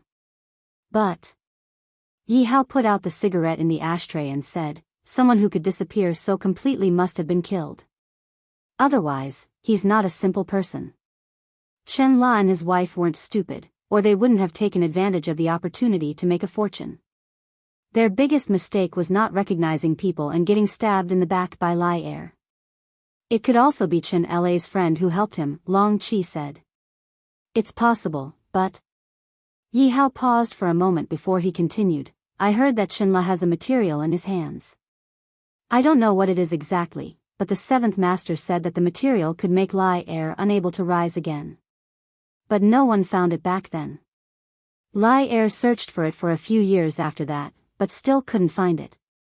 So, I suspect that if Chen Zhe is still alive, the material must be in his hands. Now that Lai Air lost 2 of his men in the same way, he must have known something and taken action long ago. But now, there are many people who want to get their hands on the material. You want to get your hands on it too? Celestine asked. Of course. Besides, if Lai Er's men or other people who want to cooperate with him get their hands on the material, it'll be a big blow to us. Lai Er's appetite is quite big now. Hey, tell me more about Lai Er. I'll analyze it. Celestine was interested.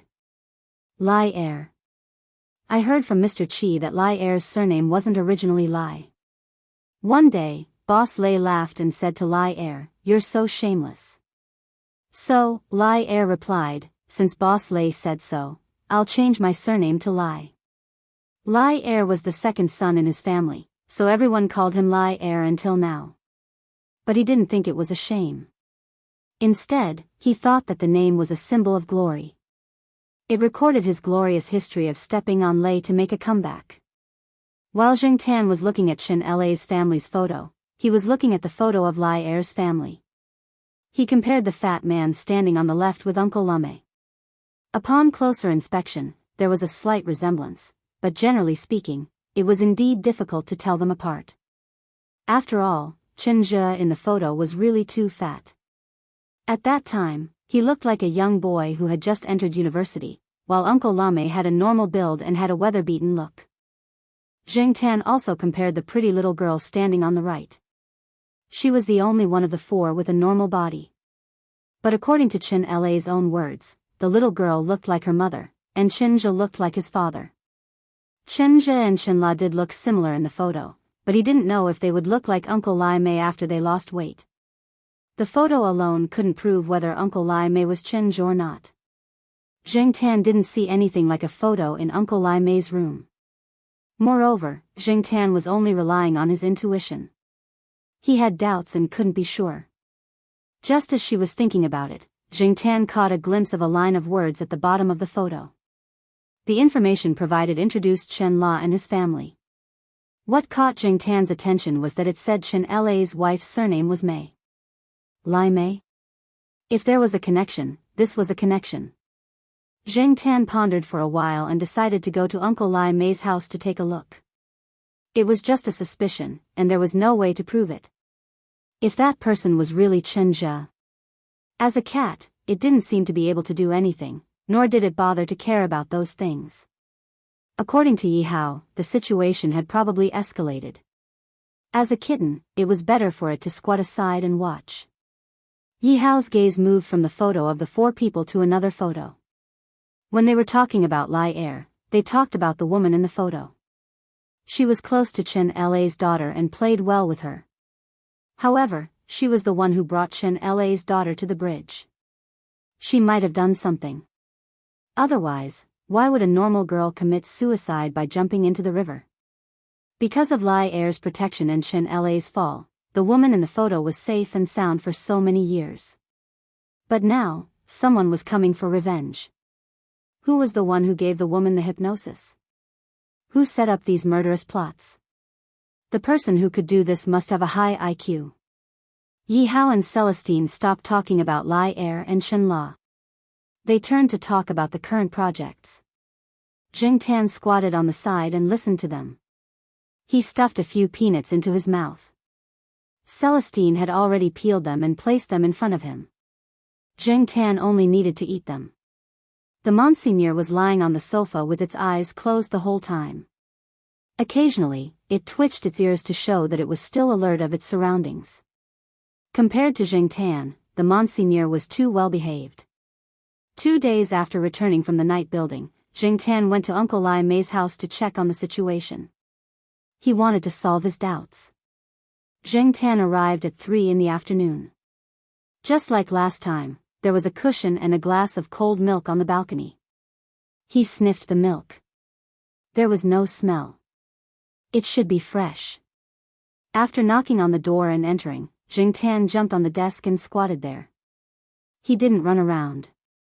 Looking out from the desk, he saw that the other 2 rooms were closed. He had already checked one of them. It was the piano room, and the other was still a maze. Uncle Lai Mei put a glass of warm milk in front of Zheng Tan. Unlike last time, Uncle Lai Mei didn't do his translation work this time. Instead, he was busy in front of the large white drawing board.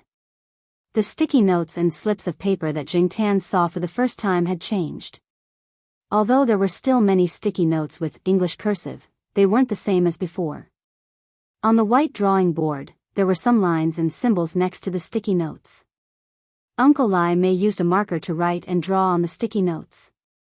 There were more and more lines and English cursive on the white drawing board. What made Jing Tan depressed was that he couldn't understand a single word. Although he didn't understand, looking at Uncle Lai Mei's serious expression, Jing Tan felt that the slips of paper on the drawing board were probably explaining some secrets.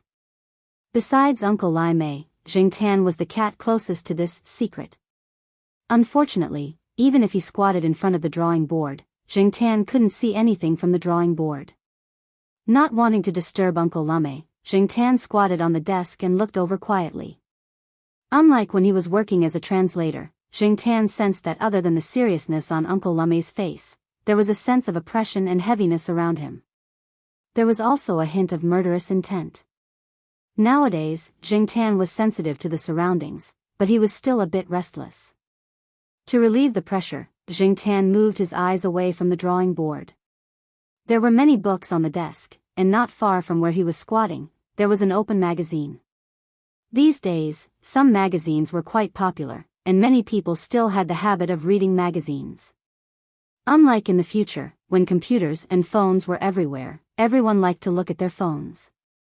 Walking to the open magazine, Jing Tan squatted down and looked at the content of the magazine. He wanted to divert his attention and get rid of the oppressive and heavy feeling.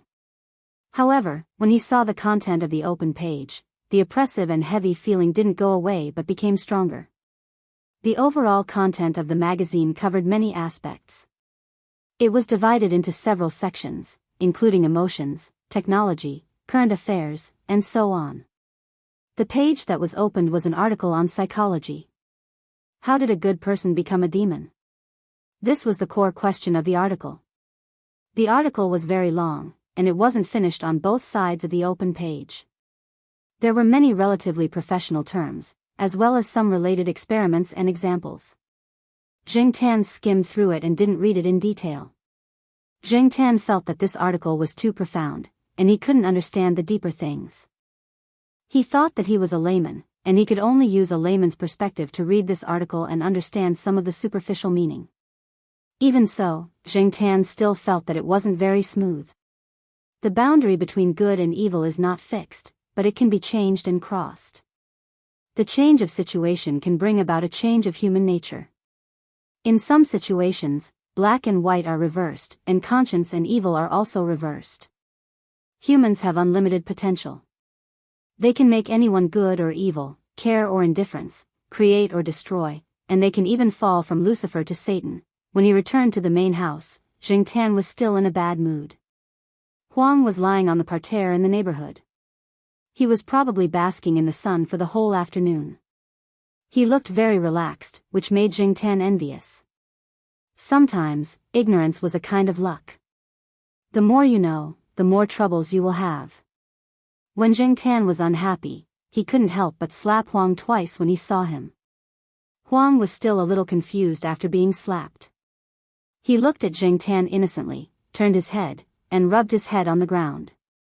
Suddenly, he saw a gray magpie and immediately became excited. He didn't feel sleepy at all and walked over to the gray magpie. After the Jiao family finished dinner that night, Jiao Pa didn't go to the biology building, nor did he immediately go to his room to do his work. Jiao Ma didn't go out to do the fitness dance with the other female teachers. Instead, she sat on the sofa in the living room and discussed something with her husband. Little Pomelo's 10th birthday party? Jing Tan, who was originally a little listless, turned his ears to them when he heard this. Little Pomelo was indeed almost 9 years old. According to the customs of Jiao Pa's hometown, 9 years old was 10 years old. In terms of birth date, little Pomelo's birthday was actually a few months away. However, Jiao Pa was going abroad soon, and Jiao Ma couldn't do it alone. After asking for little Pomelo's opinion, they decided to hold the party next week.